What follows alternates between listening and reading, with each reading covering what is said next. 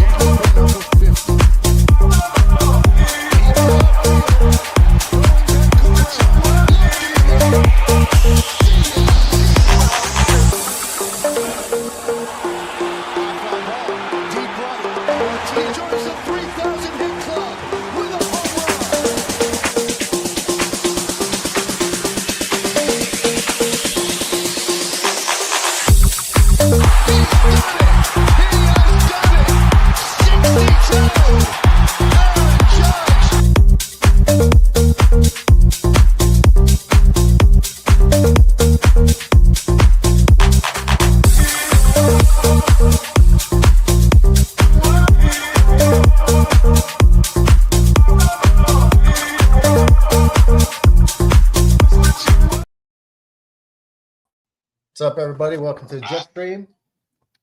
See you later. Game 2, Yankees Red Sox. Yankees won yesterday, game 1, 9-6. We currently have 1 out. Rafael Devers just doubled. Bringing up Rob Refsnyder. Rob Refsnyder hitting almost 300. He's going to fly out to Cody Bellinger as I'm trying to get this up. Hey, yo, no, did he? MLB, there we go. Okay. Carlos Narvaez, the catcher, is up hitting 284 with 5 homers. 2 down. Ryan Yarbrough getting the start for the Yankees. He's been outstanding as like the bullpen guy, the opener, but he's being stretched out to where he's really like a 5-inning starter right now. He's not even like just the reliever. Brother Mac there in the house. What's up, Mac?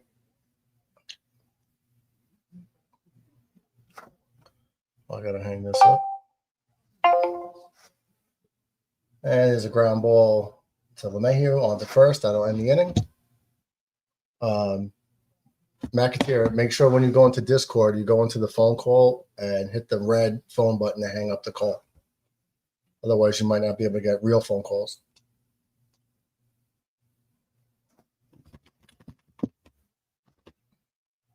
Because it says it's still ongoing. All right. For the Red Sox, Austin Crochet is starting. He's got a 1.98 ERA. He'll be facing the lineup of, once again, a brand new lineup. Paul Goldschmidt leading off, followed by Ben Rice and Aaron Judge. Bellinger in the 4 slot, followed by Dominguez, LeMahieu, Wells, Pablo Reyes, and Oswald Peraza back at shortstop. Don't know what I want to find out what happened to Anthony Volpe.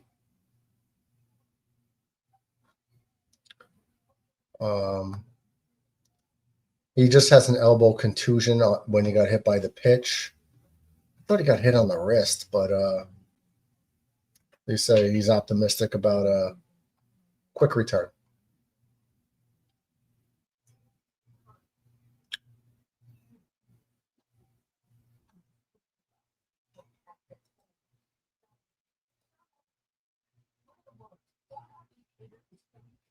Pop the link in the chat.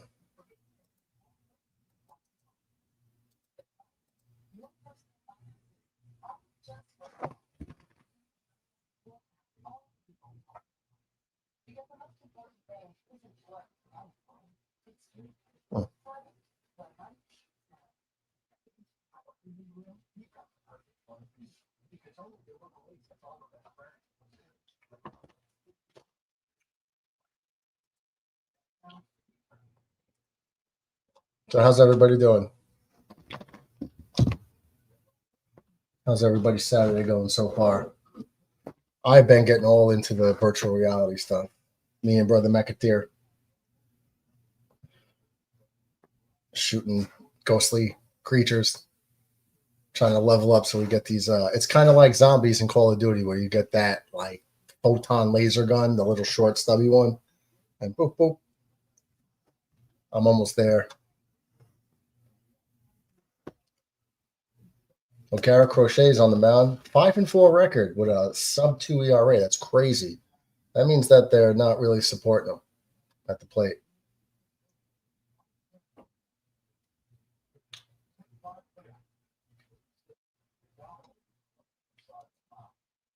Hey, Shawnee Mac. What up, man? Let me okay. Okay, you just turned the phone off on the Discord? Did I? Well, no, you never hung up. So Yeah, I don't think I did. I might not have still. it removed you like after 5 minutes. It might just remove the person. Oh, okay. If you're in a call by yourself, for 5 minutes or more, I think it just removes you. But I remember DB taught me about that. It was like, if you got to hang up the phone, if you forget, like you might not be able to get an actual phone call because you're hooked up to another Discord. Yeah. So when I left the call and I was like, I saw that it was still going. I was like, Mac might not know. No, I didn't. I dipped.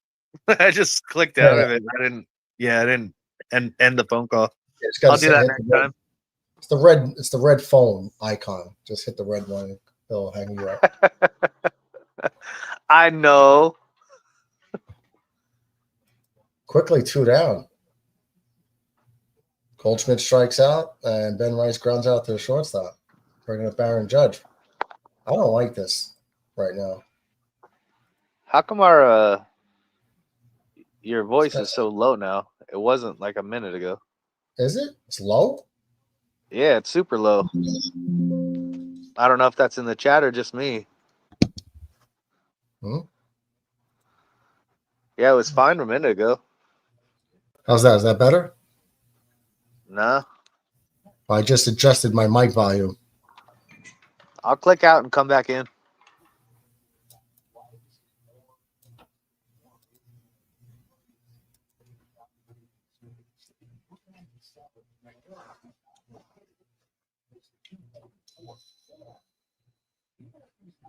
Wow, look at those numbers. Aaron Judge is hitting 153 points higher than the average major leaguer. Incredible.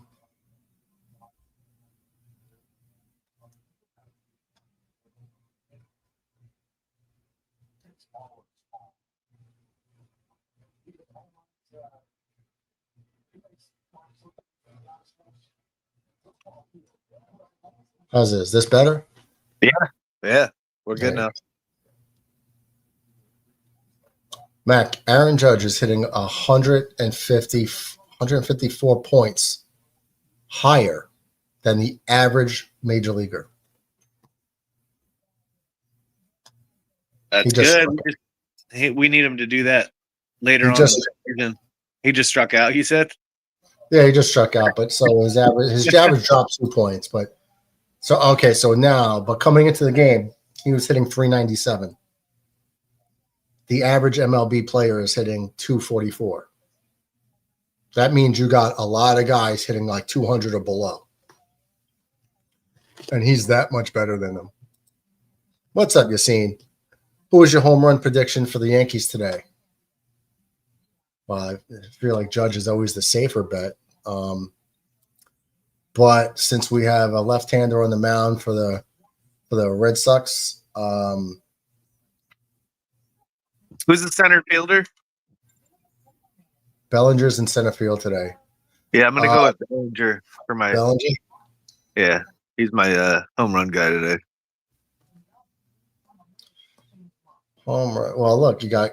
All right, so Rice is a lefty, Bellinger is a lefty, Dominguez is a switch hitter. Wells. I don't really. It's a tough one. I almost want to go with Paul Goldschmidt or Dominguez. I'll stick with Judge. I'll go with Judge. I mean, low hanging fruit. Hazim, what's your pick? He's going. Naomi won the money in the back. Thanks for the spoiler, Mets. Good to see you, Mets. Mets, don't spoil it. Oh my God. Oh, yeah.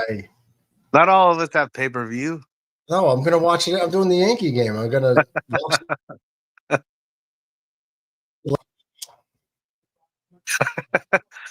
All right, well, that's the only one. That's the only one. He's not going to give any more away. Goldie and Judge, huh? Yeah, he's going. I'm thinking Goldie because the Red Sox have a lefty on the mound. But I'm sticking with my pick. Who are you going with? Center fielder. Oh, Bell. All right. So I'm going to go Judge. Low hanging fruit. But let's just say I think it's kind of unfair for me to just pick Judge, right? Gonzalez ground rule double into the gap. Felt like if I went with Judge, it would make me feel like I'm just going off of because I don't know anything about the Yankees, and I don't. But I still went with a different character. Yeah, it's not a bad pick either. It's not a bad pick at all. I just Judge just feels like low hanging fruit, you know. I wonder what Padilla would say about my pick.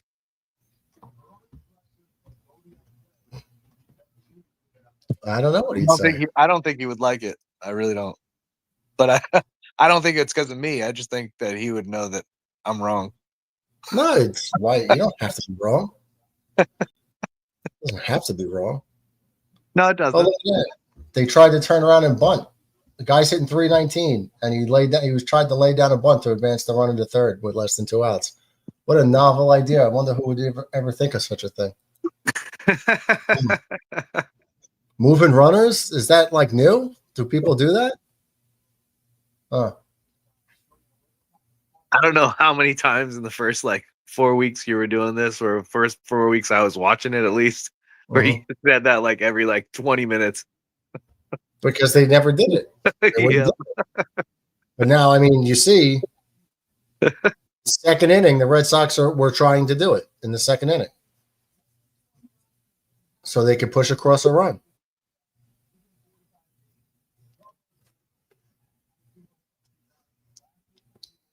Crazy concepts you think of. You know what I'm saying, Murdoch? No, this is standard to me. This is what I was doing in Little League. Lay down a bunt. Especially with the lower half of the lineup. Really with all sports, with your let's, move back in the draft because we could get better options later on. I mean, yeah, really just if this was next year, and if you felt that you needed a quarterback and you had the pick of the litter, I wouldn't be saying trade back.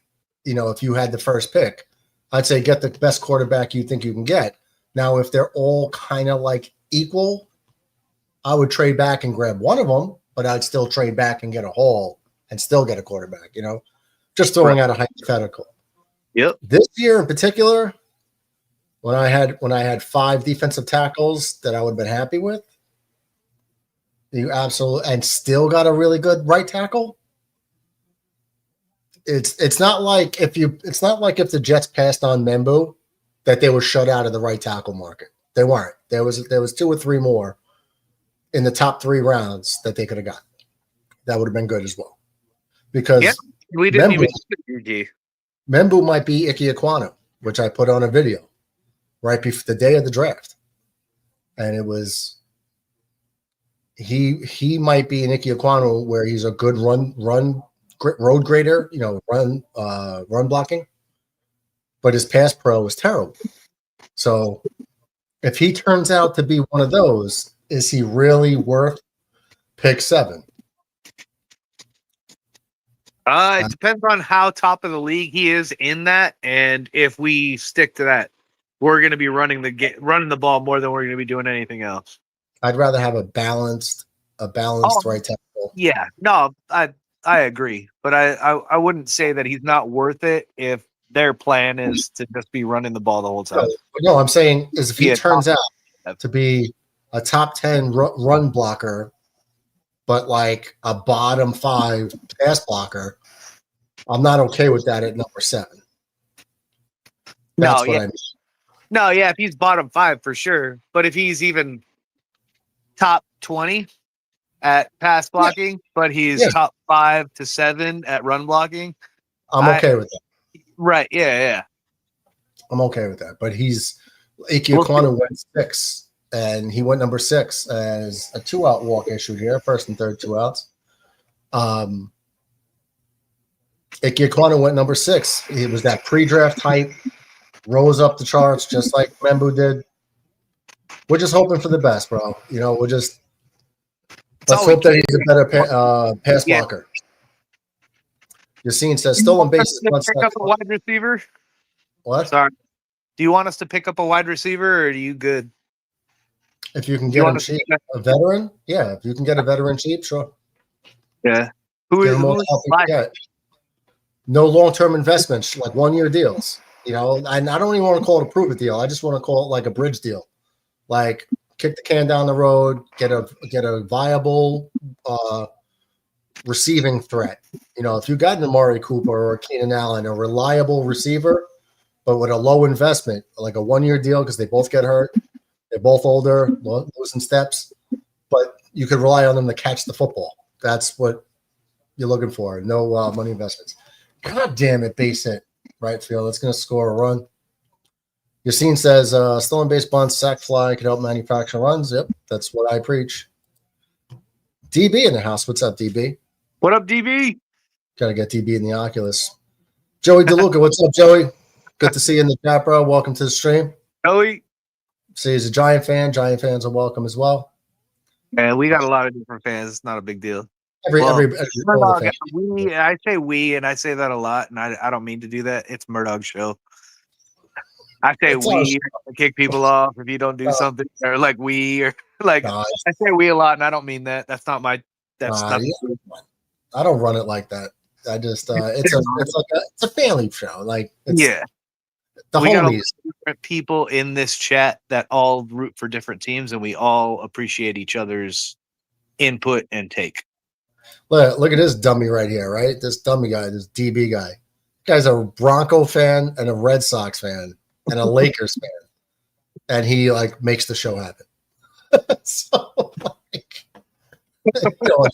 the channel, he makes the channel happen. He didn't shut it down last night after the loss either. That's a trooper. He did. Oh yeah. But hell yeah, Joe. Welcome to the stream, brother. There's a chopper to third base. So who would be your pick for a second wide receiver? Would it be Amari Cooper? Would it be Keenan Allen? Or even for me, like if we could figure out a way to do a cheap deal with Olave, the fact that him and Fields have been a part of each other, and then you have Garrett Wilson, so all the spot to somebody. He'll actually move the ball around. I'm going to say no to Olave. Okay. It's because you're going to have to give up draft capital to get him. So, I mean, that guy's like, I feel like he's one concussion away from retirement. So, I'm not really, I mean, yeah, the talent, sure. But, I mean, what are you going to give up to get him? You know what I mean? Like, guy misses a lot of time. He's always hurt. Fourth goes around a lot with everybody that's actually good that's getting traded. So, I'd give away a fourth for him. Or a third. Yeah. Well, third. You know what? The talent's there. He's a good receiver. I'm not giving up a first or a second or anything like that, but yeah, I might give up a third or a fourth for him. But that's, I mean, I don't know. I'm also good with Amari or Keenan, but I feel like the injury issue is just as much there as it is with Olave. Except for it's not concussion; it's more like ligament. But if Olave if Olave was a free agent, I'd say sign him, but you're gonna have to Yeah. trade for him. That's the problem. Right. Uncle DJ in the house. What's up, Uncle DJ? Good evening, DJ. gentlemen. You're not going to leave us in the chat wondering what's going on after you both started playing with each other, no Diddy, behind closed doors with VR. No, we cordially invited everybody to go get a Meta Quest or an Oculus and join us, and you wouldn't have to wonder. We're shooting zombies and stuff like that. So you didn't know that we were still live. No, after I was just showing everybody what it looks like. Let's go, Penguins. What? Okay. DB says, yeah, where's Ratcliffe at? I don't know. He didn't show up yesterday either. I hope he's okay. Well, Hope it's not a health thing. Ratcliffe still sleeps with the enemy, I guess. So I don't know. Who knows? He doesn't have a show coming, so he should be here. Ratcliffe said he was going to be here for the Red Sox series. What's up, Brother Red? DJ says the Buffalo Bill. Oh, come on with this. You didn't even write in the 3 Super Bowls. Now you're trying to shorten it to just. Oh wait, no, he did write 3. DJ. You know, DJ, broken clocks are right twice a day, but you're not. You're wrong all day, all night.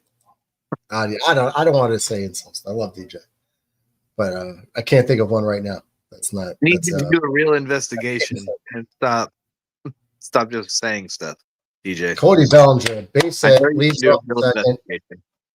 What's that? The DJ, I know you can do a real investigation.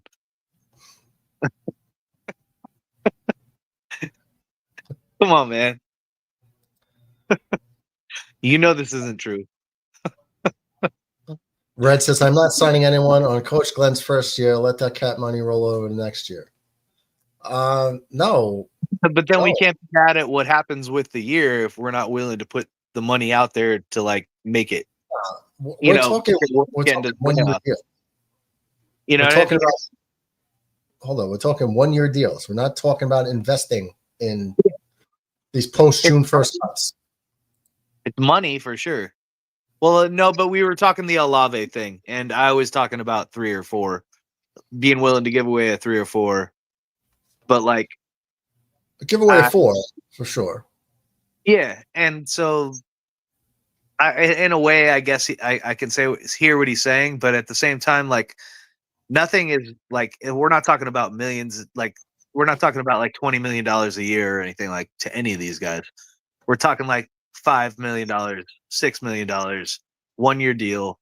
Olave, we'd probably have to give more than a 1 year deal. That's the only problem with that as well. It wouldn't be just no. fourth round, a 3-year deal, and probably like $10 to $12 million a year at least. Olave is not a free agent. He got drafted the same year as Garrett Wilson. That's what I mean. We'd have to give away the 4th if we got him for a 4th. And then we'd have to get a 3 deal. Listen, if you traded for someone like Olave, you have him for this year, and then you'd have to see if they picked up his 5th-year option, first of all. And then if you did, then you also got franchise tags. So you would have control for the next couple of years. But the only reason I don't know if I agree with that is because of the Hassan Reddick thing. Like I thought we had that under control too, and that like we didn't have nothing under control. Like that dude sat out until he yelled out for more money and got money from us, and then played like crap when he did play. Yeah, no, that guy's just a run-of-the-mill piece of shit. So that's just what he is. But I mean, that's why nobody wants to sign him. I mean, why do you think he's been on so many teams in his career? It's like this is what he is. He's the type of guy that'll give you his word and flip on you. Patriots have $120 million. Okay, but we have 50-something million. You got to get people to want to play for them too, though. They can have all the money in the world. I think a lot of these players like just dislike New England because of the Brady years. But if they get desperate, if no one wants to sign him, then they'll take that money. I don't think New England's anybody's first choice though anymore, or ever really was. Amari Cooper and Keenan Allen are going to be their 1 and 2 on wide receivers. Yeah, They're going to get them both. they're gonna get a what? They're going to get both of them. Keenan Patriots? Allen and Amari Cooper are going to go to the New England Patriots. Well, Uncle DJ would have to let us know why are the Bills not bringing back Amari Cooper. That's the first thing I'd want to know. Yeah, and I think it has a lot to do with age and injury issues. I know when he was healthy, he was playing good, but I think for a decent percentage of that, he wasn't healthy, right? Yeah, Amari Cooper's always getting mixed up. Cody Bellinger just stole third base, but I don't know why Not stealing bases. Well, no, that's great. We just got to stay on double play now because I don't know why a guy on first didn't steal second with a double steal. Yeah.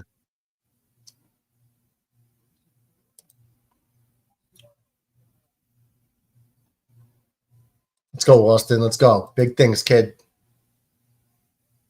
Line drive right field.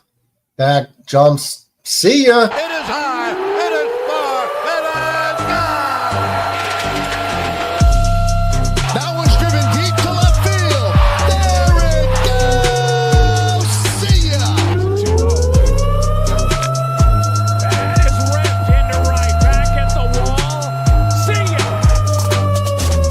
Schmidt swings at the first pitch and launches it to left center field and deep. Mitchell back, track, wall. See ya.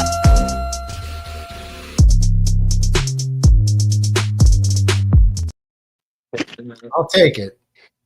So the Yankees, for the second game in a row, hit a 3-run homer. Yesterday was in the first inning. Here in the second, Austin Wells goes deep for his 10th homer of the year, bringing in Cody Bellinger and DJ LeMahieu.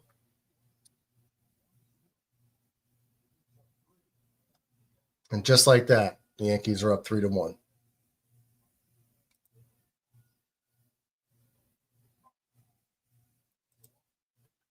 As Brother McAteer shows us his flowers. They're nice, right? You like those? The sun was kind of, I saw the outline of them, but I couldn't really see much of it. Oh, I probably just didn't do it right. There, I got a better. Yeah, when you go like that, the sun blocks out the color. When you brought the camera closer to the other side of you, then I can see the green and the yellow. Yeah. Red says, "Damn, brother DJ, that air in Canada is fentanyl in it." And Yassine calls the home. Yep, that's a second row home run. Yankee Stadium special. I'll be proud. That's the best Canadian football team ever to come out. Yeah, I don't understand why the Buffalo Bills aren't playing in the Canadian Football League. Why aren't they in the CFL? Because they're a Canadian team.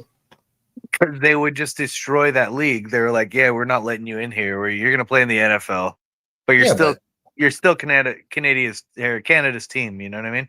Yeah, but you could still. That's their only shot to get a ring. Is to play in the CFL. I mean, they've been here for a long time. They ain't got no rings. Yeah, I think it's pride. Pride. Yeah, got to be pride. Get him, brother Mac.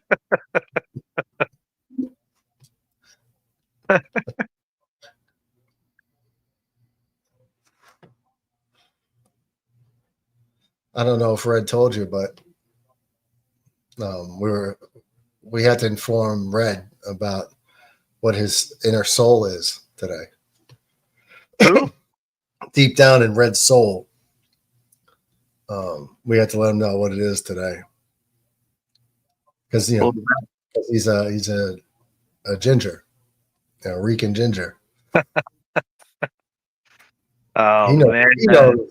He knows what. I don't want to get religious, but yeah. No, we're not. We know whose kid he is. I'm just saying. All right.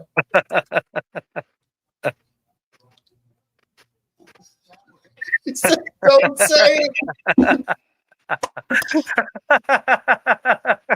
He knows exactly what.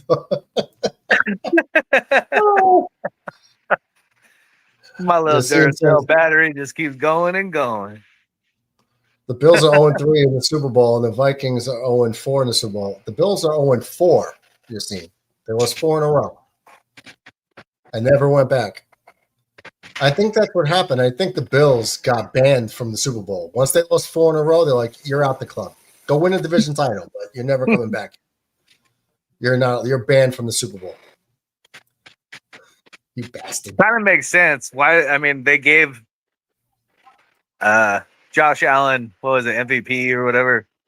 Consolation prize. Like, all right, you're going to get eliminated. Like, You're gonna be MVP. yeah, you know, we feel bad. Yeah, listen, you know. think of this as We keep trying. We keep trying. we At know least you're you put getting the effort married. in. Later on in the year, you're going to get married in the offseason. This is the NFL's wedding present to you. Take the MVP that you should have finished second place for, and, you know, because we know you ain't That going to the Super Bowl. consolation prize. Yeah, it's That consolation prize / wedding present.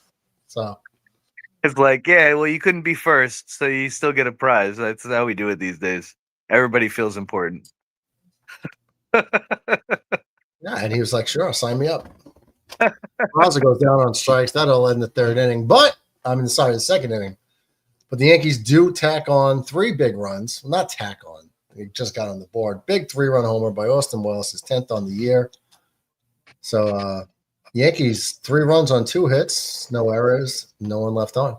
At the end of 2, 3-1 Yanks. That felt professional. That was nice. Yeah, it was nice. Can we call it a participation award instead of like what he actually got? Instead of the MVP, call it a participation award. Call it what it is. Everybody gets a trophy. Well, they're a cat. They're limited. Red says, if you were to flip Joe Burrow and Josh Allen, do you think the Bills would win a Super Bowl? No.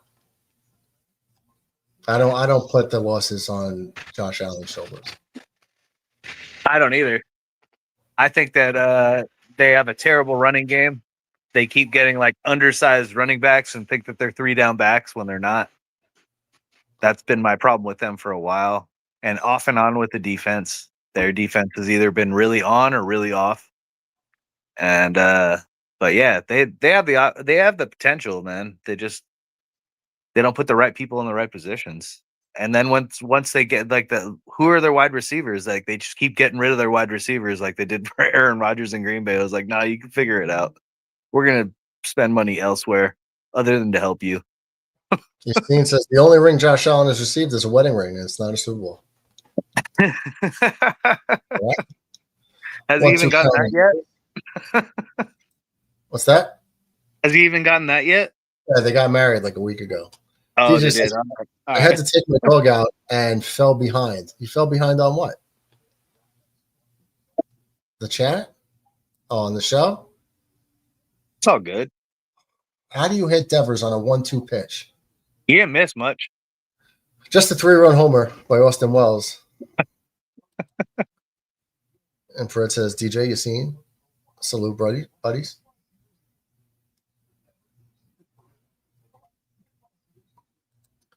Great points, bros. We're smart. No, Red, the defense has let them down. Remember, 13 seconds. Yeah, didn't the Buffalo Bills like go ahead? 13 seconds to go, and Patrick Mahomes went down and like got a field goal or something in 13 seconds. Off the kickoff, 13 seconds left. They kick the ball off, get a return, get down to field goal territory, and win it at the buzzer. Jeez, that would have been heartbreaking. My head's filled with too many miserable Jets moments. I don't have any room for anybody else's, so I don't remember that. Oh. Rob Ruff-Snyder doubles. Cody Bellinger slides to make the catch, but the ball bounces over his glove, gets behind him, has to be picked up by Dominguez, who fires it in. Stand-up double. So second and third, nobody out. See, this is what happens when you hit the leadoff guy. That's what happens when I root for a player. Yeah, you said he was going to hit a home run, and now it wasn't a That's it why was all my okay. jerseys suck. He was going to try to make a sliding catch, and he was coming up short. The ball bounced over his glove. It's unfortunate. Narvaez hits a high fly ball, deep left field. Looks like it's going to be foul, though. And it is. Red says he gets so drunk he forgets games sometimes. There's been a lot of games that I like to forget. Yassine says, who do you think could beat the Chiefs if there were – who do you think could beat the Chiefs in their AFC West division and in the playoffs? I'd say Chargers. I'd say the Chargers more so than the Broncos, but then it would be Chargers, Broncos, then Raiders. That's probably how I think the division's going to go. Raiders are still going to be in last place. Yeah. And I think the Broncos and the Chargers will fight it out for that spot. But I think that the fight like between Kansas City would go through the Chargers if they've made the adjustments to where like they can utilize Herbert the way that he should be utilized. You know, it seems like they got the run game down. It seems like they got the defense down. Like they pulled in some good cards for the offense. Like, you know, I think the Ravens could beat them. The Ravens are always good, and I actually do think the Bills can beat them too. The Bills should have beaten them like at least twice, and the referees still get involved. I think it was Harbaugh's first year, and he changed a lot in that first year. He made them competitive, and I think second year is going to be a lot harder to get through them. That's just my thought. Red says, I only remember what I want to remember. Sorry, go ahead. That's true. Oh, nice. Ground ball to the first baseman. Instead of taking the out, Goldschmidt goes to the plate to get Devers, who foolishly ran. You thought infield ground ball, he'd hold up, but nope. He went to the plate. So Boston doesn't get that run. Still first and second, though. Good play, Goldschmidt. Bad base running decision by Devers. That's awesome. So one down. Where it says the Raiders might switch things around. They have Janty and Bowers now, you've seen. They do, but Janty is unproven.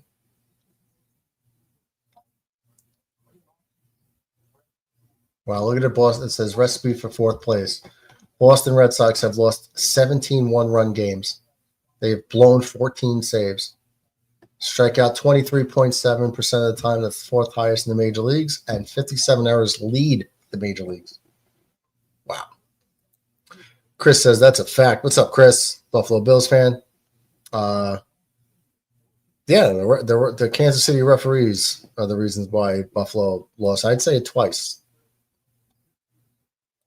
Of course, he thinks the Broncos win in the AFC West this year. I'll believe it when I see it. No money in the bank tonight. Well, I mean, Mets comes in and spoils it, so I'm sure I'm going to find out what happens. I was going to do money in the bank. I was considering it, actually. And the guy I do it with, he's on vacation, so I didn't know if anybody wanted to watch wrestling. You know, I don't know what the audience would be like for the wrestling event. I think if it's on your channel, it'd be the same amount of people. Well, WrestleMania, dude, was just like through the roof. You know, but it's WrestleMania. This is just a different pay-per-view. Like Royal Rumble's good, WrestleMania's good, SummerSlam, Survivor Series, I guess. Elimination it's Chamber. More of just like being in the channel with you and your crew, and you guys are fun. You make things comfortable. You make it fun. You make it, you know, we make it what it is, whether it is wrestling or not. We'll probably talk about the Yankees game. We'll still probably talk about the Jets. We're very we bounce around. You're good either way, bro. This channel is just like if we're all chilling in a bar with some drinks, talking about sports in general, and right, yeah, and the game as well, but everything else. It's like, I don't do play-by-play like that because I assume most people are watching the Yankee game with me. I don't think you need me to tell you every single pitch when you're watching it yourself. It's more about talking about the game. Yeah, and For the most part. there's plenty of AM radio stations that do the play-by-play. If you want to listen to a play-by-play, I think you're getting into the interaction with people, and Yeah, just when fans watching the game together. Yeah, exactly. Chris says it was pretty good so far. Yeah, I'm going to catch you later, Chris. DJ says the Bills scored the apparent game-winning touchdown against the Cheaters, leaving 13 seconds left on the clock. Drove the field to tie the score via field goal as time expired, and they won the coin toss. There's a dunk in for a hit. Run's going to score. What happened after that, though? Who do you think could beat the Eagles in the NFC playoffs? The Lions. That's it. I don't know, man. I think there's a few teams, but Who? I think there's a few teams that could pull it off. Who? I think that if the Texans are who they are, they could be one of those teams that could pull it off. I think Texans are in the AFC. Oh, so they could. Oh, all right. The Jets. I think the Jets could pull it off. If no, I'm just kidding. I don't know. You got me off guard, but like I think the Ravens. I think the Chargers. I think there's a few teams out there that still stack up. You know what I mean? Like NFC. Huh? Those teams are in the AFC. He's asking NFC.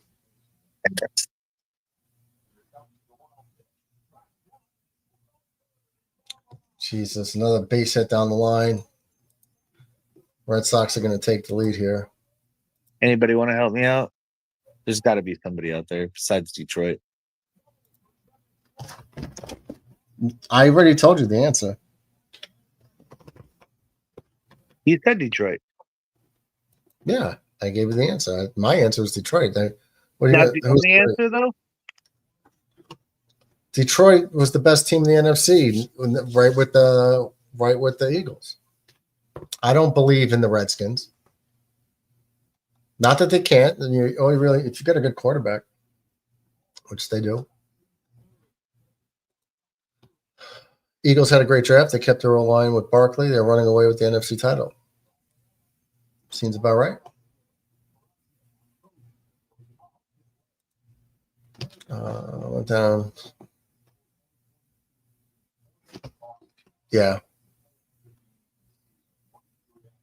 Yeah, it was good that they changed those overtime rules for sure. Chain rules and making it automatic. Those guys also should have been investigated. Washington, Bucks, Vikings. Those are other teams that could be interesting. Not the Bucks will be a good team, but they're not. They're like a tier below. Washington is not. Yeah. I think Washington. They were on the verge of becoming something. And I just don't believe in it yet. They have a shot, but I just don't believe in the whole team. I think they're just a quarterback and a wide receiver. That's just how I look at them. Another base hit that's going to score another run. Yarbrough's getting beat up. Automated to make his Chiefs weren't able to get over on it. Should. So was playing earlier, and Murdoch was playing earlier in the same chat that we were in, me and him, and he said that he couldn't talk to anybody else in the chat. He didn't know how to where he was able to So. What I mean is nobody could hear me. Yeah, nobody could hear him in the chat. I hear them, but when I talk, they can't hear me. Yeah, he could hear them, but they wouldn't respond. No, they couldn't hear me. They would have responded because they were asking me questions, so they were trying to talk to me. Yeah. So she said, were you muted? But obvious. I don't. That's the thing. I don't know. I was looking. That's why I was looking for the walkthrough, where she'd be like, "All right, click on this, click on that, click on this, go do here, go there." You know, double check. She said she's not sure, but we will look it out later. Hooray! Thank you. What's that? Okay. Okay. Yeah. I'm gonna go get froyo in a little bit. Sounds good. Get my yogurt on. Isn't that like low calories? Maybe. It's probably not super low calories. They probably like the stuff you can buy for low calories is low calories, but this is like, you go to a shop, they're trying to make it taste the best that they can, and they realize that low calories. They probably have like a fat-free, like couple flavors. Oh, love that. You know what I mean? And you're like, yeah, I'm not going with those. We already know those aren't as good as the rest of them. Well, you remember when we asked that a couple of days ago, if you could have one food. Oh no, did I ask you guys that? Yeah, I if you did. get one food, yours was ice cream. Yeah. If like there was no like calorie ramifications and gain 50 pounds, like or die. Yeah, you could eat regular ice cream. You didn't have to eat random, like, yeah. Yeah, no, I mean like how you can eat vegetables and there's like 0 calories? Yeah. It's good for you. Like if ice cream was that, I'd eat ice cream every day, all day. And mine was Italian food, but it was too broad. Too broad. Yeah, no, mine was like, ice cream. Mine is ice cream. So, I mean, whatever flavor, I would change it up. Yeah, but I could do pasta, pizza, chicken parmesan. Like, so it became too broad for me. It was my fault. TJ says, I heard both of you when we were on VR. Well, we were streaming it. No, what I mean is like when you're in the headset and you're in the virtual world with other people, they couldn't hear me. You can because I was still streaming it, but they couldn't. Sorry, that was just with me and my lady. That wasn't. I probably should have muted the mic, and I didn't. No, it's fine. No, but it was confusing because I wasn't talking about you guys. I was talking about like minding your conversation and people. Listen. What TJ means is that he's saying that he could hear us. Mm-hmm. I'm telling him, I don't mean the guys that were watching the stream. I mean the guys that were in the virtual world with us, like playing next to us. Yeah. They were talking to me and they couldn't hear me on the headset. Right. I was trying to talk to them. It was just me and Mac were able to hear each other. I might have pressed a button that like muted the microphone because McAteer was in my group, right? We were in a group together, so he could hear me. But people that weren't in that group that are right next to us couldn't. They were talking to me, but I couldn't talk to them, which was weird. That's what we're trying to fix. Bomber in the house, Jets Pilots. What's goody? Bomber, what up? Boom. Where's Smoke Dog? 12-5. Chris says, "Yeah, can't wait to see him. Can't wait to see him in action, Jet." I'm talking about Gianti.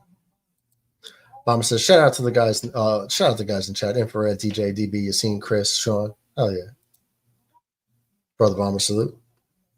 I was wondering where you were, Bomber. I was about to actually. That was one of my next questions. I ain't seen you in a minute. Missed you, buddy. No diddy. No diddy. Sorry. We talk to each other on the chat. Yeah, we could talk to each other. Just not the other people. So the Yankees give up 5 runs in the 3rd inning. To give up 5 hits, 5 or 6 hits. Jeez. It was 5 hits, 5 runs. Goldschmidt down on strikes. Now they're gonna. Now Ratcliffe might come in. There he is. Hey, Right on. Bro, you healthy? Right on cue. You healthy, bud? I was wondering about you. I mean, the whole chat's been itching to hear from you.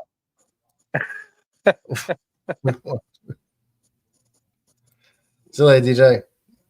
See you in a little bit. Later, DJ. Honestly. Ground ball, Rice, 2-away. Hey, you got it. Sometimes you got to fly around the city. I get it. Surgery's on Monday. Working crazy OT before I go out. Yeah. Ratcliffe's transitioning on Monday. Oh man. Yeah. Yeah. Stay strong, brother. I mean, whatever. John is going to be called Juanita. Juanita Ratcliffe. Stay strong, sister. Just kidding. Just kidding. Remember, I hope everything goes well with your surgery, bro. That's a big deal, bro. it's going to be So- hard. Man. Like, I think he has to wipe his ass with his other hand now. That's going to be rough.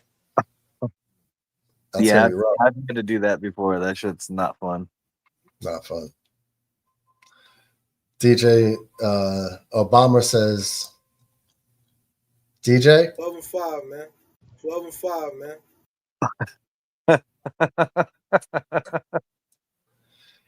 Obama says, Ratcliffe, get well, brother. Speedy recovery. Ratcliffe says, I came in, commented, and immediately started talking smack, not realizing I showed up. No, we were talking about you earlier in the show, and we were talking about you yesterday. We were talking about you yesterday. Yeah, I was gonna say that's not today. Yeah, we've been talking about you. We're just messing around though. Especially like 9-6, like Yankees jump out to a 5-1 lead. Ratcliffe was supposed to be here. You said for the Red Sox Yankee series, I'll be on with you for the series. I was like, okay, cool. Here we go. And then Ratcliffe's nowhere to be found. So yeah, we were making them jokes, but with your health, bro, and nobody making any jokes, man. I hope you. That's separate. Yeah, that's separate, bro. We hope you recover fast. We want you back in the stream, making jokes with us. Judge goes down on strikes, and the third, top of the fourth on the way. Bomber says, Ratcliffe, all up, bro. No Diddy. Well, maybe a little bit. Yeah, a little bit. Work, man, can't stream at work. Oh, I thought you were, yeah, well, I didn't know that. You said you wanted to do the Red Sox series. I didn't know you were doing OT. That ain't going to stop us from clowning on you a bit, though. Only because the Yankees won yesterday. That's why. We were just saying, like, 5-0 Yanks. Ratcliffe ain't showing up. Like when Arian Smith has 10 touchdowns and I'm not on the next. It was like with the Celtics series, same thing. You know, Knicks start winning. Where's Ratcliffe? Matt in the house. What's up, Matt? Ratcliffe, who drops. What up, man?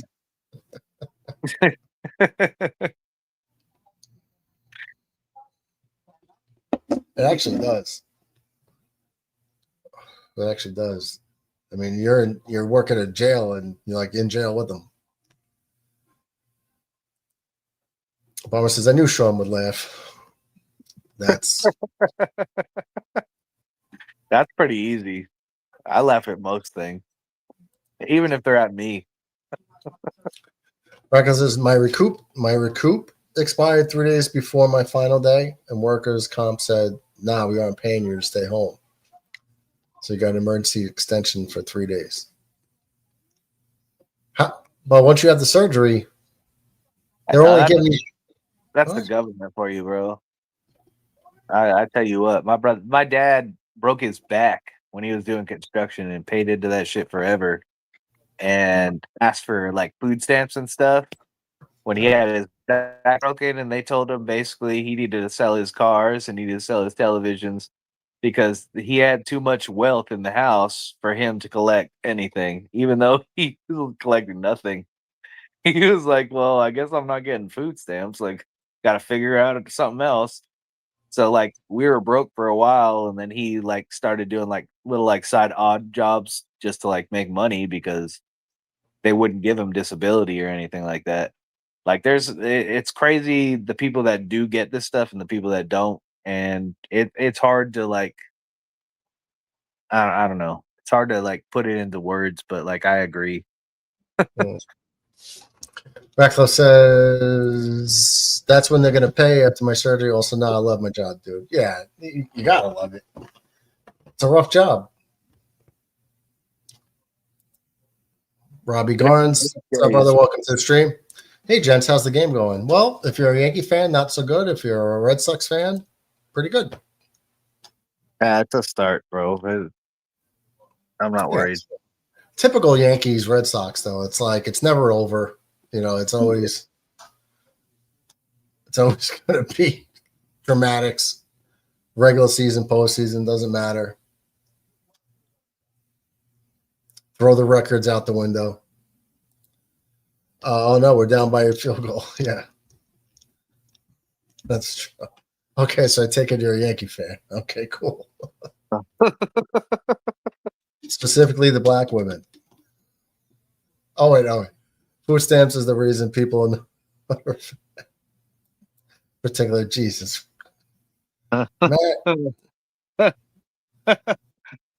Hey, well, we're finding how far PG-13 can take us. Yeah. Good go, Matt. Good job, buddy. Sorry about changing subjects.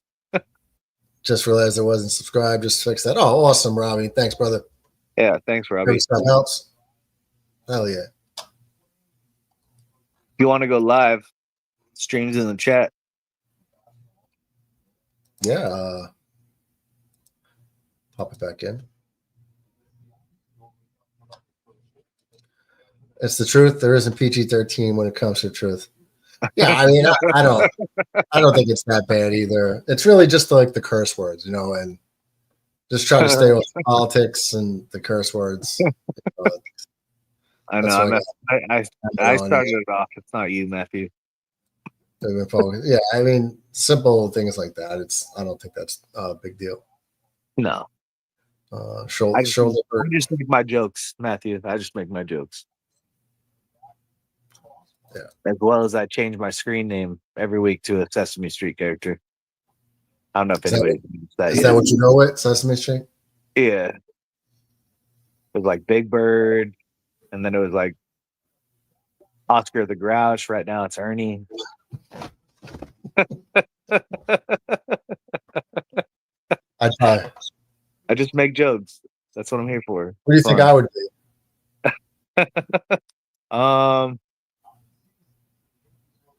I already know who Infrared will be. What do you think Infrared will be? He's Oscar.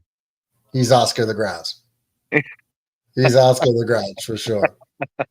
I don't have I ever seen Red happy?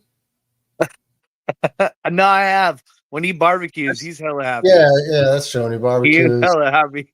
Well, or when he's playing basketball with his kid, he's super happy. But when he's just chatting with us and he's already like some Yinglings in, he's no longer happy. It takes him a few. After a few Yinglings, he's good. And he starts enjoying himself. But prior to that, he's miserable. We're freaking doomed, bro. So who's Bomber? Who's Bomber? You asked me who Red is. I gave you. Who's Bomber? Bomber? Who's the highest Muppet or Sesame Street character? I don't know. Who's your pick? Oh, Ratcliffe the Grouch. I think Ratcliffe. I don't know. He could be the Grouch too. That's true. No, who is the No, you know what? The woolly mammoth? Bomber is the Cookie Monster. Yeah, he's the Cookie Monster. Who's the mammoth, the woolly mammoth or whatever that hangs out with Big Bird? I was gonna say him earlier. Got the name, but you know what I'm talking about, right? Yeah. That's who is the woolly mammoth in Sesame Street? Because Ratcliffe's huge and he's hairy, so he's got to be the woolly mammoth. Yeah, what was his name? I don't remember. Snuffleupagus. Snuffleupagus. Thank you. Yes. There you go. Right. She said Snuffa, and she's like, Snuffa something, I don't know. And I was like, yeah, no, Snuffleupagus. That's all I need. I just need a little help. Oh, Ratcliffe got his tickets, Jet Steelers. So you're going to be at MetLife? Go hang out with Brother Red. Crack back some Yinglings. Nice. Red's going to the Steelers game? Yeah, Ratcliffe's going. All right. Robbie says, that's funny. When I used to be on Facebook, I said I had a degree from Hogwarts in Defense Against the Dark Arts in my profile. I have a Hogwarts t-shirt that I wear on stream from time to time. Yeah. I watch the movies. Randomly, I'll watch Hogwarts movies. And do either one of you have like the staff? So where you go to like Universal Studios, you can like So those things are so me and my girlfriend took her son, and he's got a wand, and then now he went to the one down here, and you have to get him another wand, and it's like those things are expensive. So it's like every time we take him, we gotta get him another wand. Oh my god! Radcliffe does get happy with a hot plate. Sure. Snuffleupagus. I don't know if that's the right spelling. I don't know if it's the right spelling, but it's the right. He's actually Big Bird's Is he imaginary? Well, he's a character on the show, but in the show he's imaginary. Okay, because he's a woolly mammoth, right? So yeah. And those are extinct. I mean, in reality, all of them kind of imaginary, right? Like, there's no like big birds and Oscar the Grouches. You don't go downtown New York and be like, "Hey, where's the Sesame Street at?" Here's Gonzalez. Drills one to the left field, left center field, back at the track at the wall. Goodbye. Jesus. So who do you think you are, Yanks are getting beat up. 2-run homer for Romy Gonzalez, his first on the year. That's going to make it 8-3. And Murdog should have done the wrestling stream tonight.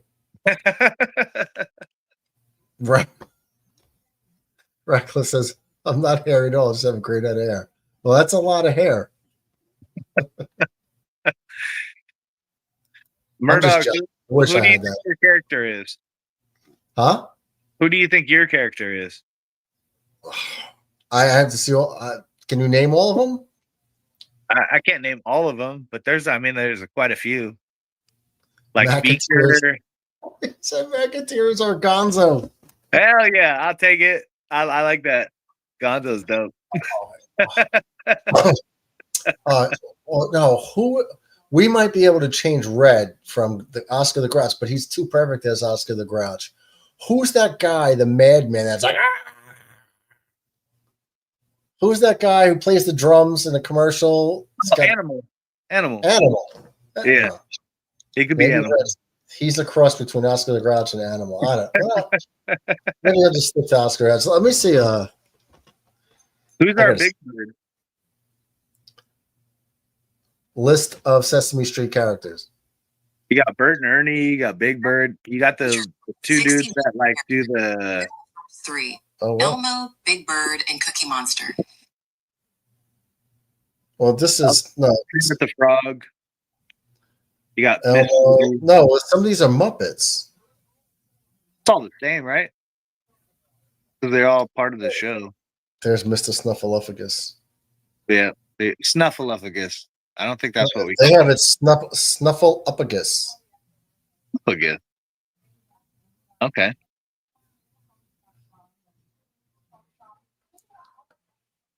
Wow, I don't even know.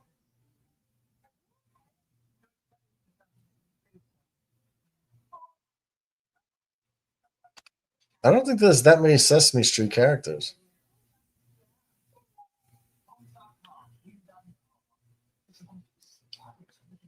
My nose really that big, Red? Jeez. And now you got me feeling self-conscious. You and Bomber, man. It's either my hairline or my nose. I mean, who else is there? Is it Grover? I don't know. There's Beaker. No, Beaker, I think, is a Muppet. There's Robbie says, no way, Harry Potter Nerdland. Yeah. What about my dad? My dad quizzes me on Harry Potter stuff all the time. And then it'll be like, go watch this clip. I think DJ's the chef. You think what? DJ's the chef from Sesame Street. You don't remember the chef? I think you're mixing up Muppets. You're thinking of like smork, or whatever that guy, the Swedish. That wasn't Sesame Street? I think it was a Muppet. Huh. It's like a British term, right? They call people He's a Muppet. You're a Muppet. Yeah. It's kind of acting like a Muppet, isn't it? It's Tuesday, isn't it? All right, then. Keep acting like a Muppet. I split you like a turnip. Sound. The Yankees here getting properly thrashed. The lead is massive. I was doing it good earlier before I can't do it now. Radcliffe says, no, Snuffleupagus is real. Everyone thought he was imaginary. I don't know. So people were tripping and like they were like, nah, he's fake. And they were like, he's like, nah, dude, I'm like really here. And they're like, well. Robbie says, yes, the joke is that nobody believes that he's there. They just keep missing him. Oh, it's kind of like the guy who's like, yeah, my girlfriend, but no one ever sees the girlfriend. They're like, dude, you ain't got a girlfriend. No, she was just here. I know what you mean. George Glass. I get that all the time. Bomber says, I'm Big Bird.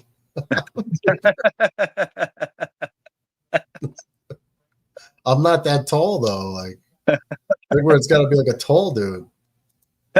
Ricky must and almost support the liberal pride. What about Count Dracula? He could be Count That's Dracula. DB's Elmo. There's a base hit by Bellinger. Second hit on the night. Kroger sucks. Now you're Gucci McAteer. The books were awesome. In my opinion, they tell the story better than the movies. Are the movies completely accurate, or did they change anything? Like, or did they leave something out? What movies? Talking about all the Harry Potter movies. Like, were the movies exactly like verbatim from? Oh, see, yeah, I was never a guy that thought the books were better, so I only watched the movies.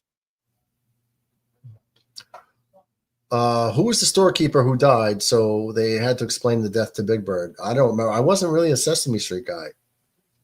I mean, maybe when I was like 2 or 3, but I don't really remember it much after that. Does anybody remember like the part where like it was like I don't know, there were like giants and there were like these people that were like not giants in these little like caves. And it was like a part of Sesame Street.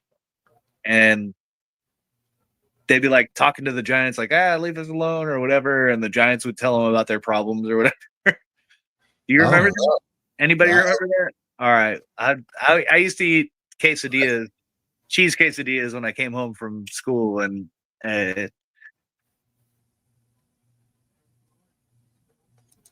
that's that Wi-Fi connection he's got. Okay. Infrared says, I ate a lot of paint off school walls. I thought Snuffleupagus was imaginary. I don't know, man. Bomber says, we Looney Tunes, Sean. You're so, I guess I'll repeat it when he gets back here. Cat Murdo. Okay. He says, we Looney Tunes, Sean. You're Sylvester the cat. Murdoch, you're the rooster. And Brother Red is Elmer Fudd. We're hunting Wabbit. It's Wabbit season. Red eats paint chips. Robbie says they dropped some details and concepts. Okay. I hate when they do that, man. Bomber, who do you think you are, though? The Rockies? Oh, because he's dead? And you're Marvin the Martian Bomber.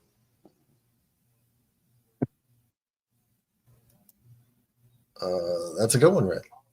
You guys are crazy. Listen, you guys are nuts. We're going to start doing drug tests here on the show. Hey. For the chat. That's going to have to submit to drug testing. No, maybe not. Okay. Never mind. I'll come in now. Oh, is that Sister McAteer? Yeah, she's taking the kids to Froyo, and I thought we were just doing Froyo, but then they said they wanted to go hang out by the park. So I'm Can you bring her over here? Hold on one sec. Hey, babe. Uncle Murdo needs you.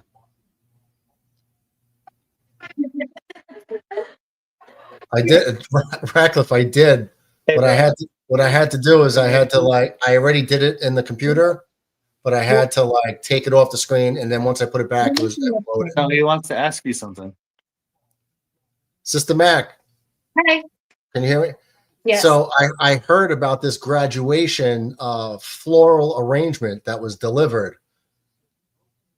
Oh, Yeah.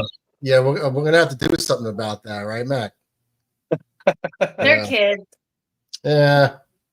I don't know. I'm gonna And have he to has have the also. balls to do it in front of the parents, so I know, and Yeah, it I wasn't- respect it, but it pisses me wasn't off around even the more. tree or anything.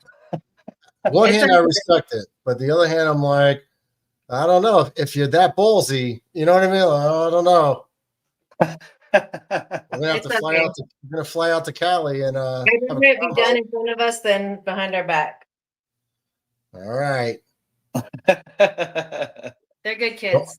Don't be surprised if a van rolls up with like eight to 10 jet fans roll out. If a problem arises, I know who to call. Hey, Ghostbusters. No,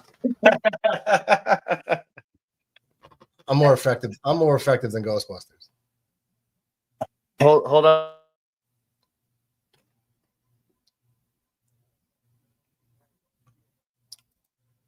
DB is Elmer. I am Yosemite Sam. That's not how you spell it.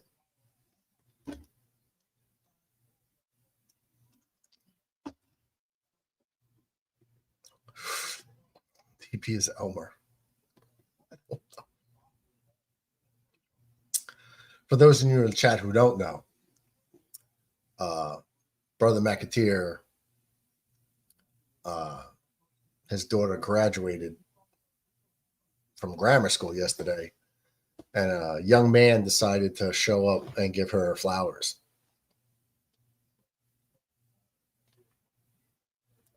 So we're deciding this young man's fate as we speak.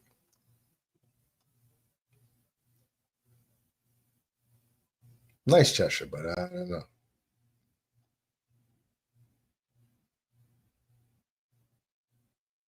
Oof, and on the hands, 0-2 count.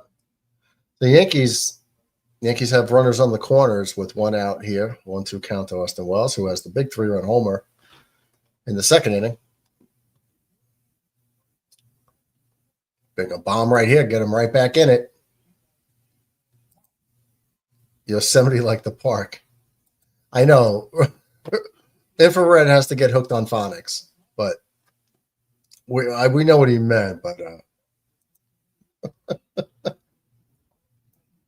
Yosemite. Oh man, one of a kind. Infrared says that young man has a death wish. He does. He does. Red, wouldn't it be funny if you and me just knocked on the door?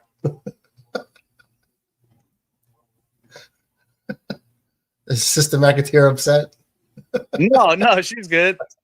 They were leaving because she was gonna go get yogurt and I was gonna go with them, and then she was like, they want to go down to the park and have a picnic and hang out around the park for a while, and I was like, well, you guys have fun. I just wanted some ice cream to come home. I don't want to spend the next hour and a half hanging out by the duck pond.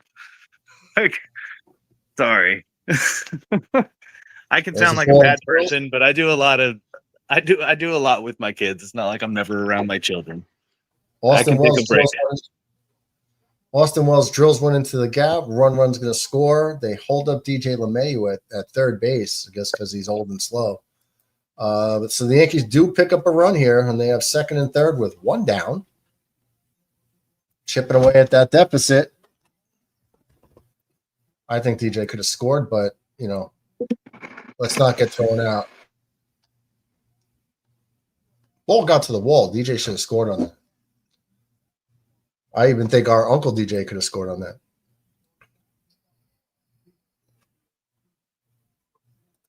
Thanks for the cross check, brother Robbie Garnes. Don't get old. I assume Robbie's probably our age if he knows Sesame Street. You're a great dad, brother McAteer, says Infrared.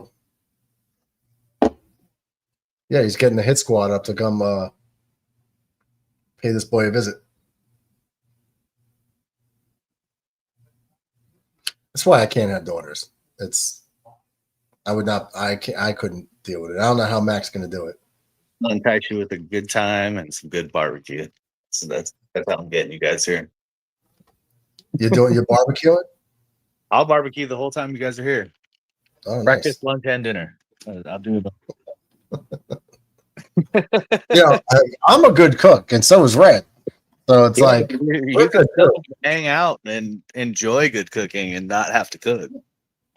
I enjoy it too. I like making like masterpieces. You know what's one that I tried on the East Coast, which nobody had because most of my family on the East Coast is really big, but it's like really big. Sorry, like I'm like 300 pounds smaller than my closest aunt or cousin. No, I got to know Diddy that one. That's like close to 5. What's close to 5? Most of my family on weight on the East Coast. But we did these romaine lettuce things where I put a little bit of olive oil, or you could spray it even on. Then you do a little garlic salt, little Parmesan, like the fresh, like shredded Parmesan. You sit it on the grill, let it grill up until that cheese melts, pull it off. And it's like crispy, and dude, it's so good. And everybody liked it. Everybody's like, "Oh, I'm gonna be eating this forever." I'm like, "You not," but I'm glad you enjoyed it. Pablo Reyes grounds out to shortstop. DJ LeMahieu scores. They get the out at first, but the Yankees do cut the deficit to 3 runs. So it's 8-5 here in the 4th. Told you these games are never over. Never comfortable with a lead when these two teams play. Whatever side is winning, it don't matter. One was a lot bigger deficit the other way around last time, so I feel like they can pull this off. It's only a three runs, or wait, we're not even halfway through the game. Yeah. Ratcliffe says, "All right, wrong one. Would you rather play with a saltwater crocodile or a hippo?" Saltwater crocodile. I think hippo. I know hippos. I know hippos kill people, but I feel like I have a better shot against a hippo than a croc for some reason. Do you know how to like keep a croc's mouth closed? Hold on, there's a base hit to left field. They're not going to send Wells. Damn it. He probably got thrown out. How do you keep its mouth closed? Yeah, like the top of their mouth, as long as you push down on that, like they can't open their mouth. Yeah, like they're not strong this way, but they're extremely that way. Right. So you get in there and if you see it, you try to attack that mouth first and cover it up. I'm not saying I would win, but at least you know what to do. What do you do with a hippo? Well, see, the thing is, you got all those teeth, right? With the croc. The croc grabs you, they do the roll, they shred you apart. Hippo's got like 4 teeth. They're big, like husky teeth, husks, right? So I'm like, I feel like I could almost have a better chance of avoiding teeth. Their pounds of pressure, like they would push you like a watermelon. You just like smush. You're right. They wouldn't bite you, but it would be like those car compressors where like they smash cars down. That's what they're doing to you. But I also think like hippos could be like reasoned with more so than a croc. Crocs don't really they're just machines, eating machines. I don't know, man. I've seen more people in the South like hanging out with crocs than I've ever seen anybody hanging out with a hippo. No, like in the South, they're like, they got like pets that like they're like, here, have half a turkey, and they're like, pet it. No, hippos are territorial. I know. I'm just saying. I understand because I already knew that hippos do kill people. They're very territorial. I don't know. The only thing good, especially like if you're in the water, like a croc. I mean, a hippo, man. Oh, I'm not saying you're wrong. I'm kind of playing devil's advocate. I mean, maybe if you can get on top of a croc, like they're not very fast. They could they could like go like that real quick, but they don't have bend, so they come at you like that way. So you do have some maneuverability. But they can get you. You don't even see them coming sometimes. Hippo, you can't miss them. I don't know. Robbie says, "LOL, DJ is old and slow." He means LeMahieu, not Uncle DJ. I'm currently 55. Yep. See, you're not even the oldest person in the chat. Who would you Graduated- rather not meet? Someone's The guy 88. from Hellraiser or the guy that played Candyman? Say that again? Would you rather not meet Candyman or the guy that in Hellraiser? If you had like turned around the corner, who would you rather not see?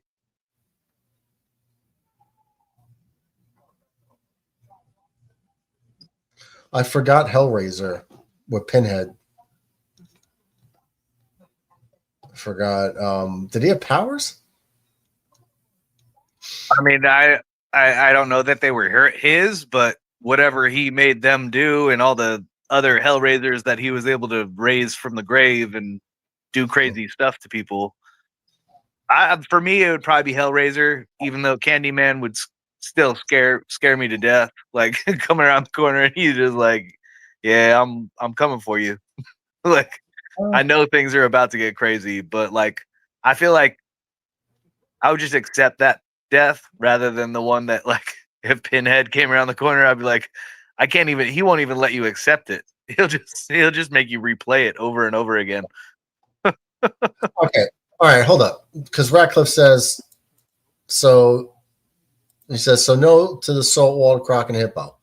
But you said, would you rather play with a saltwater croc or hippo? I'd rather play with a hippo. Play with them because I've seen people feed the hippos at the zoos and they're very friendly with the caretakers and they get to pet them and hang out with them. And, you know, they come up and they open their mouth and they throw the heads of cabbage and lettuce in there and the carrots and all the roughage. Yeah, You but know, if I'm so throwing no- food to an alligator from a large distance away, I think I'd feel the same way. But if hippo, we're you actually can do getting like- up, like petting it and like handing it the food. you could literally like just like right in front of the hippo, like throw him food and he knows you, he's not going to attack you. Croc, I see these videos this guy does on YouTube where he's at some sort of preserve or whatever, some sort of alligator or croc sanctuary, so to speak. And he's literally in the water up to like his nipples or his belly button with these crocs and gators. And they come right up to him and they're very chill. And then he's just kind of like, you know, puts his hand on it and it just kind of sitting there floating next to him, like in the shot with him. And he's talking to the video and it's right there. The beast is like right there. And then he was like, guys, but don't get this twisted. He goes, I know how to handle. I know what to do and what not to do around him. He goes, I've been feeding and take care of him for a long time. He goes, watch, I'll do this. He'll try to bite my arm off. He moved his arm to one side and the thing tried to bite his arm off. So there's no like relationship built bonding with these creatures. Hippo, I think, is a different story. Or has that story just not been told? What story? The story of the hippos, like, and the guys that are actually in there, they're actually really trained and they don't like move a certain way. The same thing that the crocodile guy is telling you. They're just not giving you that insight. They're just saying, you know, no, they're really good. Like I can hang out in here. You know what I mean? I'm not going anywhere near a croc. They're walking I'm not dinosaurs. going anywhere near either one of them. To be completely honest with you, I'm not going by like a gorilla. I'm not going by even like a regular stuff. I'd rather be. I'm not going by a tiger. I'm not going by any of that stuff. Like they have those things where you can go dine with them and you can go like in there and like pet them and shit. No, I'm not gonna be that one guy that comes on the YouTube show that's like, yeah, he thought he could dine with a lion. Ho ho ho! I'm the next like joke. Like I'm good. Like I'm not gonna dine with any of them, but I would say that I would feel like the alligator would be less of a problem. I'm not even gonna say it. I'd rather be trapped in an enclosure with a gorilla than a croc. Mm-mm. I would. Well, I guess you know what? I can't say that you're wrong because the intelligence level. Mm-hmm. Yeah, but I also don't think that they'd be kind of you coming into their area. No, Like I'm the saying only time I've ever seen that be a kind situation is when it was like a little baby got dropped in and he like took care of it. But it was when it was like an adult that like fell over the enclosure, he died like real quick. by the gorilla's hands. Yeah. Same with any of them. They're predators, bro. They're like that. You're in like a No, baby. but they're not carnivores like that. They like eat No, trees and but berries. it's about a boundary Common. thing. I think that like, when it comes to the kids, they look at a baby and they're like, I'm gonna protect it. They look at you, you're a threat. You're about their size. If I took off my hat, I look like a baby. I think I can get away. Yeah, Red wants to know in the fetal position. yeah, No, like, is olive oil cheap in California? It's expensive in Jersey and Cali. I mean, New York. What's that? Red's asking, how's the olive oil prices in California? I don't know. I'll I'll let you know, but I don't really buy a lot of olive oil. Robbie was able to find it in Menifee at Winco for almost $6 a small bottle. Robbie, you live in Menifee? Is that in California? He's like right by me. I'm in Temecula. He's in Menifee. That's like, I mean, with the traffic, it sucks, but we're maybe 30 minutes away from each other. At most. On a good day, it's probably like 20 to 18 minutes. Okay. Yeah, I'm not messing with either of them. This is either or. Jets fan, though? Or are you just a Yankees fan? Because if you're a Jets fan, then like we need to start a Jets like group, like hangout. Damn it. I don't have nobody out here. I can't even buy clothes that are Jets stuff unless I go online. You have to go. You have to go near LA to go hang out with Addie. I've been I still would love to hang with Addison. I think that'd be dope. He's going with the Croc.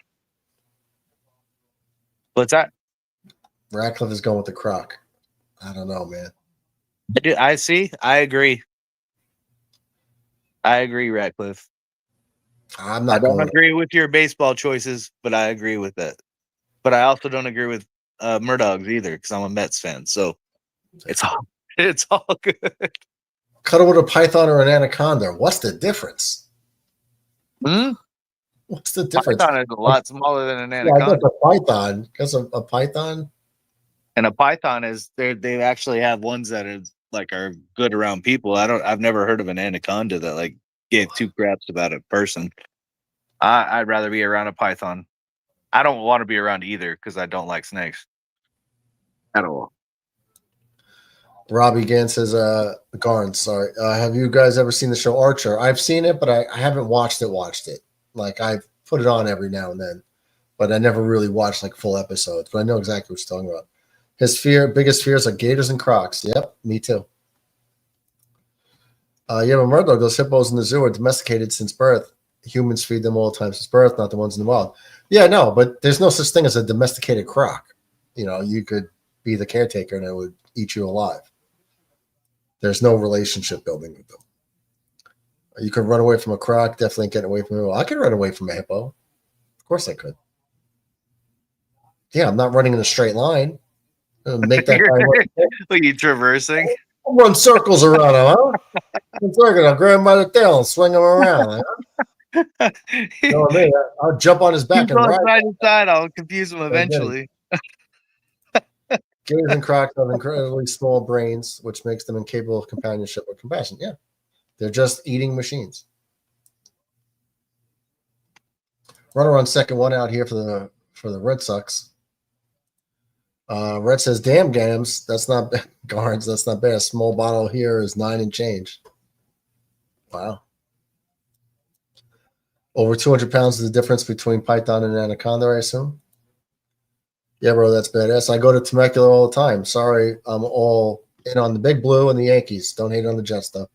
How do you hate on the Jets? Can't. All right, man. No worries, man. We could still get together at some point. Maybe we'll watch a Jets-Giants game. Every year I they won't. do. I won't show up if we're doing terrible, though. I'm just gonna be honest.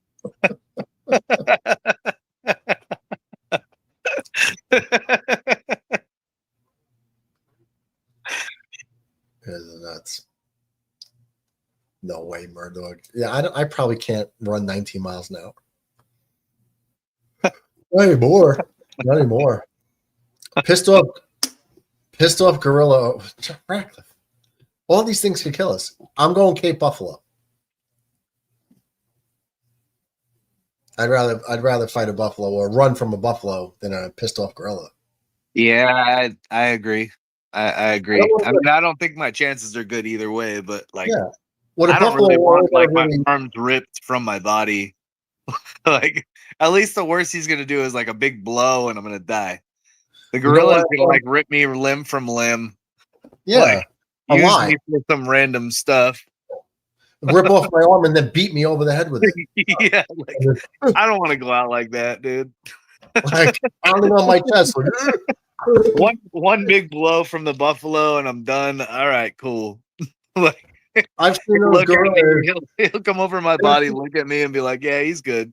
Did you ever see those The gorillas? gorilla is gonna eat me. Did you ever see those gorillas in the zoo when they run and they jump up and pound the glass like that and crack it? Mm-hmm. Yeah, I don't want to get hit with that. Mm-mm. Cape Buffalo. I'm gonna have to go with Buffalo because I could win that because nothing in Buffalo ever wins. So I was just gonna go off of the fact that like it. I'll like, take my chances with the Canadian Cape Buffaloes. Yeah, it'll hit me. It'll say sorry, and it'll leave me alone. Yeah, like all I have to do is wear something red, and the buffalo will be chasing me. And then all of a sudden, like a park ranger will come out and go flag, charging on the buffalo, first down, Murdoch. Garn says that's a great idea. I'd love to do that. Actually, I think both teams are on the right path compared to last year. Well, it can only go up from here for both of us. Can't really go any further down. Fight a white Bengal tiger or a gray wolf. You must be bored to tears. Please sitting there thinking about animals. Is this to hang out with or fight or try to escape from? Oh, it's not escape from right now. I'm going to say gray wolf because you don't have a shot at it against a tiger. Gray wolf for sure because I could potentially. I mean, Yeah, I feel like we lock me and the gray wolf lock eyes and like I like give him that bow. Me and him will like. Who's a good boy? He's gonna look him in the eyes and be like, "Yeah, I'm gonna eat you," and I'll be like, "All right." No, I gray wolf. Gray wolf. Any wolf over a tiger. Robbie says, I've got a crazy take on the Soto situation. I think both the Yankees and Mets are better because of the result of his deal with the Mets. I don't. Some people do think that, though. But I'd love to hear it. Yank and Crank in the house. What's up, Miggy? What's up, Jetstream fam? Chilling, sir. Good to see you. Said something earlier about you, but I don't remember what it was. It was on I think you'd agree with me on a certain take, but I don't know. It was a long time ago. Devers grounds out to end the inning, so 2 runners on, nothing happening though.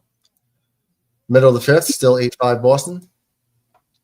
Ratcliffe fight. I'm not fighting a tiger. I would rather fight the wolf any day of the week. What is this National Geographic on steroids? These are Ratcliffe machinations, bro.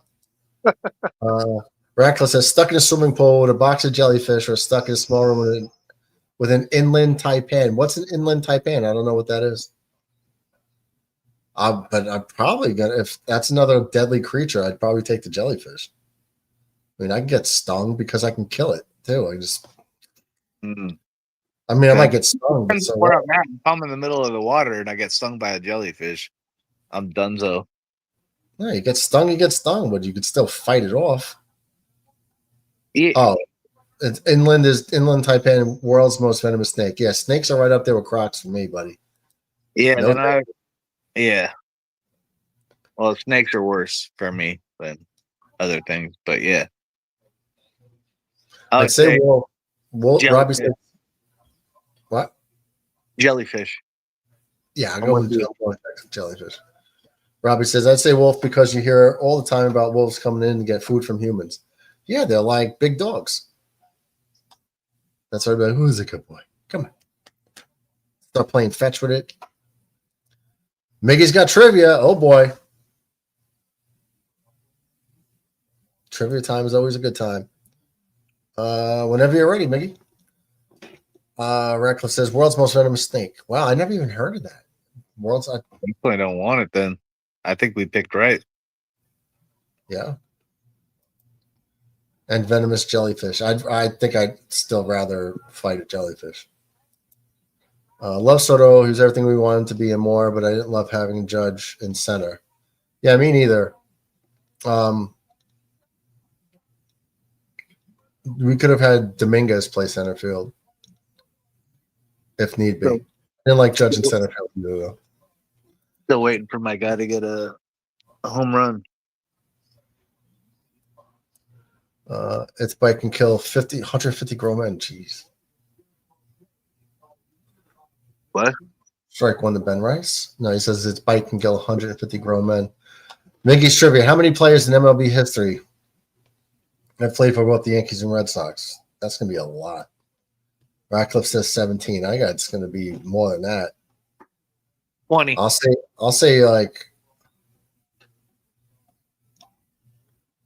72. That is insane, Radcliffe, yeah.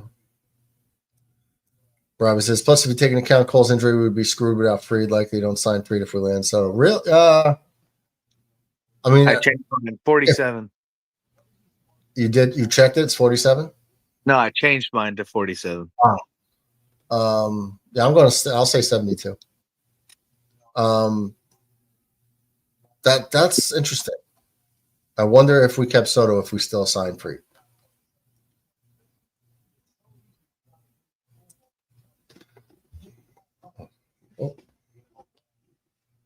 That's interesting. But if you tell me, see, the problem with Soto's like 26 years old.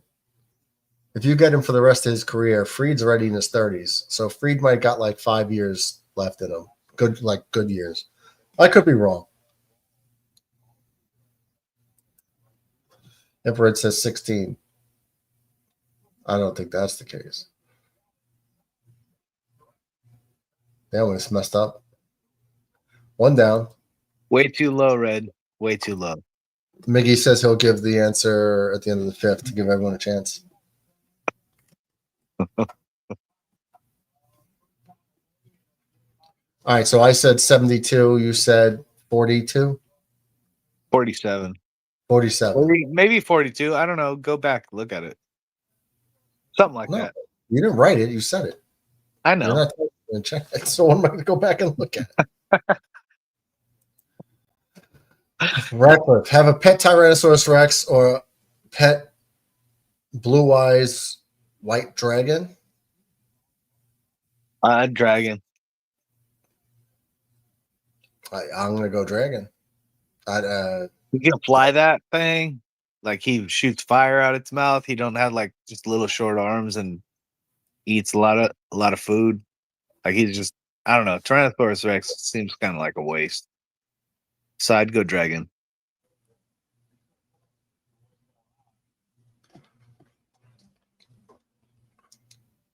What about you? I know you said dragon, but yeah, I'm going dragon. Maybe we could have had both. Yeah, possibly. Red saying white dragon. It just could be a dragon. Just a regular dragon. I'd be good with that. Miggy says, pet the blue-eyed dragon, especially if I could put a saddle on it and ride it. Hell yeah. Right? Yeah. Hell yeah. Shooting fireballs out its mouth. I don't know any Tyrannosaurus Rex that does that. So. Just look at Game of Thrones. They ride dragons all the time. Taking down armies. Yeah, those are true stories. Imagine having a dragon that's like your buddy. like loyalty. Let you jump on them and just do whatever. How to Train a Dragon. Dragon all day. Yeah. And Here's Aaron Judge. Big swing. What'd you say? I said you just like put your hand on its head and it just listens to you. How to Well, Train a Dragon. Oh, that's how they do it? I just thought they could I don't know. That's how the movie went. I don't really know. Red breaks the rules as usual. I would love to have more dragons shoot flames on a specific group set. Says, wrestle a kangaroo or a honey badger? Kangaroo all day long. I am not going near a honey badger. Yeah, no, I've seen how you deal with the kangaroo. You gotta like head up with it, throw the first punch, bust it in the mouth, and it'll look different. It'll be like, all right, he's about his. He's not gonna just stand here, so I guess I'll move on. Like a honey badger is, you punch it in the mouth, and it's gonna be like, all right, yeah, now I'm gonna eat you and whoever else you are, all your family members, everything. Like, yeah, honey badger is no joke. I take a kangaroo any day. Aaron Judge is 0 for 3 with 3 strikeouts. Would it be like the Dragon in the Neverending Story? I'll wrestle a kangaroo. Yeah, you could box kangaroos. I pet a kangaroo. Have you? No, I haven't. I have funny kangaroo stories. Well, not funny stories, but I don't get out too much, so no kangaroo stories. double play out of the inning. I know the answer for the Yankees Red Sox. Well, you had enough time to Google it, Ratcliffe. Jeez.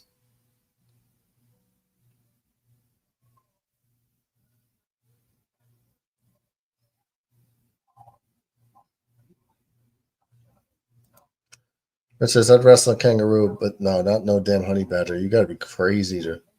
Yeah, 100%. Feel the same way. They have no fear and they have no like end. Like it's not like, oh, I'm almost out, I'm gonna give up. They're like, no, I ain't dead yet. Kangaroo is smart enough. He's like, I got punched in the mouth. That shit hurt. Like, I'm gonna move on.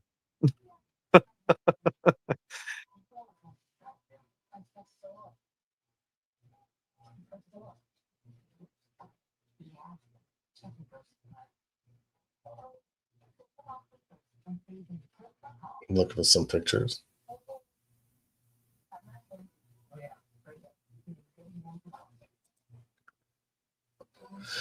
Owning a kangaroo is legal in Texas, really?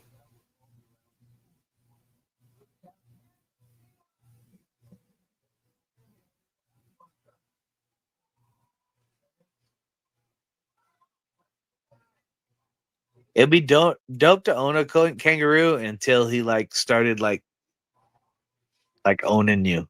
You know what I mean? Like, no, I ain't doing that.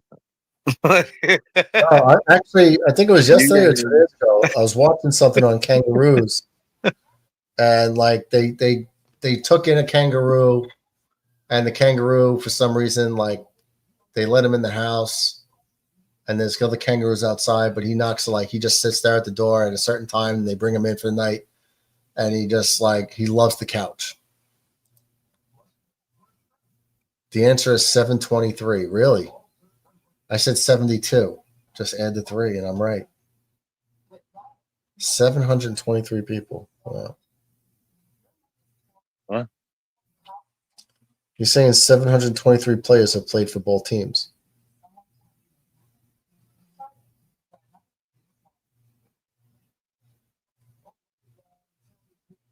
Well, it's already been put out there, Miguel. You might as well let us know. Ratcliffe ruined it.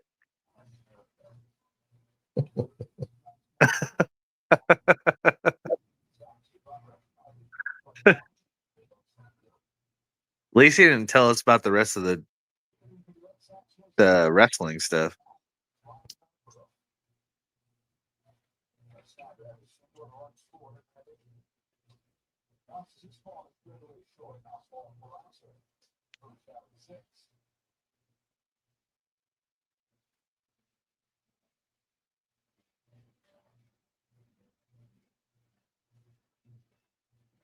Okay, got some.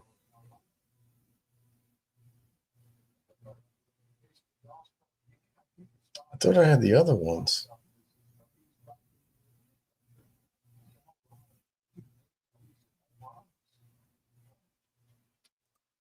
Almost nothing is legal in Texas. Oh, illegal in Texas. Yeah, that's true. So he said 251 is the correct answer. So we were all way off. Everyone, even Radcliffe. Yeah, but I win. Price is Right rules. Radcliffe went way over. I was the closest. I take the win. I don't know how I would feel about that win. You know what I mean? I take them where I get them. Yeah. It's not a prideful win. Kind of like, hey, I got that. Let's not talk about it anymore. You know what I mean? Yeah.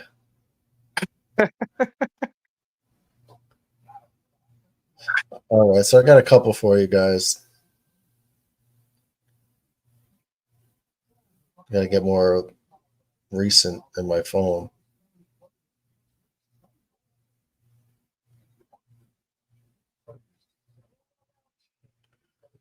Damn, the pictures.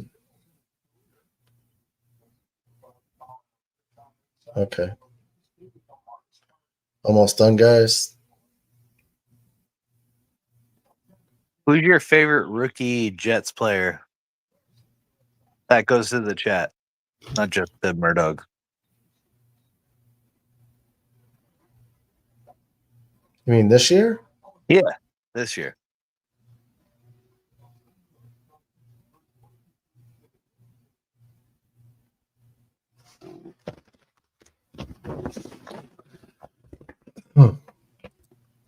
Miggy says driving slow in the fast lane is illegal in Texas, as it should be. 251 yikes, yeah. I need 251 likes. Hit that like button. God bless Texas. Darn tootin'. Crying Jordan, welcome to the stream. What's up? Smoking marijuana is illegal in Texas. Is it still illegal there? That's a crying. You know what, Crying Jordan? We have something for that too. It's when our Buffalo Bill friends come in here and talk their trash. Yeah. It's the same picture. When the Buffalo Bills fans talk about how they're going to, win 3 Super Bowls before the Jets make the playoffs again. It's whining season. It's whining season.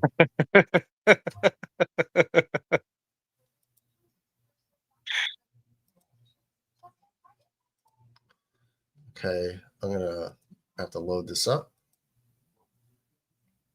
And I will show you.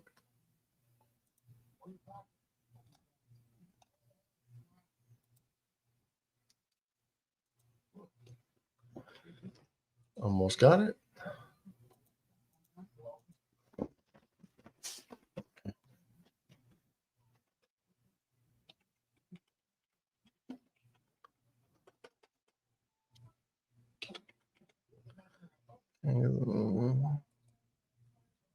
Okay, that one's done.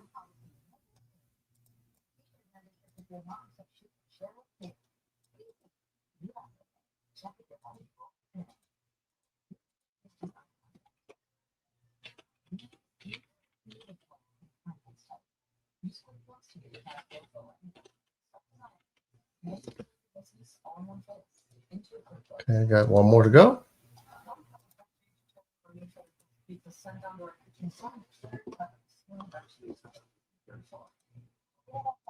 What's up, Judy? Come here.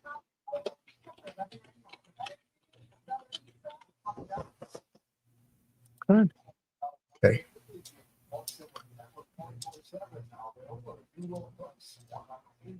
Talking about a dog or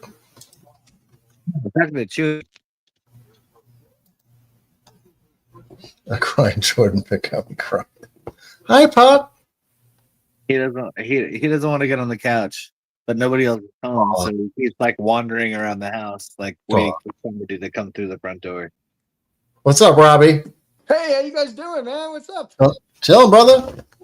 What's up, Robbie?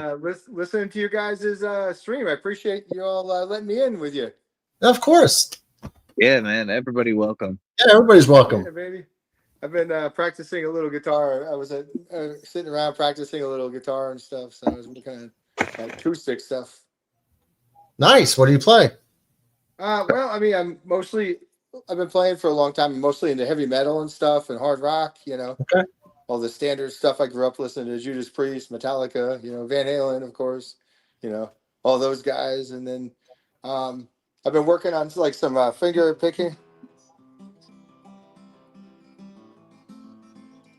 Pump this up.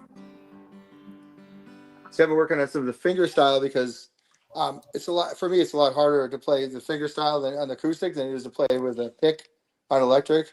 Because if you do the pick, it's like it's a lot easier with the pick right? than you do the finger style. Yeah, my lady, my daughter can't play with a pick.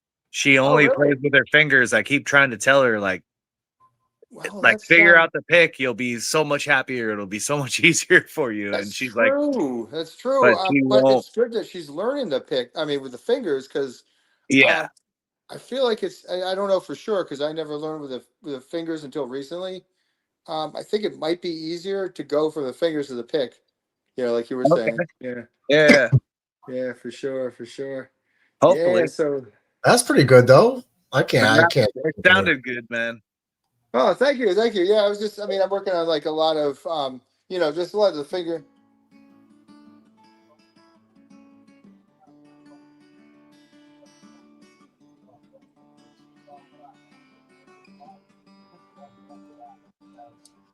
Oh wow! Now it sounds good, man. But you should plug in your amp, man, so we can hear it better. I think he's muted. I think we lost his sound. Yeah, I think we lost you. Oh no! Okay. No, now we got. You're back. You're back. Oh, okay. You know, my internet was blinking out earlier. Maybe something happened to it. I don't know. Yeah. Okay. So, you guys. Let's see. I forgot. I'm sorry. What is your guys' first names? I didn't get introduced to you before. That's Murdog, and I'm Sean. Sean, Murdog, and Sean. Nice to meet you. I'm Robbie, but call me Robbie or whatever. Don't call me late for supper. And I grew up in New York, though. I don't know if you all, you guys are Jets, and I see Yankees there, and you're Jets and Mets, I think, right?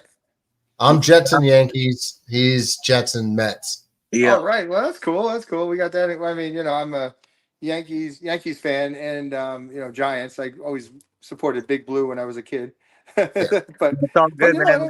My dad's a Giants fan, man. So you're the guy. I respect everybody, bro. My dad's a Giants fan. I still love him. Yeah, totally. It's all good because it's all New York. At the end of the day, that's what we got to support. New York. I never rooted against the Giants. No, I never felt strongly about unless they were playing each other. Of course, I'm rooting for the Giants, but right, yeah. But as far as like hating the Jets I root for them to win if they're playing and there's like nothing else on. I'm watching, the Giants aren't on, or I'm watching the Jets. I'm rooting for the Jets to win. I mean, what the hell? Why not? 100%. Radcliffe says, cover yourself in lamb's blood and play with Komodo dragons, or cut yourself nice and deep and swim off the coast of Dyer Island, South African, with great white sharks. Whoa. I'm saying I'd rather swim with the sharks than Komodo dragon with blood on me. Yeah, swimming with the sharks. I mean, I don't know. It's a tough one, man. Going down either way, and I think I'd rather be with Komodo dragons on land. Yeah, that's true too. Sharks do not go after human blood. That's not a real thing. It's interesting. Fish blood. Yeah, like I watched. Do you ever seen Shark Week? Every summer they have it on. I watched a little bit of that. Yeah. Yeah. That's pretty So badass. they show the same ones a lot. Uh-huh. But the misconception is the sharks could smell blood from a mile away, which is true if it's fish blood. Right. Human blood, they took like a pint of real blood, like in like one of those bags that they have, like for transfusions and whatnot. Right. And they cut it open underwater and all the blood just goes out. No way. The shark that were nearby were just like, whatever, they didn't care. But it's like the oil in the fish blood that they immediately go after. So there's a big difference. I know that. Yeah, it's not human blood. I'm sorry for these people with fish blood, because those people they should have got checked out before they went in the water. It's the fish blood. No, they might get attacked in general, but I'm just saying they're not attracted to human blood like people are scared of. They dropped a bag of urine in there to see, because someone's like, "Don't pee in the water; they'll come at." That's not a thing. I never heard that part. I know for a fact that for jellyfish things, urine will neutralize it. I know that for a fact. Any kind of vinegar or urine will neutralize a jellyfish. Certain jellyfish stings. Or a stingray sting. Yes, that's correct. Yeah, stingrays too. Yeah, for sure. One thing not to do. They say don't wear jewelry around them because the reflections and the shininess attract them. The predators. That could be true, because sharks are just they're very they're very basic with their brain and how they operate and everything, and they're very, they could probably be stimulated really easily by stuff. That's probably a survival instinct. They say that with the bright colors and everything, which when it came to my paddleboard, that was like one of the bigger things, is like, don't buy one with like bright colors or whatever. Oh, interesting. But also, but my thing is like, don't they go after seals most of the time? Yeah. And what color are seals? They're not bright color. Dark, usually brown or black. Yeah. Like I don't want to look like a seal in the water. Which most what do they call it? Like the vest you wear to like make yourself. What is it called? Like the life vest, like life vest, or Well, they have like summer suits. They have like wetsuit, like a full body wetsuit. They're usually all black. Yes. Like why are all of them all black? But yet you look exactly like a seal. Yeah, floating around in the water, like flopping around. And not everybody's a professional swimmer, so some of us look more like seals than others. Like, that's a fact. That's a fact. Yeah. Truth. And we're out here with suits that look like seals, and they're like, "No, don't wear like fluorescent colors." I'm like, I don't think they eat fluorescent things. Like, I've never seen that. Like, I see them eat seals. I eat them eat like fish, but like most of the fish aren't bright in the ocean, especially out in California. Yeah. Like maybe in Hawaii, you have a lot of bright colored fishes, but in California, like we have the Garibaldi. That's about the only colorful fish that's in California. That's nice. Yeah. So you said you're in Temecula, yeah? Yeah, Temecula. Nice. I'm in Menifee. I'm about 20 minutes up the road from you guys. Oh, that's so awesome, man, dude. Like, what part of New York are you from? A lot of people around here. What's that? What part of New York are you from? Upstate, Westchester County. More specifically, Mayapack. I don't know if y'all have ever heard of Mayapack. Yeah. Yeah. It's like MAHOPAC. Yes, correct. Yeah. Yeah, I used to go to Middletown a lot. Oh yeah, Middletown's just right up. My dad used to work in Middletown when he was doing boilers and stuff here. His contracting company, he used to do a lot of boiler work up in Middletown, so it's very familiar. My uncle's crazy. He used to work in Brooklyn and make that trip every day. Whoa, that's a hell of a ride, man. He would stay at our house once a week, like on a Wednesday, to break it up. Yeah. And like on a Wednesday night, so just to take a day off. But imagine doing that back and forth, like 2.5 hours to work every day. Oh my God, that would be almost like if you were living where we live and then commuting to LA, which it would be like that, because of traffic and all that. It's about 2 hours, 2.5 hours sometimes. That's crazy. I would 2.5 hours to get to work and then 2.5 back, and then work like a 10 to 13 hour shift. Get out of here. There's no time to work. No, man. Why even go home? You got to turn around and go back in a couple of hours anyway. What the fuck? You know what? To be honest with you, the most of the like contractors or whatever are like, they're like, yeah, no, that 2.5 hours is part of your work time. We're only Yeah. you're going to be there for 4 hours, and you're going to work, and you're going to go home. Because Yeah. they don't want to pay for more than your 8 hours. So you might get 6 hours in of actual work, Yeah. and they're not paying for your drive home, but they'll pay for your drive there, and they'll make you leave. Like Make you leave that's early, how yeah. LA construction works for the most part right now. Oh, I did not know that. That's interesting. I've been here for a few years. I had no idea how that works. Yeah. Cool. Really cool. Interesting. Yeah. I did tower climbing. I've done construction. I've done a lot of different things. And usually your drive time there is included, which still sucks. But they're like, we want you to leave like at like at 5 o'clock in the morning to get there, so that like you're not hitting that traffic as much. You still hit some of it, but it's not as bad. But on the way home, they know how long it is, so they're like, yeah, we're not paying for your drive time home. Yeah. So you're gonna put in like probably like 6 hours of work, and then you're gonna drive home, and you're gonna spend 3 hours in traffic going home. So you put in like a 13-hour day, something like that. Yeah. Wow, You get that's paid for really like cool. 8. I mean, that's interesting. Yeah. I did not know that. That's pretty badass, man. Yeah, that's good. That's good work. It's good work. So yeah, I retired from the Army. I don't currently have a job, so I'm currently from the Army. Yeah, retired 26 Salute years. your service, bro. Man. Thank you, man. Yeah. I'm an Army vet, and Nice. Thank Miggy you. Padilla, thank you for yours. You did a lot longer than I did. 26 years. Miggy was in the Army too, right? Padilla? Yep. Padilla was in the Army. Miggy Padilla's in the chat. He did for a long. He did for like 20 plus years. Say that again.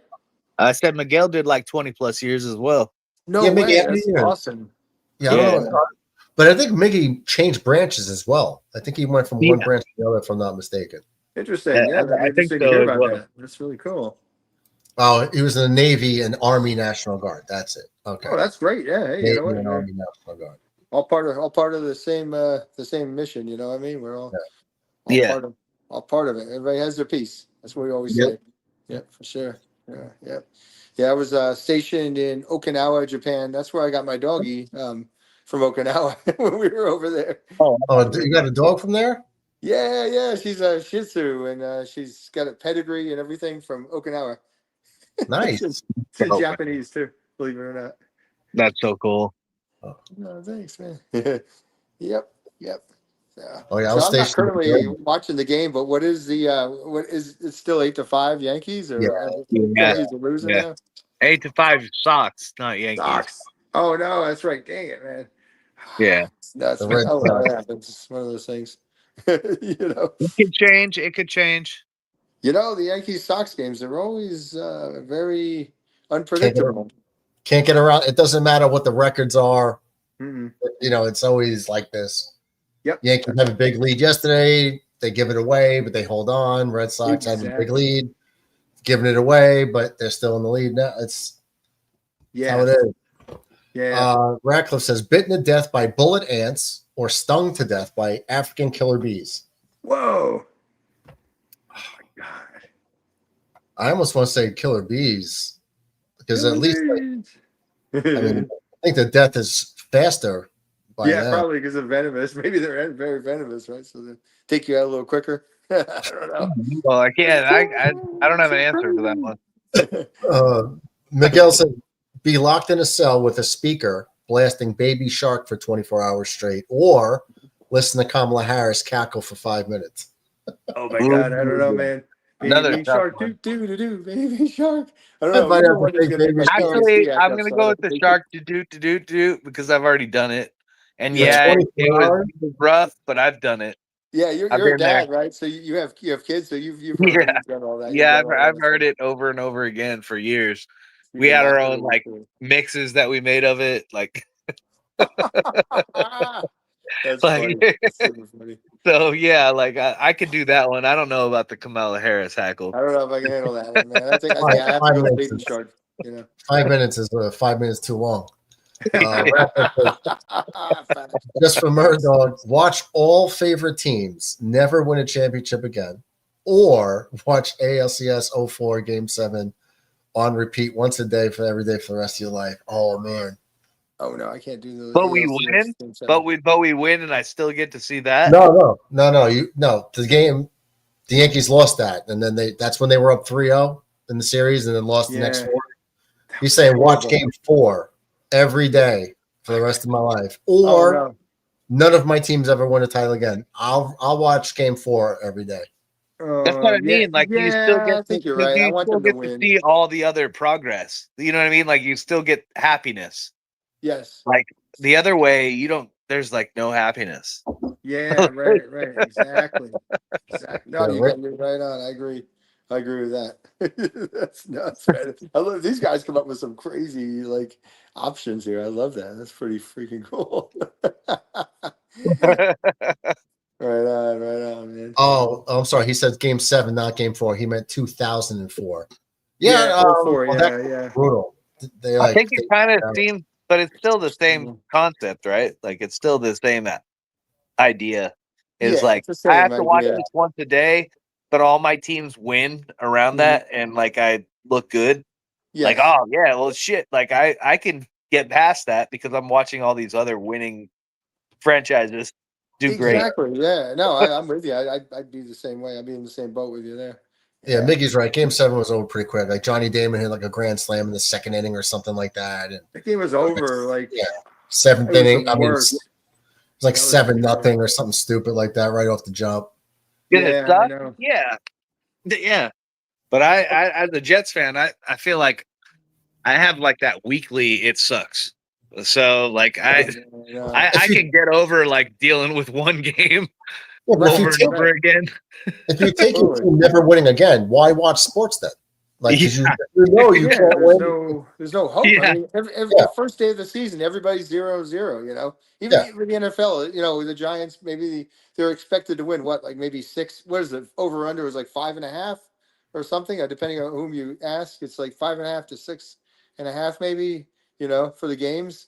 But I'm still watching the Giants because who knows, man? They're going to win some games that nobody wants to. I lost the audio. Yeah. I got a question for you though. I got a question for you though. Oh wait, you guys are both Jets fans, right? So you're not really big on the Giants so much.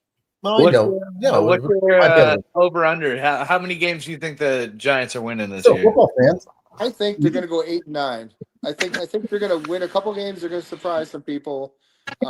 I think Wilson's going to play up until the bye week, which is not till December, and then they're going to have the bye week, and they're going to bring Jackson Dart in, and he's going to start the last month, and he'll have those games against the Cowboys, and I think the Eagles are like, the Eagles in the middle. Hold on, I'm trying to remember. I think we play the Cowboys late in the season. I have to look at the schedule again, but our schedule is brutal. But I still think we're going to pull out a lot more games with Russell Wilson here. I think he's a pretty darn good player. Read into it, but they said there's issues with Jackson Dart. What's going on with him? You know what? I didn't really hear much about that. Was it him patting the ball or something? I really didn't read into it. I just saw it was like a headline, one of those like random headlines that you get. And it said like they're having problems with Jackson Dart, and we'll see what's going to go on with the future. Interesting. No, I didn't know that. So I don't know. I don't know. He could be doing fine. It's good stuff. It's interesting. Well, I mean, I think they're not expecting him to play. And you know, unless I would hope that they weren't expecting him to play for a year, if not 2. It could be a long term. They do have Russell and Winston in there. So I mean, they got 2 very capable guys who could man the quarterback position if he was a reclamation, if he was more of a project. You know, right? So I think that's probably why they did that. I haven't really heard anything negative about it. I mean, I saw the interviews with him. Do you know how like sometimes like they do the Hard Knocks type of deal, but they release clips on YouTube, but with the interview process. I'm sure Jets do the same thing too. Channels. Yeah. Everybody hates the Hard Knocks because of that. Oh, I know. That's true. That seemed like a curse, didn't it? When the Jets did poorly, and then the Giants did poorly back-to-back years. And nobody wanted to do it. Everybody was like, "We don't want to do it," and they're like, "Yeah, well, you don't have a choice. You're doing it." Too bad. You're going to do it anyway. Yeah, I know.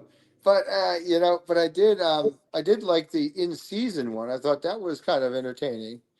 Because they take it week to week. Last year was the AFC Central, I believe. It had the Steelers, the Brown, Ravens and stuff like that. And I thought that was entertaining. I enjoyed watching that a lot more. The only problem with me is that I feel like it just like puts Rex Ryan on your team and he's like boasting you up. And then the year comes and you're like super disappointed because they're like nothing of what they were talking about ever happens. Like all these guys that they're like, oh, he was so great. No, man, he's doing awesome. And like you go into the regular season and all these guys are like a joke. Oh, I know. Like, That's terrible. I hate that. That's like, the and worst. so it gets you all pumped up, and then there's nothing to back it, and that Right. I don't know.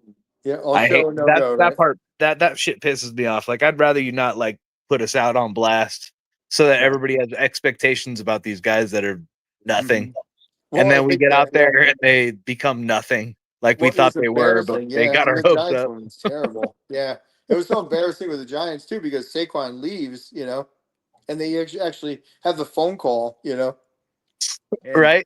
and you got Mara going, "Hey, we don't want to let this guy go," and then they're like, "Well, and then Joe Shane's like, "Well, we could, we don't need him," and then he goes out and freaking wins the Super Bowl with the Philadelphia freaking Eagles. I was like, "Come on." FML, man. That's the worst for Giants fans because I have a lot of family that are Giants fans, and Philly is their worst enemy. Oh And the yeah, fact that you've heard Philly it is all. doing good, it's like Philadelphia, really? Like of all these people, and they like, like my cousins, their biggest thing is like they have a monument of a guy that's a fictitious character. They got Rocky Balboa up there because they've never won anything real. And now they're like Until winning things recently, that are but real, and you're like, well, what do you say now? Like, yeah, now you really can't use that argument anymore, unfortunately. they had the Nick Folk like Yeah. monument built, like, and that was even a joke. But now they're really not a joke, man. They're like they're gonna be an issue for a while. They're gonna be a good team for a long time. I don't see them really going anywhere fast. That's for sure. I don't like it, but I didn't like New England doing it to us either. So yeah, I mean, now you guys I are gonna have think to deal with it. I think we both might get a chance to beat New England this year, right? The Giants got them on the. I think we got New England on our schedule too, if I'm not mistaken. Could have All sworn. if like everything pans out to what everybody else thinks, besides everybody in this chat thinks, then yeah, the Jets could probably beat New England. Yeah. But Oh yeah. the way most of us feel in this chat is like we picked up nothing, we did nothing, we got nothing, and we're still not like the top when it comes to like cap. No, like, see, this is where it's going to change. Okay, is we have a different dynamic at the quarterback spot. And one of the big Jet problems, obviously, was penalties that can get cleaned up with discipline and accountability. Absolutely. The other part was we're going to have a lot of there was a lot of like third and shorts that we didn't convert. Now we could be at a 3rd and 8, and Justin Fields could take off and get the first down with his legs. We can have that. He's not a bad player. He did really well. He did well for Pittsburgh last year. I was surprised they made the move with. I mean, I guess they had already planned on doing the move, but bringing Russell Wilson to start. But Justin Fields did a hell of a good job with Pittsburgh. He was 4-2, 10 touchdowns, 3 interceptions, I think, maybe a couple fumbles. But I'll take those numbers, man. The parts of the offense that we didn't have as far as converting third downs, we now have that added wrinkle that we didn't have last year. He's not going to throw for 4,000 yards. He's not that type of quarterback. It's not going to be that type of system. No, it's but going to you be got a heavy Brees run. Hall, who's going to pound the ball in. He's going to be running it up the gut they're going to be running up the gut with Brees Hall every other play, and he's going to be picking up 4 to 6 yards a clip, and beating down the defense, and I mean, well, they're going to have 3 running backs play because Braylon Allen is a literal bulldozer. Oh yeah, the kid was 20 years old. I forgot about him. Yeah, Braylon Allen's 20 years old last year, and the problem is it would be like 3rd and 1, and they didn't give him the ball. Sometimes they did, but it was like, Brees Hall's an outside runner, like a sweep, like he's an outside the tackle runner. Braylon Allen is up the gut, run you over for a couple yards, and then you got the ball type back in Isaiah Davis. So they're going to employ all 3 to keep them fresh, and then with different skill sets. So, and then you got the quarterback. But the point I'm just trying to make is when most Jets quarterbacks get in trouble, they have to throw the ball away or take the sack. Yeah. With Justin Fields, if the first read, a problem with Justin Fields is that like they say he's like a 1-read guy. Mm-hmm. Okay, so he might be limited when it comes to dissecting the field, letting it play develop. Yeah. But when he takes off, he's like Lamar Jackson light, you know. Right. So well, he pushes for that because he came from the Bears, bro. Like, I mean, like he's a one read guy because he's never had enough time to go 1 or 2 reads. So his vision was like one read, check, let's run. You know what I mean? It had nothing to do with the fact that he didn't know how to throw the ball, but the fact that he didn't have enough time to throw past the first read. And then he got stuck in that because that's, you know, what he was used to. It's at least he's not ruined, because a lot of quarterbacks are ruined after that. Like he at least has the legs to like change it out and make it something else. We're going to be a Baltimore Ravens light offense. We're going to be very reminiscent of the Ravens. Okay. Because you got a running quarterback. They're going to have tight ends heavily involved. Yep. They're going to have the running backs involved. And they don't – when have the Ravens ever had really good wide receivers that get utilized? I couldn't really name too many, honestly. The Ravens always win with running the running game, you know, and short passes and defense. That's we didn't get a tight end to do any of that. Well, they drafted one. I'm not happy about it, the one they got, but as we all know that. Well, go through all of them, though. I mean, we're going to be the Ravens light. Yeah. The JV Ravens. That's interesting. Yeah, that'll be interesting to see. Well, it'll be interesting to see how the season pans out. I just don't want to be known as that, because they'll hone in on it, and we won't be able to run, and then we'll be stuck. Like we need to. Well, that's why we were talking earlier about like getting a number 2. Like, I don't care what anybody says, but I think we still need a number 2 wide receiver. Yeah. I don't care who it is. Giants go. I feel like this is the first year in a long time that I felt like I don't think they're going to win a lot. They're not going to go all the way or anything, but I feel like they could actually. I feel like their roster is the best that it's been. I mean, since Eli Manning retired, in my opinion, I feel like they kind of had a really tough time for a while, and I think they finally gotten to where. I can't really think of any urgent need that they have. I mean, their defense got a lot better in the secondary and up front. I mean, I love Abdul Carter. I think he's going to be a menace to society up there. So I'm looking forward to that. Who's your number 2 wide receiver? Let's see. Number 2 is I think we re-signed. Let's see. We got Malik Neighbors as number 1. We have Jalen Hyatt, who didn't really get utilized last year, but I think Russ likes to throw deep, so he might get some more tosses to him. It's on the tip of my tongue. They just re-signed him. He was gonna walk here. I forgot his name. Darn it! I'll have to come back to you on that because no worries. He's been on the team for a few years though. He's been there for quite a while, so he's a household name. I should know him. I'm sorry. I think I know who you're talking about. Talking about Wan'Dale Robinson. Oh yeah, no. Wan'Dale is probably more of number 3. I think Wan'Dale already. 3. Or are you talking Darius Slayton? Darius Slayton. Darius Slayton. I think that's Slayton who I was is thinking number 2 at this point. Yeah. Which I like Slayton, but I don't know, man. Like, I just feel like definitely Neighbors is gonna get underutilized with Wilson under pocket. Oh, you think so? Really? You think? Yeah. Oh, okay. I feel he'll be underutilized. I don't think that he's not going to get utilized. I think he'll be underutilized because of the way that Wilson throws down the line. Yeah, and I think you're going to be using Neighbors as your gadget. He's everything, so he's going to be doing a lot of slant patterns, and I think that you're going to get a lot of throws to the number 2, whoever goes out for that long ball. Yeah, I see what you're saying. Okay, I mean that's possible. I mean, it's definitely gonna be a different look. I mean, you're gonna see a lot. Last year, I feel like their offense was really a lot of dink and dunk, and I was just like, oh my god, can you just throw the freaking pass down the field for the love of God? You know, that's how I was watching the games last season. I was like, oh, please just kill me now. Well, that's the only other problem is you can get Winston as your starting quarterback, but he'll throw you 20 touchdowns and throw you 27 interceptions. So that's it's true, like, man. That's true. That's true. You got that right. He'll do that long ball for you. He'll make you feel confident in that long ball, but he's gonna be entertaining. He's gonna be entertaining. That's what we can say about that boy. Yeah, he's great. I like him though.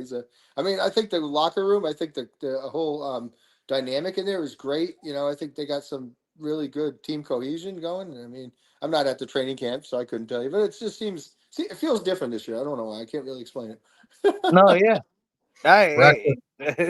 That's how we all feel as Jets fans every year. So Hell yeah, that's good. That's good, man. I'm not mad at you for feeling that way. All right, that's what I'm saying. Radcliffe has a big 2-part question here. He says the Bills never win a Super Bowl for the rest of their existence. But the Jets' playoff drought continues for another 30 years from now. Oh, no. Or the Jets become a dynasty and win 10 Super Bowls in the next 15 years, and they never lose in the Super Bowl. So that means they win 10 Super Bowls? No. Yeah, they win 10 Super Bowls in the next 15 years. They win all 10. But after that 15th year, the Jets never make the playoffs again. Whoa. I don't know if would you trade 10 Super Bowls for the Jets never making the playoffs again?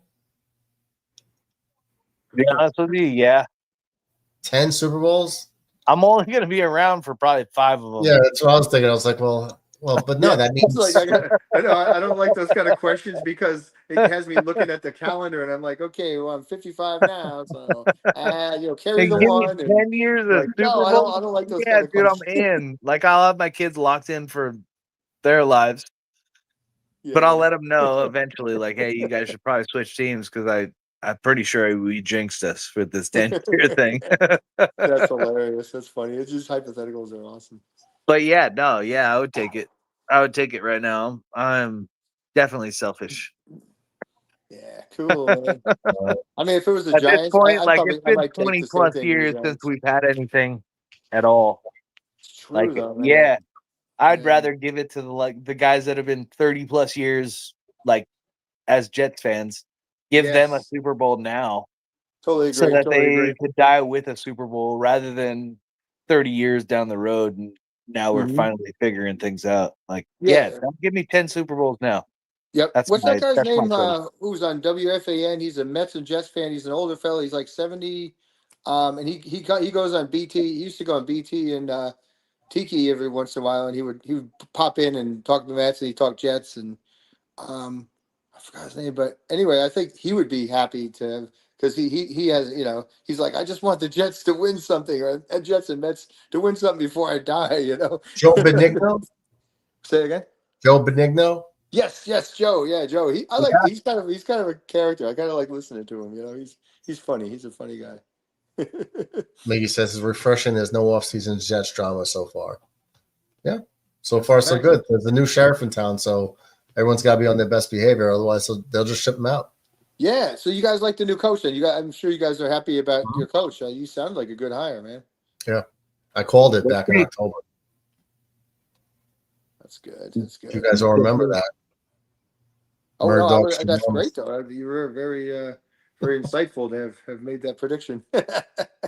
Yeah. No. Well, we have the clip because they were saying. I was on another show and they were saying nobody wants to coach the Jets. And it's like that's not true. Aaron Glenn. What do you mean nobody wants to coach the Jets? Shut up! I'll coach the Jets. If you offer me that job, I'd be like, hell yeah, I'm there, baby. The problem is we paid a separate company to come in. We paid a separate company to come in and make these decisions that most of us already kind of knew was going to happen. There's not much that happened that we were like, oh yeah, glad we paid $30 million for this company to come in and pick our coaches for us. Because Aaron Glenn wouldn't have been the coach. No, no, that's come nuts, on, man. I just feel a little bit off with that for one, and then the choices we picked when it came to our off-season picks or our draft picks. Right, I wasn't really thrilled. Now, could I be completely wrong? 100%. I'm not a coach. I'm not a scout. I'm none of the above. But from the people that were available during the draft, during free agency, during all these times, to say that we're out there to win, I feel like we're out there to save money and not look like clowns.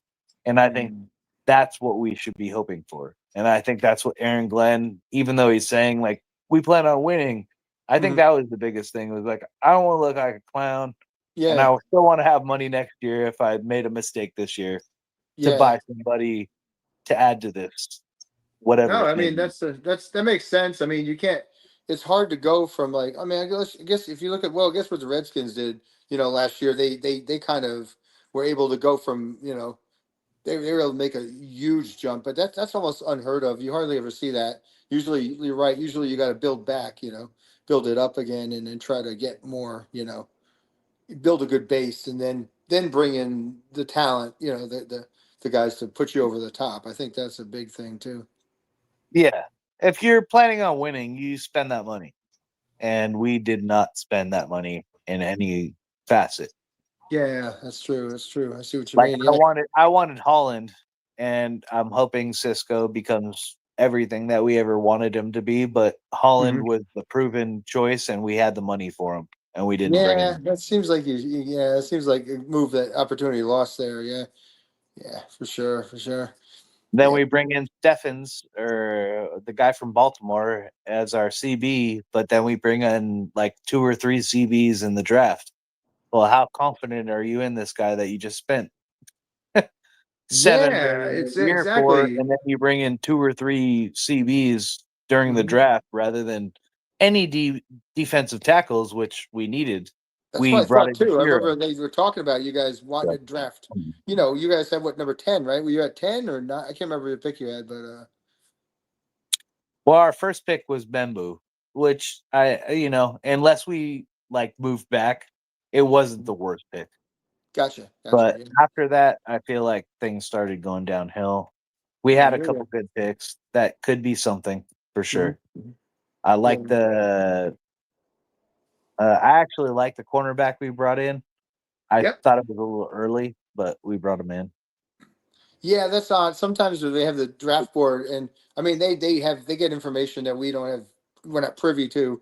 Sometimes they hear rumors. Oh, if you don't, that's why you see people getting kind of moving up because they want to make sure they get the guy. They don't want to risk him not being there. Like say you're in the 70s and you get him in the 40s, but you know what I mean. It's just like it's a little early, but it's better to get him early than not get him at all. I guess in some cases. So Yeah. Hey everybody, I gotta go make some dinner and eat some dinner, and then I'll be back. But I hope to see you awesome. guys soon. All right, take care, man. What I'll do is I'll drop my email in the chat. So if you all want to get a hold of me via email, we can figure out something, to do, hang out, do some stuff. We'll be Perfect. able to do that. So I'll do that. Do you have Discord, Robbie? No, sir. I don't have Discord. I've It's been easy, man. considering it. Get Yeah. it. It's a free app on your phone. Okay. It's free. You don't have to pay for anything. Right You on. just go to like the Google Play Store on your phone Mm-hmm. and you type in Discord. It should be like a blue face, like a blue robotic looking face. I think. Yeah, like a controller with Yeah. eyes. Oh, Download that, interesting. Okay, I'm gonna check on that. Yeah. and then we have a group chat. We have like a server to where Oh, we no have the kidding. invites, and I mean Yeah. DB probably could put it up on the screen, a clickable link, and It's if you cool, just man. make an account, and then we're in there, and we'll just chat, and Yeah. then you can get a hold of anybody. That's Message perfect, man. I like love to free love to messaging. interface with these guys in the chat too. Yeah, everybody in the chat, like Oh, you yeah. it's easy just to communicate and contact people Mhm. like that. So Right on. That's pretty cool. That's cool, brother. I yes, appreciate that. yeah, no I will look problem. into that. So Good to See if talk to you all. Later. see you take later, care Mac. now. So anyways, I'm gonna probably head out here in a second because I have to check Mhm. on my doggie. Oh, let me show you my dog really quick before I get out of here because Pizza. I was talking about her and Oh, there she is. Hey, pup. she's sleeping. She's just chilling on the floor. Yeah, she's She so can sleep lazy. even though talking. Wow. I know she's very mellow. She's actually a service dog, so I take her with me to everywhere I go. I gotta Nice. register as a service dog, so she gets to go everywhere. And she doesn't try to take food off the table, which is good. There's the link, by the way. DB put it in. You should. Okay. It's a clickable link. That's I don't know if it's in the chat. So Okay. it I should be a will I clickable will link. look in the chat once I exit from here and Yeah. yeah, man, that's really cool. I Yeah, appreciate no it. problem. So Yeah, you just make a screen name like Robbie, and Gans, whatever. It's just how we would know you, and that's it. Like I'm in there, it'll be Murdog. Everyone's screen names here is usually what they are in there. Oh, okay, So yeah, I'll do that. I'll definitely do that, brother. That's really great. Yeah. Thank you so much. Most people don't know about it, like, but it's so convenient and easy to use, and it's just like, I mean, you can make phone calls in there, video calls. It's all free. Oh so yeah, I was listening to one New York Knicks show a couple of days ago, and the guy, and they were getting they were getting call-ins from Discord, and I was like, really? I didn't know you could do that. That's badass, man. Yeah, you can. Oh, yeah, and then also I want to drop a really quick. Do you mind if I drop a really quick plug before I exit?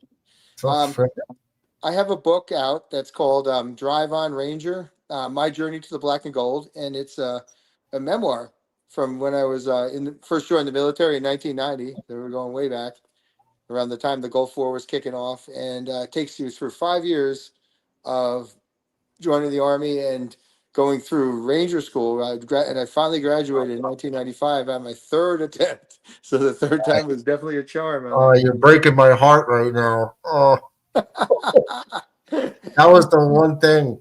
No, all respect in the world. That was the only thing I wanted to do. I was infantry. Oh, yeah, you were. Wow. Ranger School. 11 Bravo, baby. Hell yeah. Yeah. Yeah, well, we're all 11 Bravos, right? If you're in the 11 series. Yes, sir. Yes, sir. Yeah. I was 11 Mike. And, yeah. Mortars, yeah. No, Mechanized. No. 11 Charlie's mortars. 11 Mike is, what was that again? It's Bradley Tanks. Oh, hell yeah. Yes. The Bradley. Yeah, so, I mean, badass, man. Everybody in the unit, the NCOs, the officers, everyone was a Ranger or Special Forces. So, cool. Quick story on my part was, I was like built for that. And my dad was like, when I signed up, he was like, don't sign anything if Ranger School is not in the contract. I'm like, yeah, of course. Yeah, sure. So I asked them, and they're like, oh, there's no more spots left. But don't worry, you get the boot camp. You just raise your hand. The drill sergeants ask you, who wants to go airborne? Who wants to go Ranger? Who wants to go air assault? And I was like, that's it. They'll just take you. Just raise your hand. They're like, yeah. And I was like, all right. So when I get there, I asked the drill sergeant. He's like, is it in your contract? I was like, no. It's like, you ain't going anywhere. I was like, oh my God. So then I had to do pre-ranger when I got to the unit, and then I got hurt. I had a spike went through my knee. Oh my God. I was like, oh my God. And and then by the time, because if he wasn't in your contract, we had to do pre-ranger to get to Ranger School. Yeah, you do pre-ranger, yes. Right. Yes, indeed, so when I started it, then I had the spike go through my knee, and then by the time I was able to rehab and do it again, I was getting out. So that's rough, man. That's rough. It broke my heart, but no, all the respect in the world. Rangers, real deal. Deal. True it deal. Is. It was tough. I went 3 times. I don't want to give too much away because in case it varies. But basically, the first time I got injured, second time I basically was in the mountains going for my second time through, and I ended up getting. And I was at the time I was a PFC too, so I really didn't have much leadership experience to speak of, and I had hardly been in the Army, not even 18 months maybe when I started. When I had tried Ranger School the first couple times, and I ended up getting kicked out because the second time through the mountains, second to last day of the phase, because we had come in from an airborne operation, and we had gotten our gear put out, and people were just repacking everything, and I went somewhere to get counseled by the instructor for my patrol. I came back, my ruck was packed, and it turned out that somebody had misrouted like a smoke grenade, over which can happen. It's dark and everybody's exhausted, and they just threw it in there.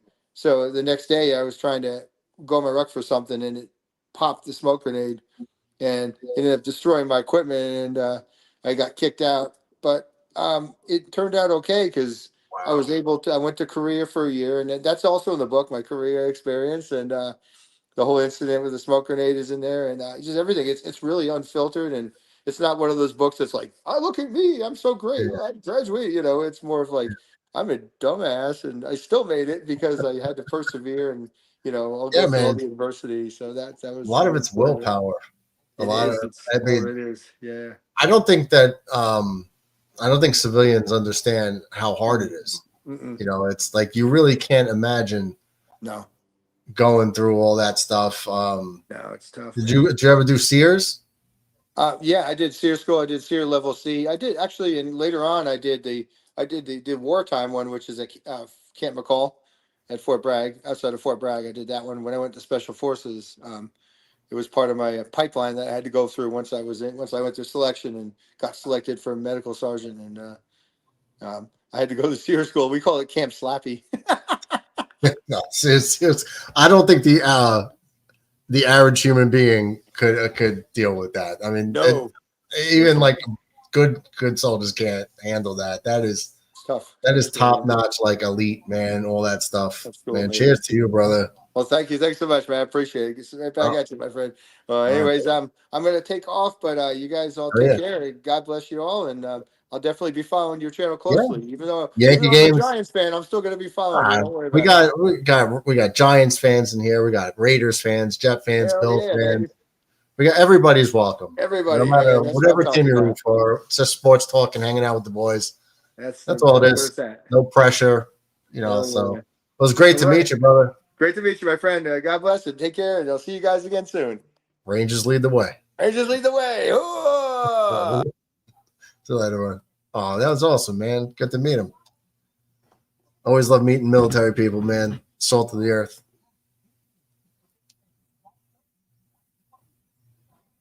So the Yankees tack on 2 runs. Well, I say tack on, we're losing. But I got to change this. Trying to stay on top of everything when you're having good conversation. So the Yankees, see what? So like I changed it, right? It's changed there, but it says 5-8 there. It's going to say 7-8. Watch. Bang, bang. Yep, and then pop the 7.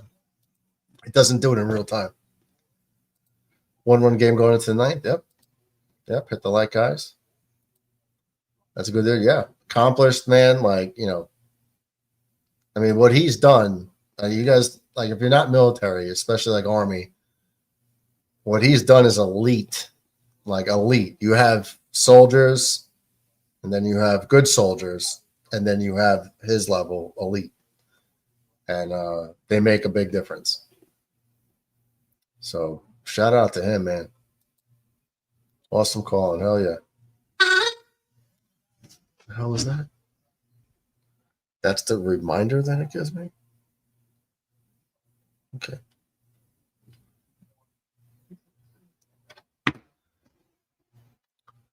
Pop the link in the chat for anybody else dares to call in. Enter at your own risk. Hell yeah, brother.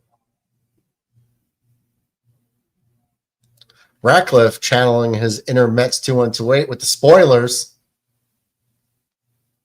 Thanks, Ratcliffe.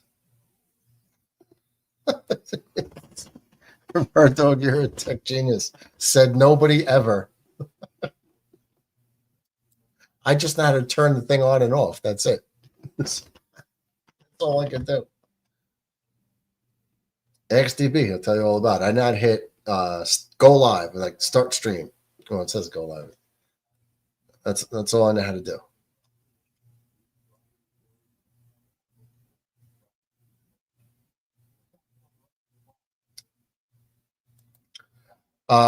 Rumor Jason Kidd is going to be the next Knicks head coach. They are talking to him. Yes, he is a possibility. I think it's going to be who the players want. And maybe somebody that's not going to only play 8 guys a game and run them into the ground for 82 games. That'd be a good start. Narvaez leads off the 9th with a walk. Stop getting the leadoff guy on base. Jeez, that's where you get into trouble.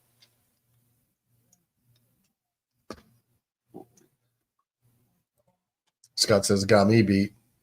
Like I can click the start button. Brother Sasquatch, cheers. If the Yankees could hold him here,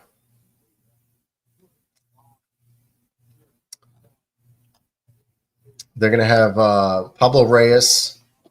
Oh, I'm sorry, Jazz Chisholm will be leading off. He already pinched hit. So Chisholm, Peraza, and then back to the top of Goldschmidt.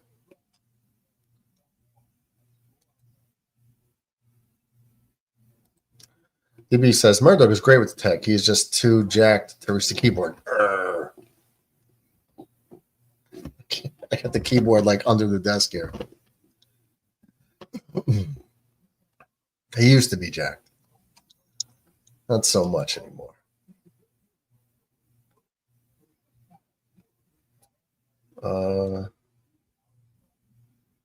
Sasquatch feet.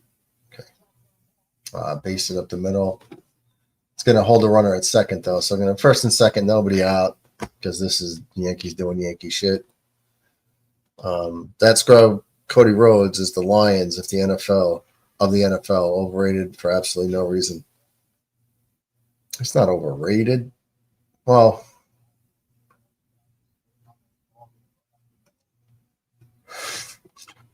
there's things to like about Cody, but I guess I do understand what you mean, overrated. He's deserving, but possibly overrated. I mean, that guy wrestled a really rugged match with a torn pec. Whole side of his body was on his chest was purple.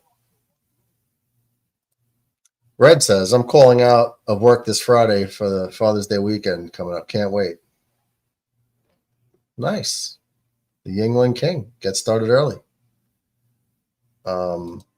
He sucks copious amounts of donkey balls and no one deserves anything. Oscar the Grouch. He does. He deserves his time in the spotlight. That's what I mean.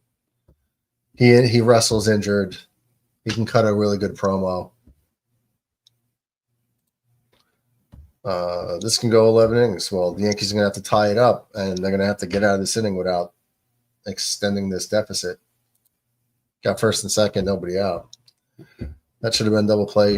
Shitty positioning by the middle infield. Fundamental baseball 101, which we know the Yankees do not do. What they need to do is get this guy Toro out on strikes.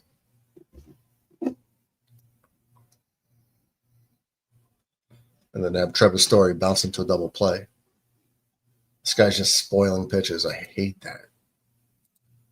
All he does is cry. He does cry too much. He has a lot of feminine traits for sure with the emotions.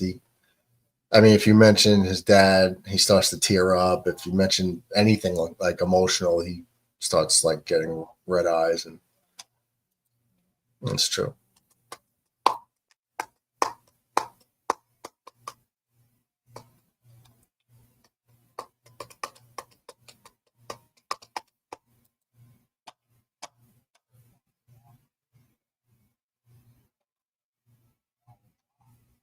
Nobody tapping in for the last inning? Tap in? Looking at you in the freaking camera. Somebody tap in. Otherwise, the show is freaking doomed, bro. Uncle DJ says, I'm back. My daughter called and wanted me to look at her Ring camera as she thought she heard screams and gunshots across the street. It was fireworks and kids screaming in joy watching them go.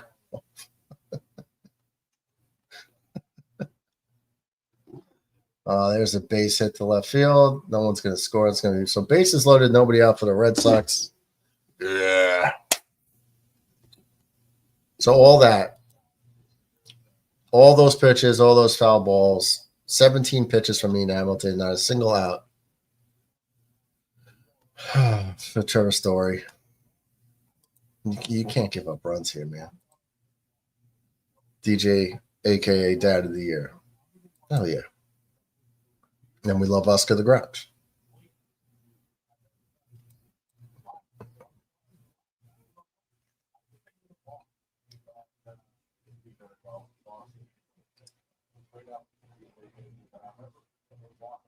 We need a Mariano Rivera on this team.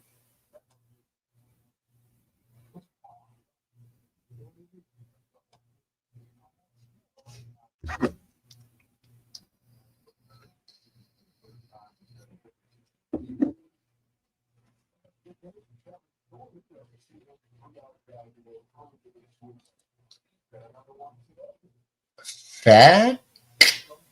Bases loaded, nobody out. Yep. Marshall Falk. Bases load, nobody out. Uncle DJ in the house. What's up, Uncle DJ?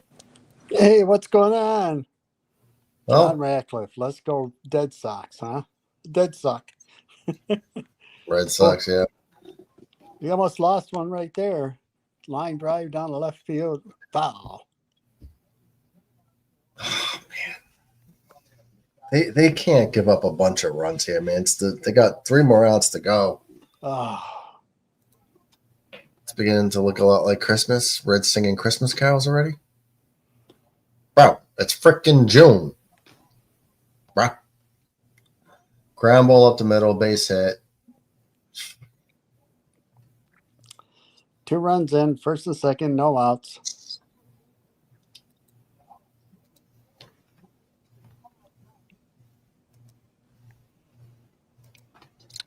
Well, this guy can't buy it out. Loads the bases, then gives up a hit. Like,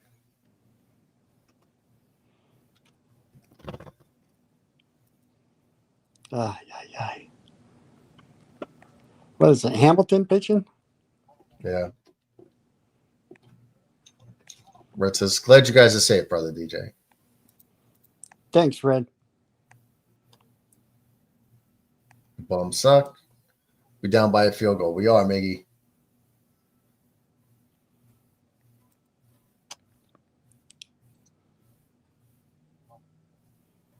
You're not going to escape on your VR tonight, are you? Yes, we're going on VR after the game. Okay. I thought that was kind of funny because I told DB, at least got 1 out. Oh, DB, now I was going to talk good about you, but now you put that on there. The Bills suck ass. Okay, gay horses.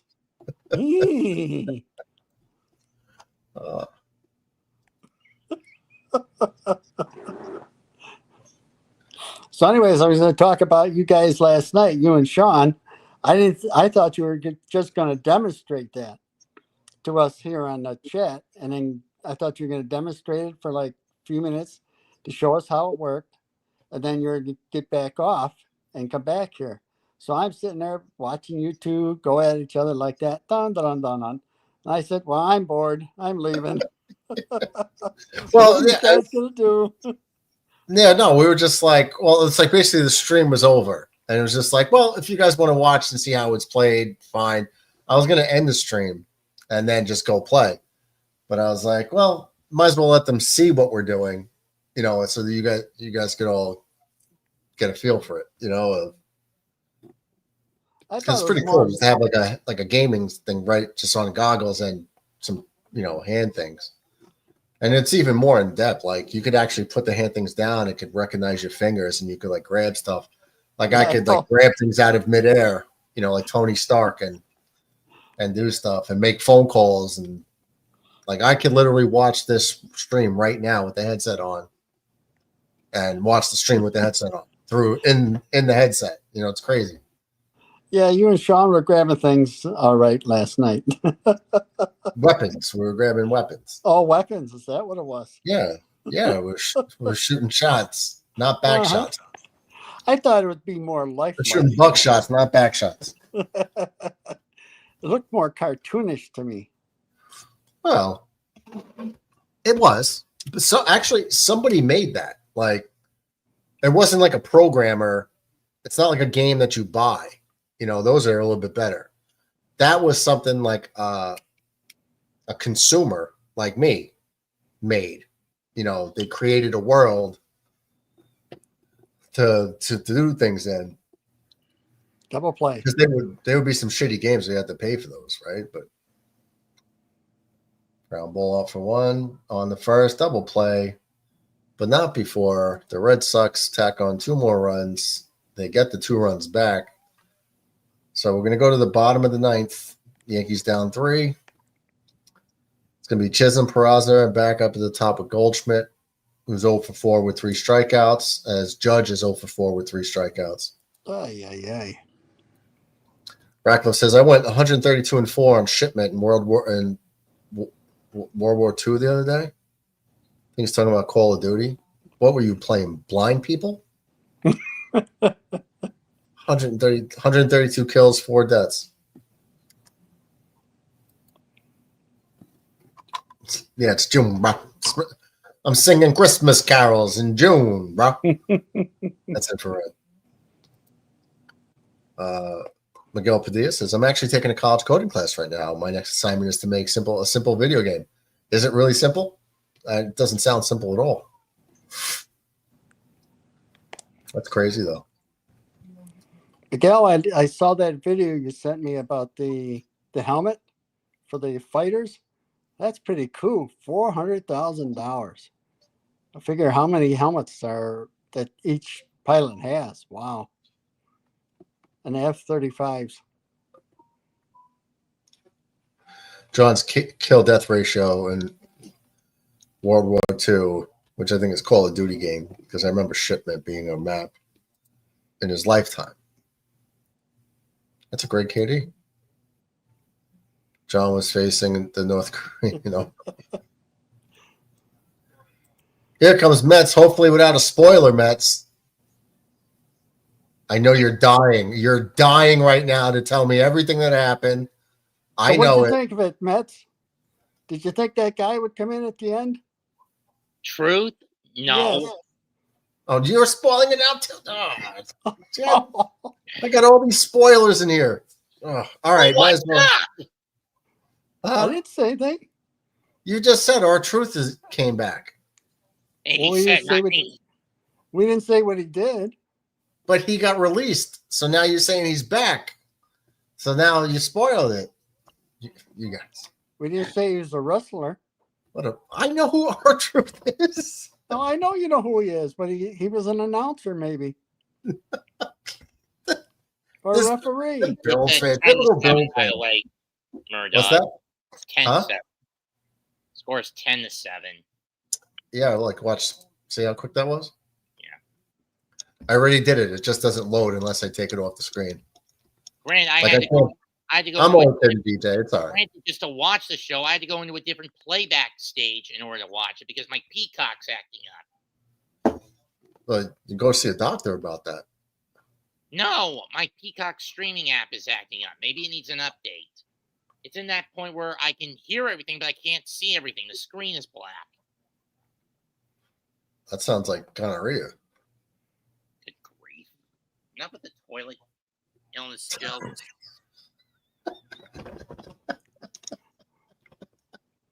Oh, Mets. And again, I sat through Worlds Collide, and I actually was entertained by that more than I was MITV. Were you? What? It was my first time actually sitting through an event where I'm watching actual AAA wrestlers. Yeah. No, you're into the Worlds Collide and AAA people? I've never really watched Lucha Libre. I mean, in fairness, the only time I do watch it is like in late February or mid to late February with New Japan and CMLL's Fantastica Mania event where the CMLL luchadors tour across Japan. DB says, John said that in chat like 25 minutes ago, Jetstream. Yeah, I know. I was just using it to bust DJ's balls. Like magic. Horizon in the hole, 0-2, 1 out, 5-9, 10-7 SOX. Yeah, he just has a foul home run. But there's nobody on, so it wouldn't have mattered. Well, it would matter, but. Slow chopper, scooped up, 2 down. Damn, it's still 0-2 on my TV. Yeah. That's Chapman, isn't it? Yeah. I didn't even know he was a Red Sox. Me neither. What? Chapman. Yeah, I didn't know Aroldis Chapman was a Red Sox. Well, he is this year. Where was he last year? Kansas City? Let me double check. He was in Pittsburgh last year. Yeah, he's got it. Wasn't he in Kansas City for a while? That may have been 2 years ago. Okay. He bounced between Kansas City and Texas and won the title with the latter. All right. Yeah, he's just erratic. He throws hard, but he's erratic. I mean, how many games did we see him as a Yankee? Like, he was like the Yankees guys now, like Devin Williams, always creating something out of nothing, like in a negative way. Can you do that alchemically? Can I do what? Make something out of nothing alchemically or not, or something like that? Well, you're talking about like alchemically, like with potions? Right. Ground ball, scooped up, pitched, tossed to Chapman, trips over the bag, but it doesn't matter. And he may have pulled a muscle, but the Sox win anyway, 10-7. Okay. Mets is in the future. Rubber game tomorrow. Yep. He steps on the bag, but he has to step on it again, and he just has a tumble.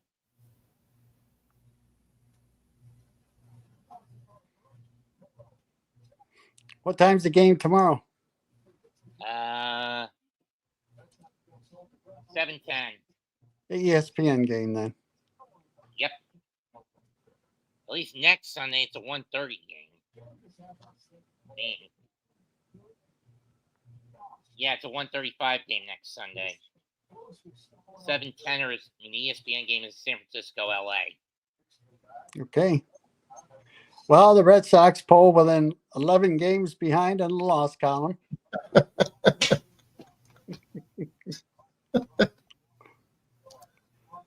Well, the Yankees blew it.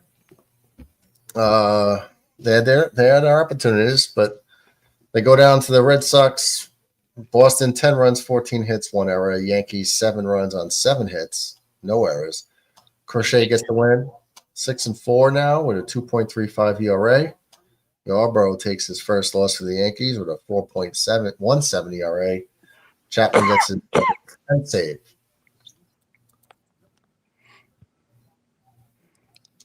I read today there wasn't too much damage on Volpe's arm, so that's good. Yeah, it's more like a contusion. He should be back soon. Good.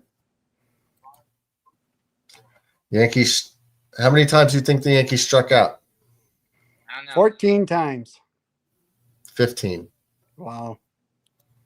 Yankees back to doing Yankee things. Striking out 15 times out of 27 outs. You strike out 15 times. 1, 2, 3 guys struck out 3 times. 3 guys. Goldschmidt 0 for 5, 3 strikeouts. Judge 0 for 4 with 3 strikeouts. Dominguez 0 for 4 with 3 strikeouts. Chisholm struck out in both of his at-bats, and Peraza 0 for 4 with 2 strikeouts. Bellinger with 2 hits, LeMahieu with 2 hits, Austin Wells with 2 hits, and the 3-run homer. Terrible, terrible game. Yarbrough pitched today, right? Yeah.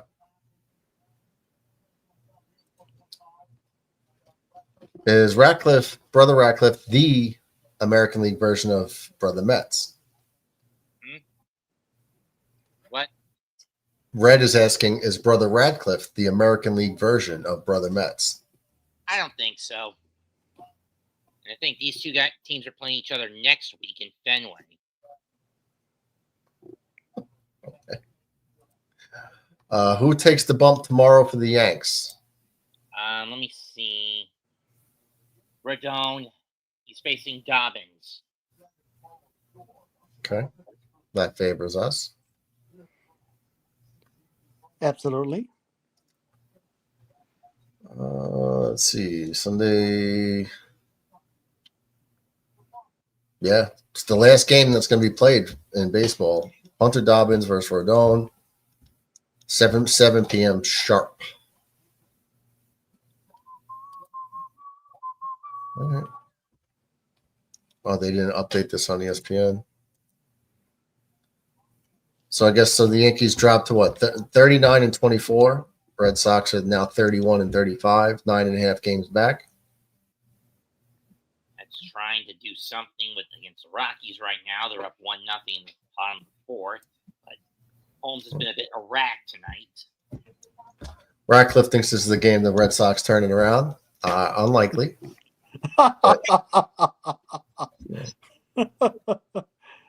Every professional team in New England sucks. Unless you're the Connecticut Sun, but who gives a rat's ass about them? Yeah. Nobody. I guess that means nobody could actually keep my mouth when my team irritates me. So they don't count. Nope. Football, basketball, baseball, hockey. And McMahon hits a homer to tie the game in Denver.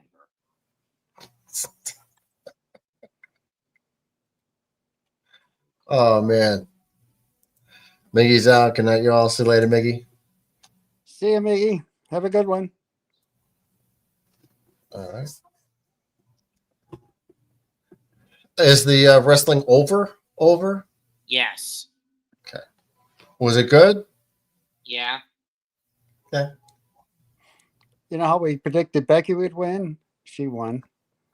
Thanks, spoiler. Oh, shit. Oh, PG. I thought you would already watch it, or what? You got a replay?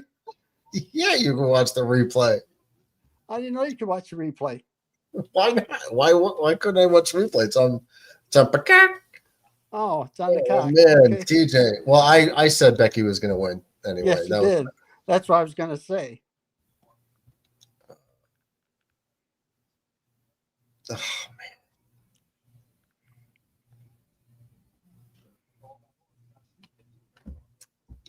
Don't tell me who won the men's one. Come on. What do you mean, come on? There's no point in me watching it if I know everybody, you know. Well, then you can get some sleep. Do you want to win the women's one? I got to go. The women's one? Yeah. Naomi. You already know. Yeah. What, you didn't think I would know? You don't think I can guess it?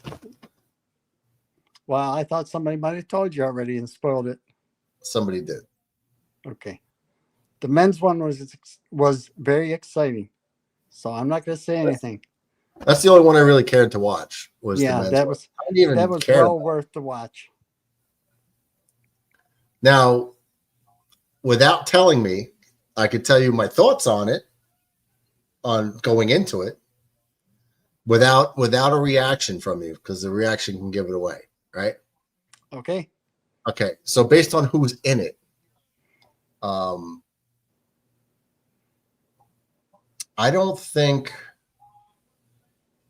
think the only two people who's in it, Seth's in it. Seth Rollins, Solo Sikoa, Andrade, Penta, and Chad Gable into that BS El Grande Americano gimmick. It's Seth, Penta, Solo, LA Knight, Chad, and who? Andrade. Okay, so the only three viable people are Solo, Seth Rollins, and LA Knight. I don't think Seth Rollins needs the briefcase. I think LA Knight needs it more for the character. You know, because it's not just about – it's about storyline, right? And character. But the WWE being the WWE, I could see it going on Solo or LA Knight. I would hope it's LA Knight. I wouldn't be surprised if they give it to Solo. But I would love it to be LA Knight if I was able to pick. You get Penta, Chad Gable, and Andrade are there just to put on the show athletically. Carry the match with the bumps off the, you know, dropped on ladders, flying, jumping off the ladder to the outside, like all those types of moves. That's why those guys are in the match, to pull off the athleticism. Because you ain't gonna get that from Solo. Seth, they don't want Seth getting broken up like that. He's already got a bad back. And LA Knight's good, but you know, he ain't gonna be taking those bumps either. Okay, take a minute. Oh, Ratcliffe wants to know Mets. So you finally a fan of boobs?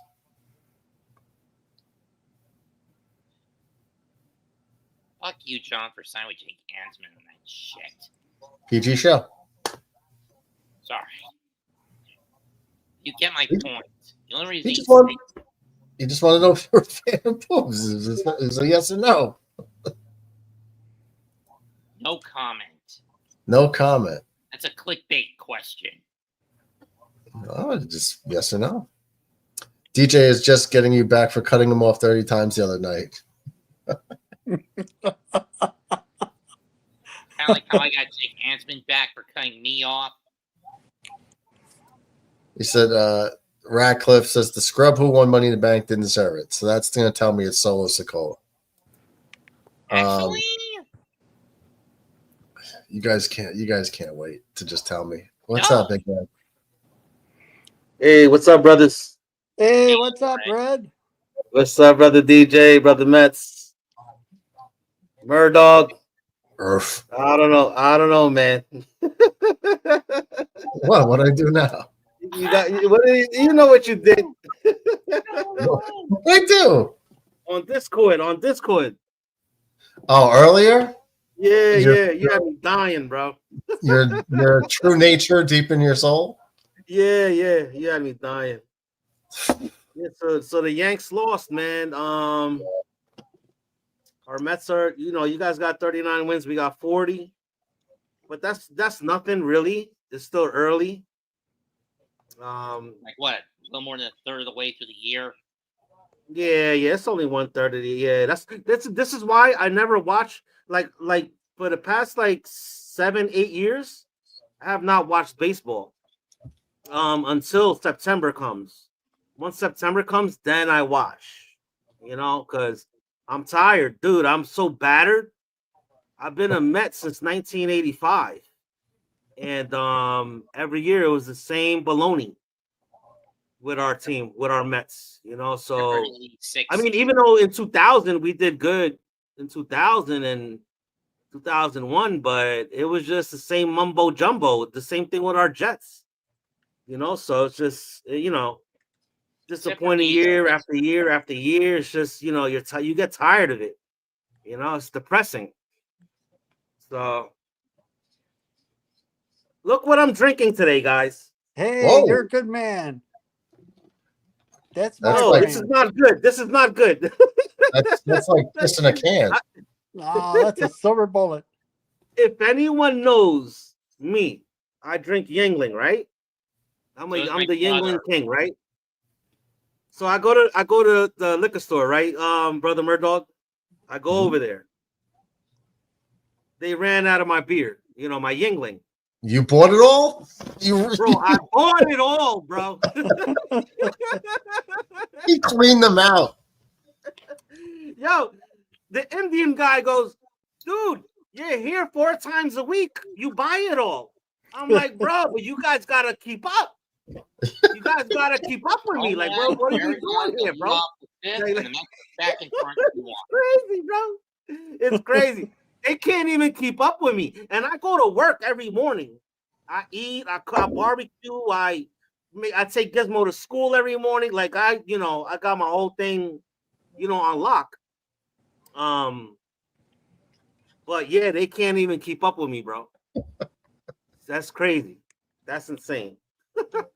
Have you ever heard of Schlitz? Now I gotta drink this crap.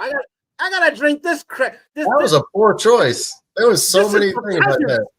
This is for peasants right here, man. Hey, Red, have you ever heard of Schlitz? I have, yeah. Yeah. Which one? Well, when I was 16, that's the first beer I ever had. Schlitz. Schlitz beer. Schlitz? I remember Yeah. Schlitz. I never heard of that one. I never heard of it. Yeah, it's an old school I love beer. Yingling, man. Yeah, I'm a Yingling guy. So It's old school, like Meisterbrow. It's like it's old school. It's like I don't know if they even make it anymore. Wow. Yeah, they probably don't have that here in Jersey. I doubt it. I'm only 5 minutes away from New York City, but I don't even think they probably would have it then, because Yingling is the oldest American beer. Yeah, but it was regional. It was like straight up for Pennsylvania people. It wasn't like nationwide.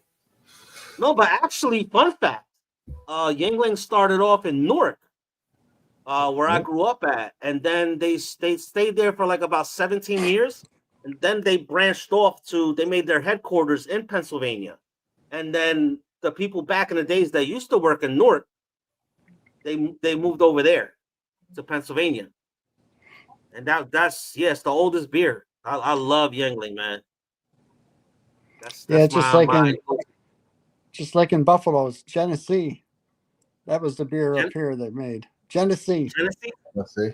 Okay. My neighbor is a Yingling guy. Every time I walk by, he's like, "You want a beer?" I'm like, "Hey, what's up?" Hang out, in the man. driveway, sit in some chairs, and cooler full of Yinglings. Yeah, and he's from right outside of Chicago, so it's not like he's a Pennsylvania guy. So I think the first time I had Yingling was when we went to hang out at Penn State at the college campus for a weekend. That was a fun weekend. We went to a Penn State Wisconsin football game, and that was a good weekend. That was fun. Yeah, fun, right? I think that's the first time I had Yingling. So we're talking like 23 years ago. Oh, that's a long time ago. Like you want to know a fun fact about me? When I go to the Jet games, I normally go 3 times a year, right? I don't drink at all at those games. No, that's the problem. I never drink at those games. No, because the thing is, brother DJ, this is the thing, right? When you tailgate at these games, like it gets a little rowdy, right? And then I have my son Gizmo with me, at them games, and I gotta watch the crowd. My antennas are up, my eyes are wide open like a deer, and I gotta make sure that he is safe at all times. Good man. So, how old is he? Man. Yeah, I don't let the game overtake this right here. Drinking and nah. Every time I go to a game, I be sober. Good man. And, man. How old is your son? He's 11. He's gonna be 12 in August 16th. 7 days apart from me. I'm August 9th.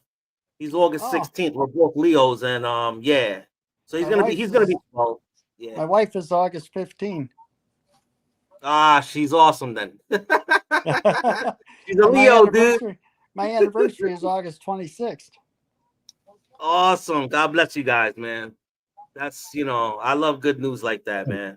That's awesome. August people. 35 years. That's awesome. 35. That's a beautiful thing, man. You can't buy that. There's people out there that would love to have something like that. You know what I mean? So that's a beautiful thing, man. So, God bless both of you. And your children, of course. That's a good thing. I'm looking for something. Yeah. The Mets are up 3-1. Bro, the Mets are up, bro. There was a power surge on my end. Oh, really? I thought you gave us the Irish goodbye. you do that. Power surge briefly in my house. No, power surge. Okay. Brother, Mets 2-1-2-8. We're up. We're up 3-1. I know it's the Colorado Rockies. They're nobodies, but we'll take the wins when we can get them. We'll take them. Brother DJ, I have a question. Yes, sir. I was just looking at something. But do you honestly think, right, this year, this season coming up, if you guys don't make the playoffs, are you guys going to be projected to go on a downhill field? Because if you guys don't make the playoffs, even if you guys do make the playoffs, right, you guys are going to get rid of your coach, if I'm not mistaken. We weren't supposed to make the playoffs last year because we got rid of a lot of high salary players, and the Jets were actually predicted to make the playoffs and win the division. And you see what happened. I'm gonna hop off, guys. I'm gonna go on to Capitan's stream for a bit. All right, brother. All right, buds. Take care. Have a good one. Yeah, thank you for that answer right there. But anyways, if we don't make the playoffs, I think it'll only be because of injuries. If if they screw up in the playoffs again, in the playoffs, then maybe McDermott might get canned. But see, McDermott learned there goes my thing with you. Hang on a second. McDermott, he studied under Andy Reid. And remember, Andy Reid was in Philly, and they got in the playoffs, and they didn't win anything. So he got canned, went to Kansas City, and won Super Bowls. So hopefully McDermott doesn't do the same thing. We call him McDermott because of the 13-second thing and so on, even though it is McDermott. Yeah. But I think man, with them couple seconds, at the last breath, you can learn from that mistake. Because we all know at the end of the day, when it comes to football, it's all about control of the clock. You got to control that clock. That's why they implemented that like 5 years ago. Like I remember with Zachy Poo, they try to make him be like a game managing quarterback. It didn't work for him, right? That's really about that game managing implementation to your organization, to your team, But I honestly, I took my head off to the Bills because Josh Allen he's a beast. He's a force to be reckoned with. Is he stoppable? Yes, he is. Everyone is stoppable if you have a good game plan. Yep. Even Joe Montana was stoppable at one point. Even the greats, they were stoppable at one point. You just have to have a good game plan.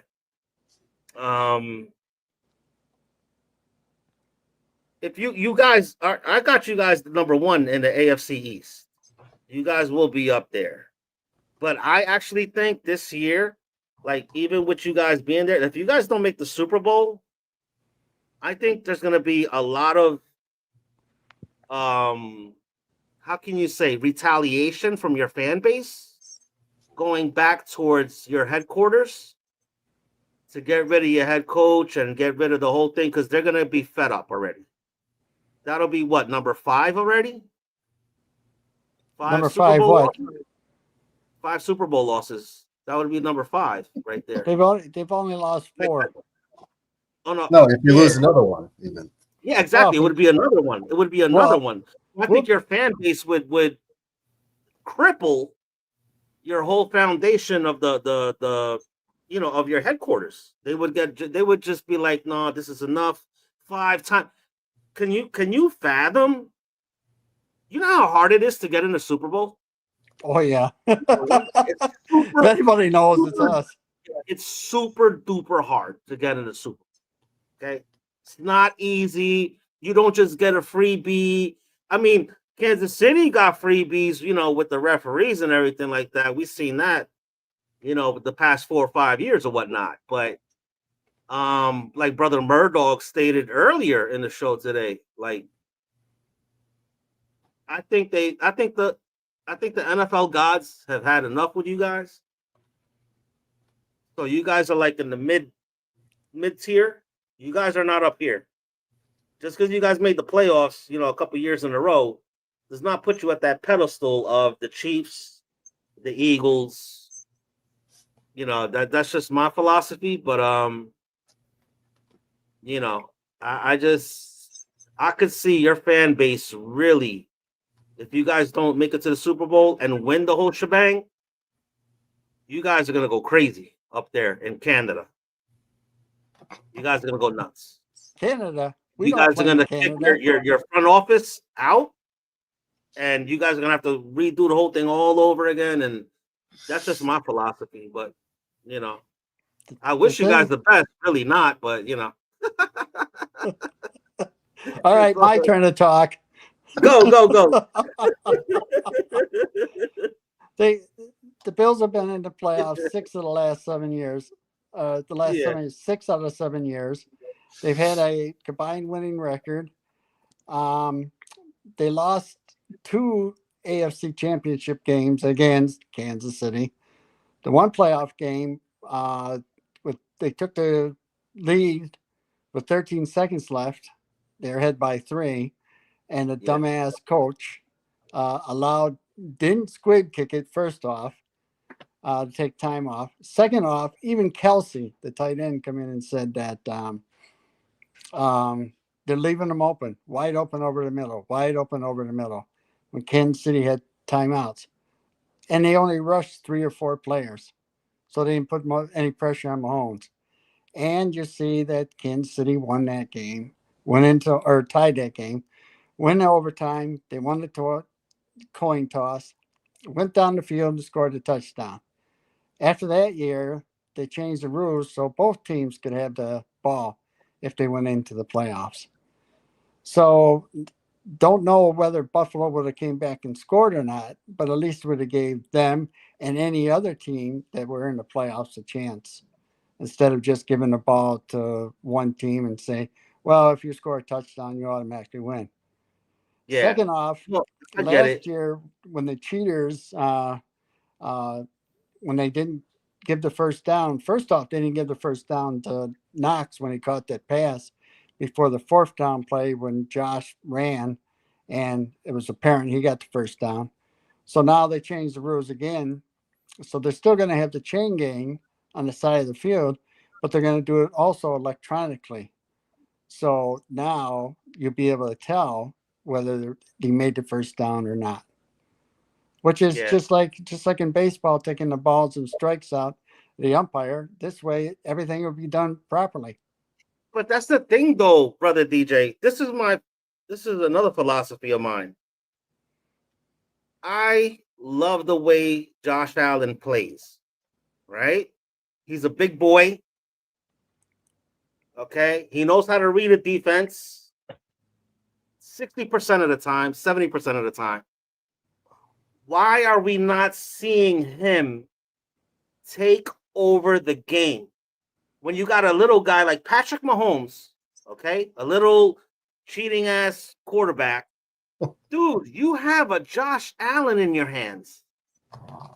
But Red, he should be taking over these games left and right. I'm sorry.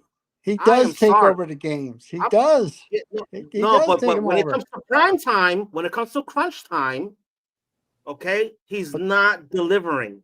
The team scores, but the defense can't stop the other teams.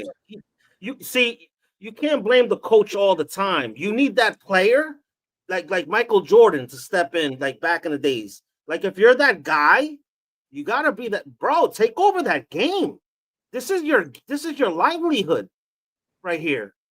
You're doing it for the city of Buffalo. You're supposed to take over that game left and right. I don't want to hear nothing. Nothing. You got to take over that game until Josh Allen could show me that. I don't want to hear anything about a Super Bowl next year or 2 years from now or 3 years from now, because he's not implementing that on the field. He's not doing it. And I like Josh Allen a lot. He's got great qualities. But he's just not showing it. My turn. Josh Allen takes over games. You don't watch every game like I watch every game. He takes over games. And when he tries to just run all the time and do this, and this, the coaches kind of pull him back because they don't want to see him get hurt. They don't want to see another Cam Newton because he's big like Newton. And the offense puts up 30 points a game without, quote unquote, a number one receiver. But the defense has to stop. You can't win 30-29 or lose 31-30. If you put up 30 points a game, you should win every game. They got blasted by Baltimore by 25 points last year. That's why I like Josh Allen. The rest of the games that they lost was by 3 points, 2 points, and then in a meaningless game against New England at the end of the year, when they set everybody, they lost by 7. But see, they gave up all these points. If they wouldn't give up all these points, I mean, Josh Allen he was the MVP for a reason. Not because of stats, it's because he willed his team. He put his team on his back, and he made them score 30 points a game. But the defense has to stop players, and like Murdoch would tell you, I agree. both Your safeties defense are does, gone. your And then defense the does look. quarterback was gone, and the linebacker was gone, and defensive lineman was gone. That's why this year they just drafted all defense. Yeah, I don't see you guys excelling. Just to be honest, and not as a hater because we're in the same conference, but I just don't see you guys winning anything. You know, maybe you guys get 12 wins because we have an easy schedule. We have an easy schedule. You guys have an easy schedule as well, right? So yeah, of course I could see Josh Allen, bouldering through teams and everything like that himself, but I just don't see you guys taking it to that next level because I do not see the hunger in his eyes. I do not see the hunger on the field, even though he has balled out. But look, this is another fun fact. A-Rod had slightly better numbers than Josh Allen. I put that on there for you to read. Did you read them? We lost 7 games. I'm not being an A-Rod truther here. I'm just being honest here, right? A-Rod lost 7 games by 6 points or less because of poor coaching. So now, you just told me because of your coach, you guys lost that last game. Okay? So sometimes, listen, and what do us New Yorkers do? We don't care. Sometimes we don't care about the coach. We bash the quarterback. A-Rod, bro, you're slipping. You lost 7 games by 6 points or less. We can't do that. So you guys lost by a couple measly seconds. You guys have to attack your quarterback as well. He's not playing to his expectations at that particular time. He's supposed to put on the big boy pants. But the offense came back up and get ready for war. That's it. Win that game. The offense came back with 13 seconds left, and they scored a touchdown to take the lead. And the defense didn't stop them. I don't know, man. And wait a minute. I got to say something. I put all the stats up there between A-Rod and Josh last year. A-Rod threw, 13 interceptions? Josh, 6. A-Rod or Josh's quarterback rating was like 119. A-Rod's was like we had 5 wins, and he still put up those numbers. Like it's just astronomical to me. Where, like, how you guys think out there in Buffalo and Canada, like we had the 2 suckiest coaches on planet Earth. All right, let that sink in. We had Saleh, Ulbrich. Ulbrich didn't know what to do. He didn't know what to do in game 5, game 6, game 7, 8, 9, 10, 11, 12. As soon as we got rid of Saleh, the whole defense in the locker room gave up. They gave up completely. So you need to take that into effect. That's because you got you're losing the heart of your locker room, which is the coach, right? Which was Saleh. A lot of people like him, a lot of people don't like him. But once you lose that nucleus of your defense, he was the defensive guru, for crying out loud, for the past 4 years for us. 5. Once you lose that, it's game over. We're not with those 7 games that we lost by 6 points or less. Was because Woody Johnson made that bozo move at the time to get rid of to get rid of Saleh. We could have easily, out of those 7 games, we could have easily won at least 4 of those games and try to make the playoffs. Yep. You need new ownership. People don't think like that. They don't. Brother Murdoch thinks optimistically. He always thinks outside the box, just like I do. Like, we see the shit. I'm sorry for cursing, but we see what's going on. You know what I mean? So we're just sick of it. You Bills better get your stuff together, because them other teams, they're not going to take you serious. I don't think they are. Philly is not. Kansas City is not. Green Bay is not. they're definitely not going to take you guys serious. The Bengals, they're like the Bengals are like after your backs, like they're like crawling, they're scratching your back a little bit. Don't sleep on the Bengals. Then you got the Browns. You know they're like they're below you guys, but you never know what's going to happen with them. Yeah, man. I wouldn't necessarily say that you guys are going to make the Super Bowl. It's not, it's not given to you. Like it, you guys earned the 4 times that you went, but you guys lost all 4 times. All 4 times. So what I'm saying is you need that big boy, Josh Allen, to pick up his big boy pants, strap up them Timberland boots, and go to war when he goes to these games. Take over. He could take over any game if he really wants to.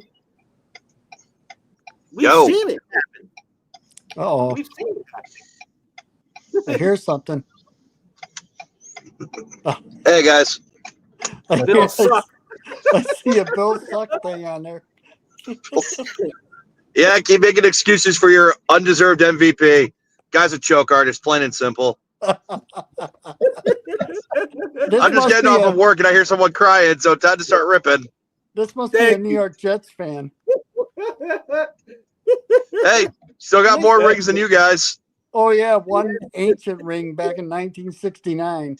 I don't look at the past. What have the I Bills look in won the since future. 1969? Nothing? I look in the future. League laughing stock with 4 straight Super Bowl losses?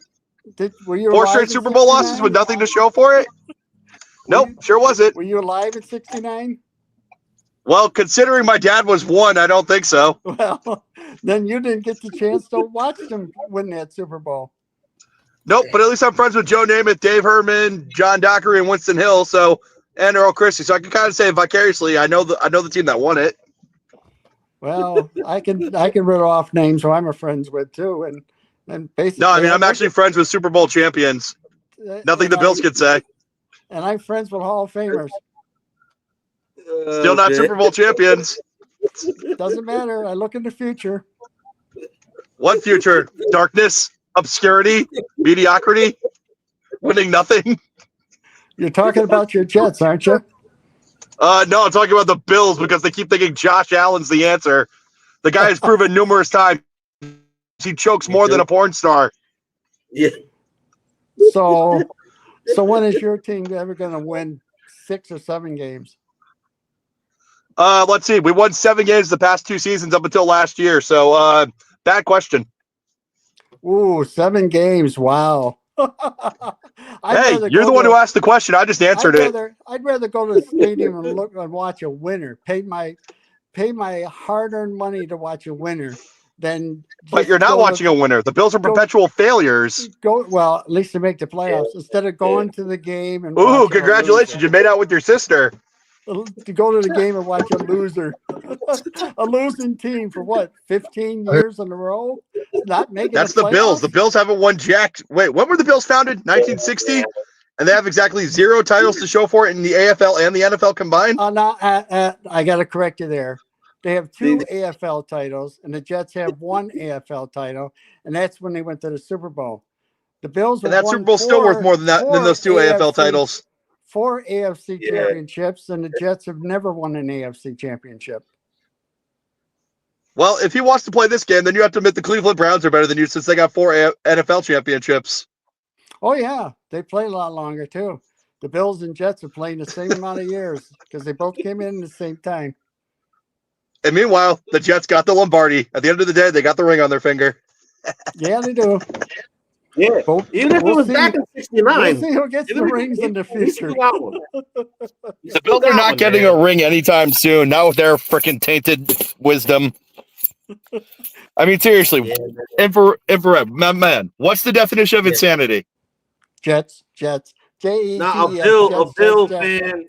a Bill fan jumping through a table every weekend on every Sunday for them to be. I'm actually asking real. What's the definition of insanity?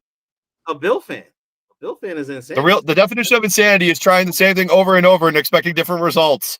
I'm pretty sure after 8 years now, the Bills know what they have in Josh Allen.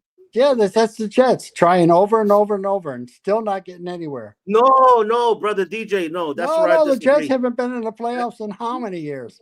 No, brother DJ, I'm how a old were you diehard. the last time the Jets went in the playoffs? The 80s, right? Really? Check this How out. old were you? The difference between us and the Dolphin fans is that we let you know that we suck. We tell you to your face that we suck. Okay? Yeah, the Bills have a little taste of success, and they're acting like they're the greatest thing since sliced bread. Yeah, exactly. But the difference is between Jet fans, Dolphin fans, and Bills fans is that basically we have rings and they don't. We tell you, hey, listen, we suck. But year in and year out, you guys suck too. You guys just suck come too. playoff time they do, because during the regular season they look unstoppable. I mean, how many times is now they've beaten the Chiefs in the regular season in the Mahomes era? 4 times. Meanwhile, they're 0-4 in the playoffs against them when it really matters. Yeah, in December, I see the Dolphins slipping every year. In December, when it comes to crunch time, the Bills too.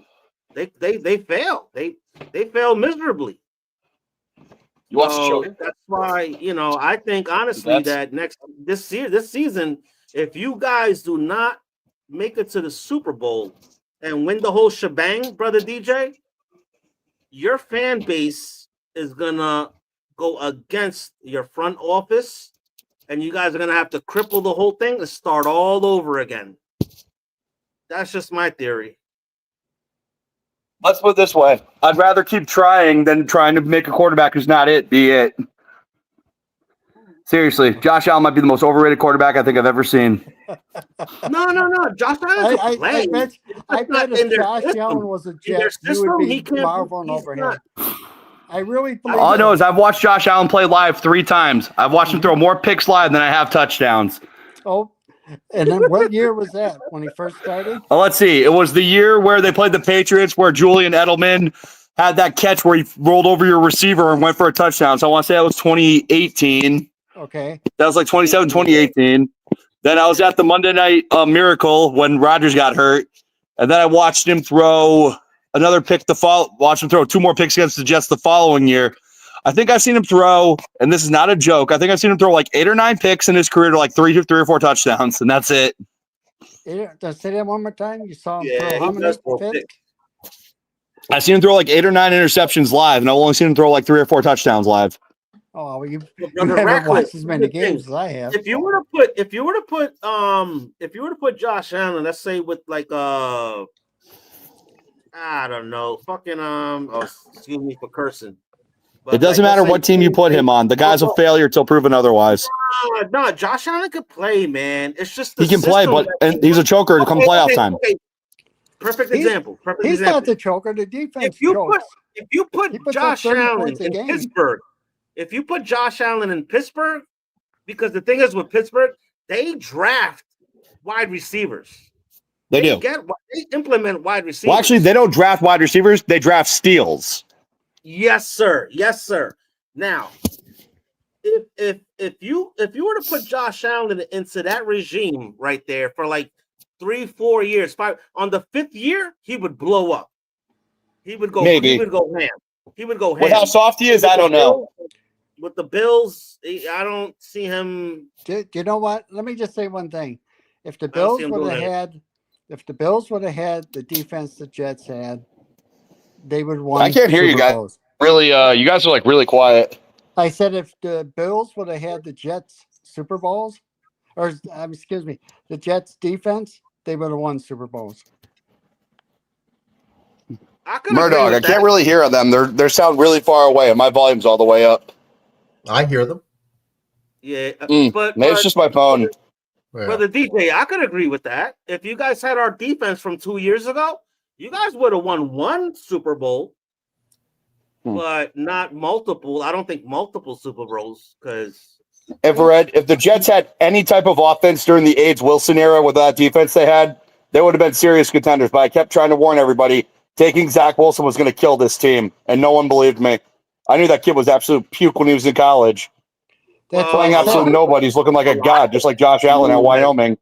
That's what I said. If the Bills would have had the Jets defense, they would have won Super Bowls. That's the problem. Yeah. I could agree with that. I could agree with that. I could agree with that. Man, let me ask you this though: how do you feel as a Bills fan knowing you handed the Chiefs the main reason you guys keep getting your ass kicked come playoff time? Say that one more time. As a Bills fan, what's it feel like knowing you guys are the reason the Chiefs have Patrick Mahomes? Yeah, I know. Wasn't that something? But That's got to be like a real kick in the balls every time they beat you guys in the playoffs. But we Like, you ended guys up are the reason for this. But we ended up with Josh. No, but that's the thing, though. I actually like Josh, right? Nope. Division rival. He can go die in a hole. He needs to pick up the big boy pants, and he needs to say, like, listen, no, forget this Patrick Mahomes crap, right? I'm the boss of this town right here, of this whole division right here. I'm going to beat him next year. He Well, you can beat him in the regular season all he wants. He should be doing his homework already. Like, listen, this is how I got to beat this guy right here, Patrick Mahomes. Boom, boom, boom, boom, boom. He should be doing this every year. He's got to be doing his homework, okay? Until he shows, he's not showing us that. Until he does that, I can't give him any flowers. I mean, I like Josh Allen a lot, but you know, he plays big time football, but when it comes to prime time football, he craps his huggies. He flops. He flops every year. Yeah, that Monday night game. It's the defense's fault. Okay, that Monday night game against the Jets was hilarious. 4 turnovers, and the Jets didn't even have Aaron Rodgers. Yeah, no. He can run. He's got the arm. Okay, he's got the fundamentals of being a real quarterback. All right, he's shown us that for the past 4 or 5 years already. But he has to do his homework. That's like, Brother Ratcliffe, you go to work, right? And there's a coworker that's trying to outdo you. What do you do as that worker? Well, I asked him for starters. Why exactly are you trying to outwork me in a recoup post? Nah, but I mean, you know, just for fun. Okay, well, usually we call those dudes Superman. We call those dudes Superman, and they're usually the ones who cause us to have to get into codes because they're the ones who cause the most problems, believe it or not. So actually, I tell them chill. It's kind of the opposite scenario. I get it, man. But if you have like coworkers that are coming at you, right? You come back home, you write everything down, you process everything. Okay, so the next day you get better, and then better, and then better. Yeah, I get that. I understand exactly where you're coming from. Yeah, dude. Like, the world of corrections is just the opposite of what you were saying, though, believe it or not. I know it sounds ridiculous, but it's actually the God's honest truth. Yeah, but Josh, you guys are in corrections? I am. Cool. I was a cop, and I appreciate what you guys do, too. I have lots of friends who are in corrections, too, so. Oh, you're actually not one of those guys who rips on us saying we couldn't pass the physical test? No, definitely not. Definitely not. Well, we've got way too many of those. We got way too many of those cops around here, man. Oh, you guys are serious? You could have passed the fitness test. Meanwhile, a lot of us are in better shape than they are. Yeah, I hear you. Over here where I'm at, they tell me, "Oh, you should have been done the test years ago." But the thing is, I found out a little bit later about being a CO because I never had a dad to like direct me the right way. So when I was like 40 years old, I found out about being a CO, and then I had a CO actually come up to me at our trauma center and asked me like, "Hey, listen, like you should be a CO," and I was like, "Oh, okay, like what do I gotta do?" He was like, "Yo, just take this test, boom, boom," but the thing is, I was already over age, you know, to even get into that establishment or whatnot. Connecticut doesn't really have much of an age limit. Yeah, over here they do, man. It's 35. 35 is the age limit. So that's what's up. Well, yeah, they're retiring at 60 if that's the case. Yeah, no, over here they retire early, dude. Well, no, I mean, like it's 25 here in Connecticut, so you'd be retiring at 60. Like me, I get to retire at 54. Yeah. Over here they retire early, man. COs, the firemen, they retire early. With full benefits early on because of hazardous. Yeah. That's with full. It's solid. Man. That's why with my son, I'm putting him into, I'm gonna put him into college to be a fireman detective, right? And there's only 9 months of schooling you go to, and then after that, he'll be starting at $130,000. Not bad. So that's not bad at all. Actually, a cop told me about that. He was like, "Hey, listen, I'm retiring right now. I'm going to give you this advice right now. Have your son be a fireman detective. The first year, he'll be making $130,000 a year." And they only my old neighbor, he works for He works for the federal airport in Connecticut. He is he's one of their firemen. He works 72 hours straight, and he gets 4 days off. The dude makes bank. That's crazy. Yeah.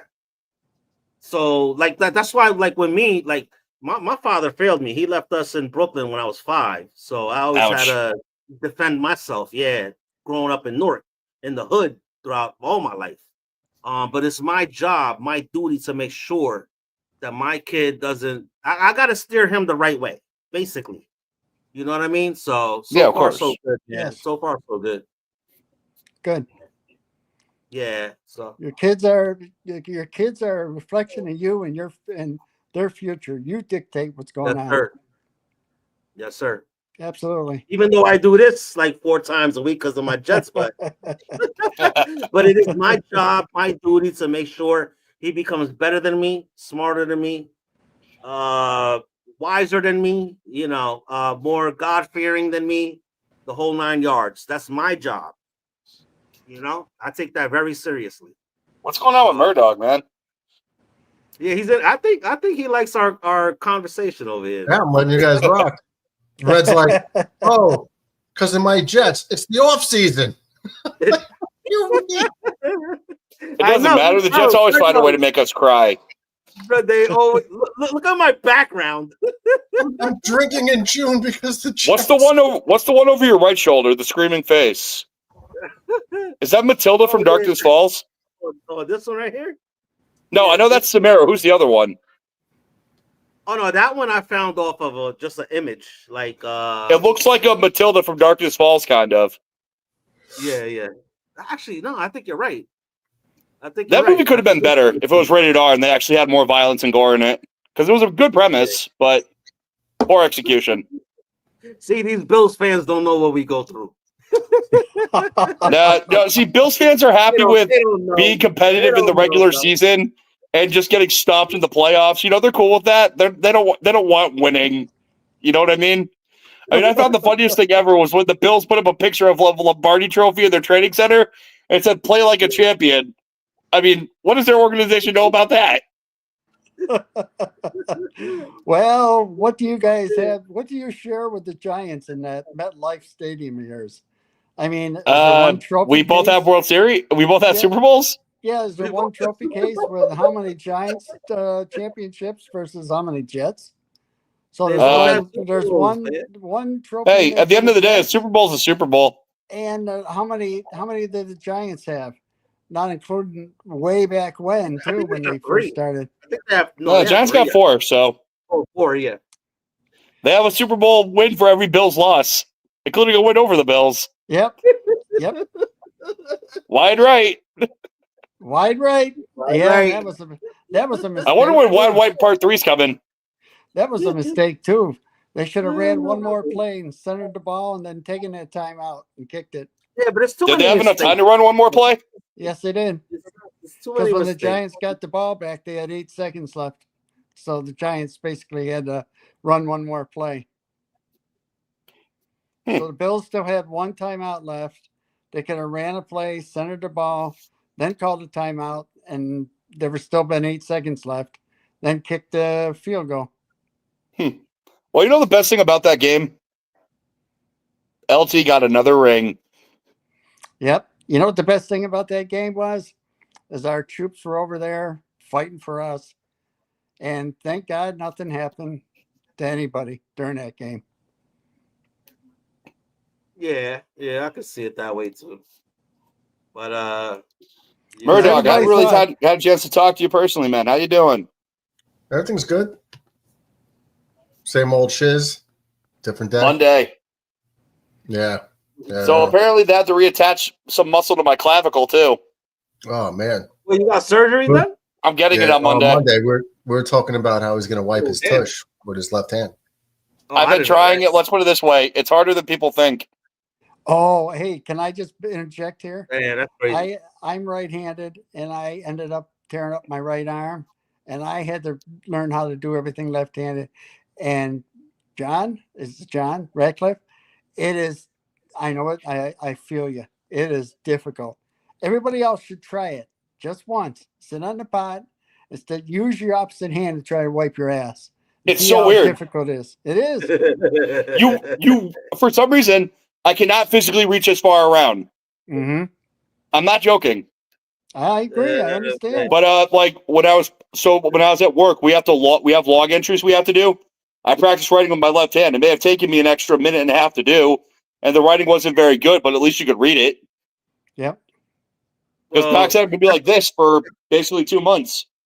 Yeah. And now if I just extend my arm out, I could do a hate symbol, but I'm not going to do that. Yeah. That's like, damn, you guys remind me, like when my son with Gizmo, I was in the backyard because we always like in the backyard, we chuck the football around. We chuck the football. He has a really good arm. But he was like, yo, Dad, let's throw lefty. I was like, all right, yeah, let's go. Let's go lefty. First time I threw lefty to him, it wasn't a good look. Well, I mean, I got kind of lucky. My dad's a lefty, so I learned how to do a lot of things left-handed. So, like, I swing lefty, everything. However, when it comes to shooting, I'm a natural righty, but I'm a very good lefty shot. I might even be more accurate lefty because it takes me that extra split second, half a second to line my shot up. So I'm more accurate with it. I can get a better grouping. Yeah. Cool. Some people don't ask me to write. Yeah. It's just not that good. Some people, sometimes it's in some people. Sometimes it's not. Actually, I was took me born like four or five throws to actually get it right. Yeah. But I couldn't get it the first throw. Nah, it was like whoop. It didn't look good. I actually was born left-handed, but I ended up going to a Catholic school, and they didn't have everything. They had everything geared towards right-handed. So. Oh, they didn't call you a devil? What's that? They didn't call you the devil, like those old Catholic jokes. Yeah. They slapped my wrist, so they made sure I did everything right-handed, because they had everything geared for right-handed people. Okay. Murdoch, aren't you a lefty? I am. Yeah, you weirdo. How do you, dude? Seriously, special, not weird.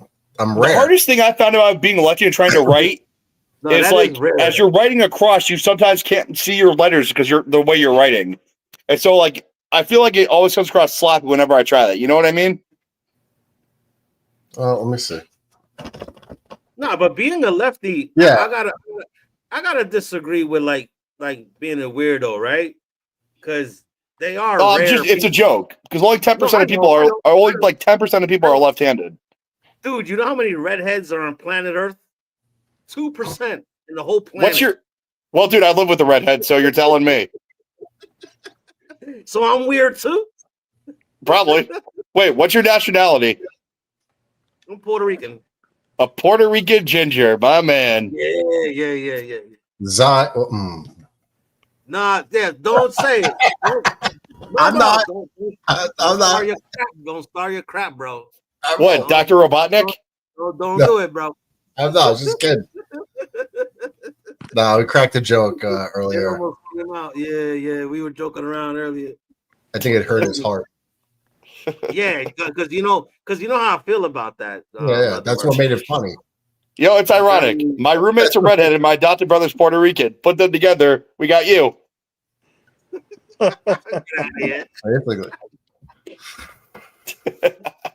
Man, Red, where do you still have that picture I sent to you like last year?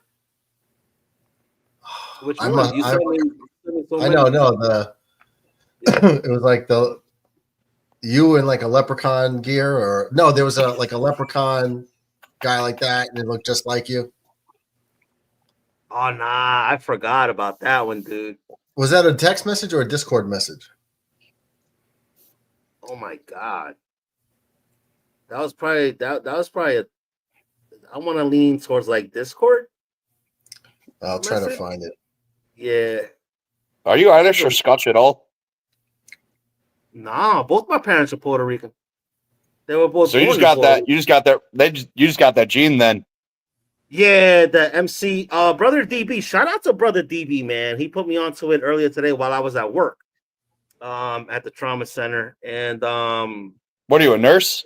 it's called MCR1. No, I'm security. I'm a supervisor for security. Okay. Yeah, for our security team. We got a rough crowd over there, in Jersey City, but there's nothing we can't handle. But yeah, salute the brother DB. It's called an MCR1 genetic gene that redheads have, and yeah, basically an Irish man came to Puerto Rico back in It got busy. got busy with a Puerto Rican chick, and now I'm here today. Well, I mean, I like what South Park calls the gene gingivitis. Gingivitis? Gingivitis. Bro, but we're going extinct though, man. It's not a laughing matter. There's only like 2% of us in this whole planet. We gotta I saw a meme. It was a redheaded mother and a brown-haired father. They had like 5 daughters. They all looked like the mom. The joke says, plot twist, the father was adopted. I got to try to find that. I'll put that in the Discord. It's pretty funny. That's messed up.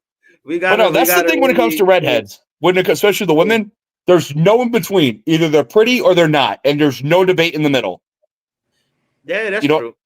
I've never seen like a middle, if she's pretty or not. They don't exist. It's either hot or not. Either she's hot or not. Yeah, exactly. Yeah. It's not like brunettes. It's definitely not like blondes, because I feel blondes are the same way. Either a blonde's good looking or she's not. Yeah. It's women with darker hair that can get away with it. Yeah. Like, especially if you throw a Greek woman my way. I mean, hell, all Greek women are hot, in my opinion. Definitely. They're the same way. No, they are. Yeah, they're very. They're hit or miss. You think so, Murdog? Yeah, I've seen some train wrecks. I've seen goddesses. I've seen goddesses, and I've seen chicks that hit every branch falling down the ugly tree. And then face planted on the ground after? Dude, you don't even want to know. I had a sexual encounter with a chick from Greece.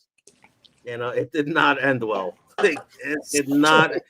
And this was in high school. Like, were her legs hairier than yours? No, dude. She wanted me to put it in the booty. Oh boy.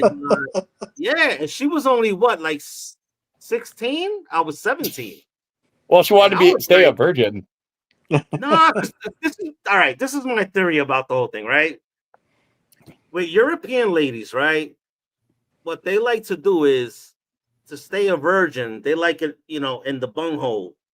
You know what I mean? Okay, Cornholio. Yeah, they take it from the back first, right? Yeah, we went back to National Geographic. Well, no, but this is what I've learned. You know what I mean? So I heard that. I heard that story. Yeah, they like it from back there, and to save that, that piece or whatever. So once I, did my thing with everything, and I pull out and I smell, dookie all over my, what? Oh, it did not smell good. It smelled awful. So to me, I was like, what are we doing? And the lights were off, by the way, so I couldn't tell like what hole I put it through or whatever. Yeah. So no wonder it was naturally lubricated. Yeah, dude. So I turned the light on, and then the rub that I had, because of course I wore a rubber, and it had just dookie all over it, and I was like, eh. No, that's not good. I did not like it. Yeah, so that would have been a great day to have a stuffed nose.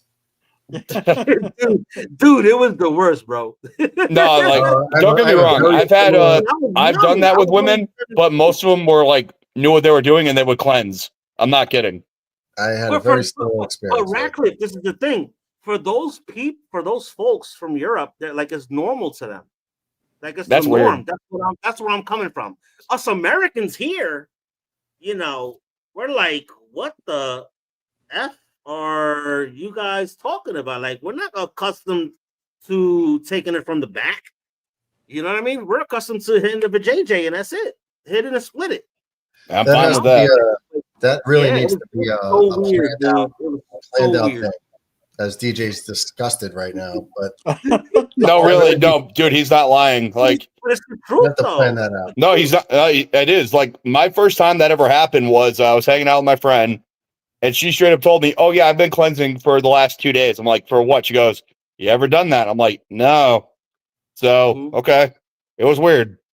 Yeah, yeah. But that's not even the bad part of the story. And this video will get that's where it'll get Murdoch kicked off here. So I can tell you boys on Discord if you want, but I can't finish the rest of that story here. All right. Nah, yeah, leave it alone, Gentlemen, I have to call it a night. I have to get up and Yeah, me too, man. I gotta get up early, man. John, good luck with your surgery on Monday. Okay. Thank you. Yeah, John. Red, Yeah, take definitely. care. Murdog, if you're on tomorrow. Yeah. Well, I'll just 7:00 tomorrow sharp for the game. Okay. I'll just close it out here. Anybody have closing arguments? Go Red Sox. We're about to go on a 25-game winning streak, break the all-time win streak record, jump into first place by the All-Star break, all that good stuff. Radcliffe, drugs are bad, MK. But I'm not the one who smokes. That's the Bills fan up there. Go Penguins. Go Penguins. Go Penguins. Go Penguins. Penguins. But I hate Sid Crosby. I'm not a Penguin fan. I'm just saying, go Penguins. He's been drinking too much Coors Light. Go Penguins. Yeah, man. This is for the peasants. This is for the no, listen, guys. Don't buy this beer. This is for the peasants, okay? They just happened to ran out of the beer, okay, at my local LQ. All right, they didn't have no more Yangling. Don't buy this peasant stuff. I don't drink beer.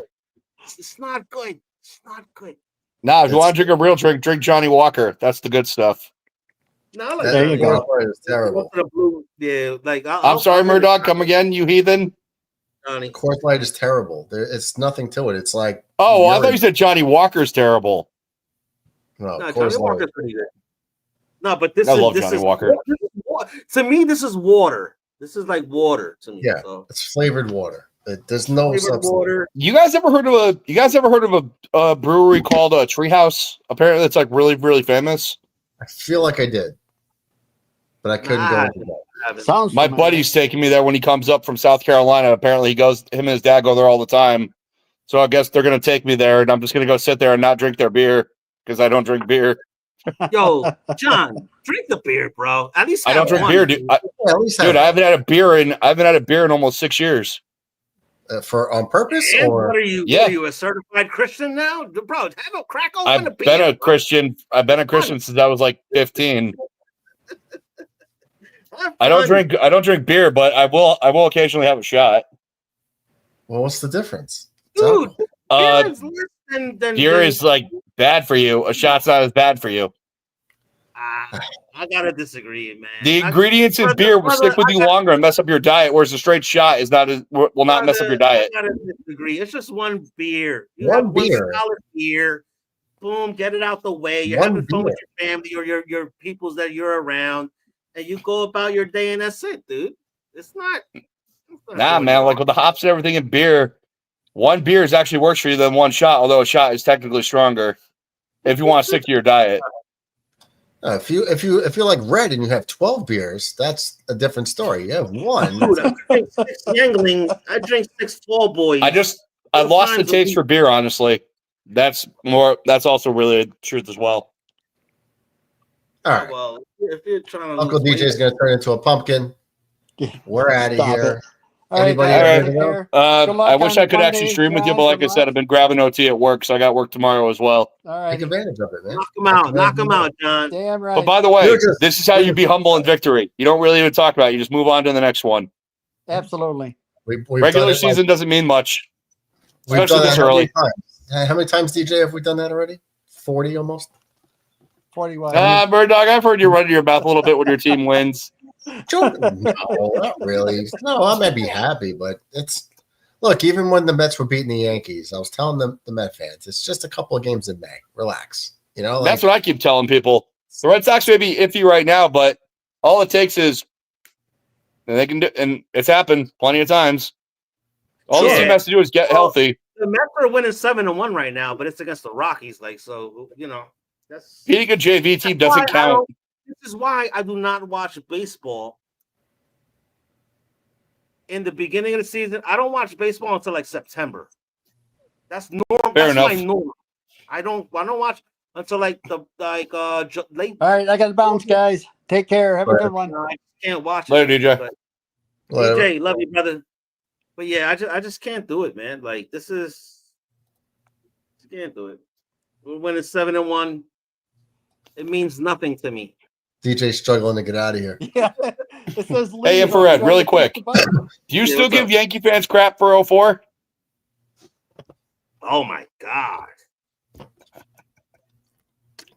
Why? Had nothing to do with this team. It wasn't. No, you really can't. You can't give. They're the only team to ever blow a 3-0 lead in baseball history.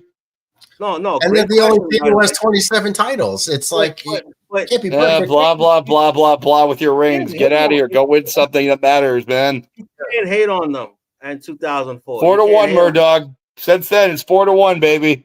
Congrats. But you know you're in fourth place right now in your own division. So I'd pump the brakes. What about it's June? It doesn't matter. Come on, do you really think Toronto, with their hacknetted attempt at having a rotation, is going to hold up? No, of course not. You're like 4 games under 500. That's absurd. It's okay. It'll be fine. Well, I mean, they're underperforming a little bit, but they're going to be fine. I'm not worried. They got a ton of youth. You're content with today's win. Huh? You're content with today's win? Dude, no, not really. Too many runs allowed. Our best pitcher decided allowing a lot of runs to be the best way for it. Well, the one freaking time the offense decides to come through and do something. You gotta stop, bro. Your pitcher Roche has like a 2 ERA, and he was 5-4 coming into the game. Well, yeah, because the Red Sox, like I just said, the one time the offense decided to do something, Crochet decided to give up runs. Yeah, well, that's crazy to think about, right? But it's about time. How many times have they let him down? At this time, a ton. Picked him up. And they picked him up. But it's like today. you never left the freaking White Sox. The guy last year pitched his heart out for them, and they couldn't give him a freaking run.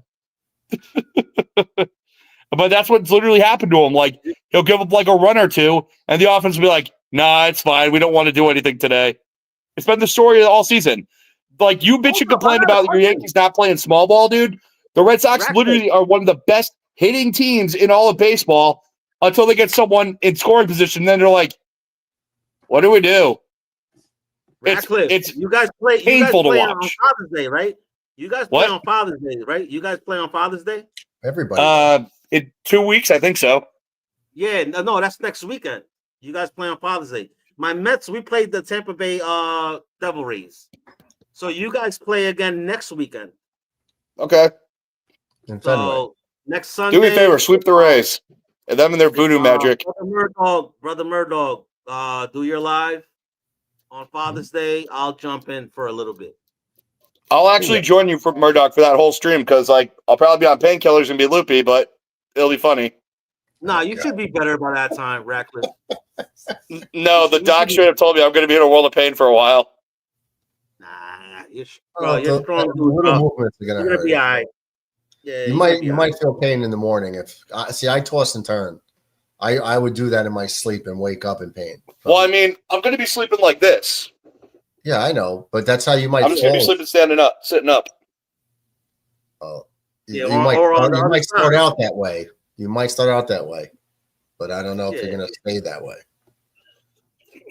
Yeah, should be all right, man. Yeah, I know, boys. Just look at the hair. I know it's great. Dude, he just did that like he had luscious locks. Like, actually, you look like a dog after it comes out of the pool. Actually, we were doing a service today, like for an outdoor church in the city of Hartford, and it poured all day long. So my hair was just wet and just hanging down, and so I just shook it out and had my natural curls hanging down. Yeah. It looked pretty good, but I mean, I was soaking wet, so it wasn't really all that fun. Your hair looks like a '70s porn bush. Good to know. bro, Murdoch, who's that dude, bro? Oh my God, you just brought it back. Cheese and rice. Who was that dude, man? That was big back in the day with the porn thing. Ron Jeremy. Yo, he reminds me of Ron Jeremy, bro. He went to my high school. Yeah, he reminds me of Ron Jeremy. Ron Jeremy went to my high school. You stop playing.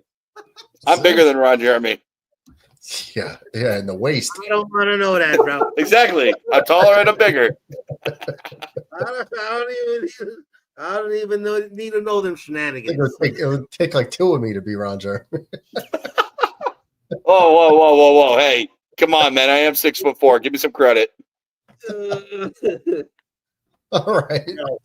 Thanks for the laugh, guys. I love you guys. All right. Later, guys. Guys, thanks for watching. Tough loss for the Yanks. See you tomorrow at 7. Yeah. It'll be a better day tomorrow. Yes, sir. Landon, yes, we lost, but we'll get him tomorrow, bub. Everyone, see you tomorrow, 7 o'clock. Take care. Comb your hair.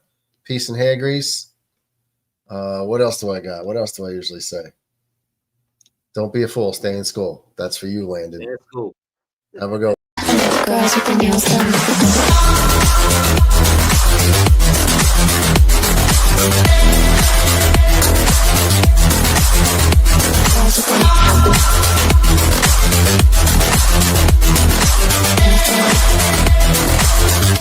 Girls with the nails done.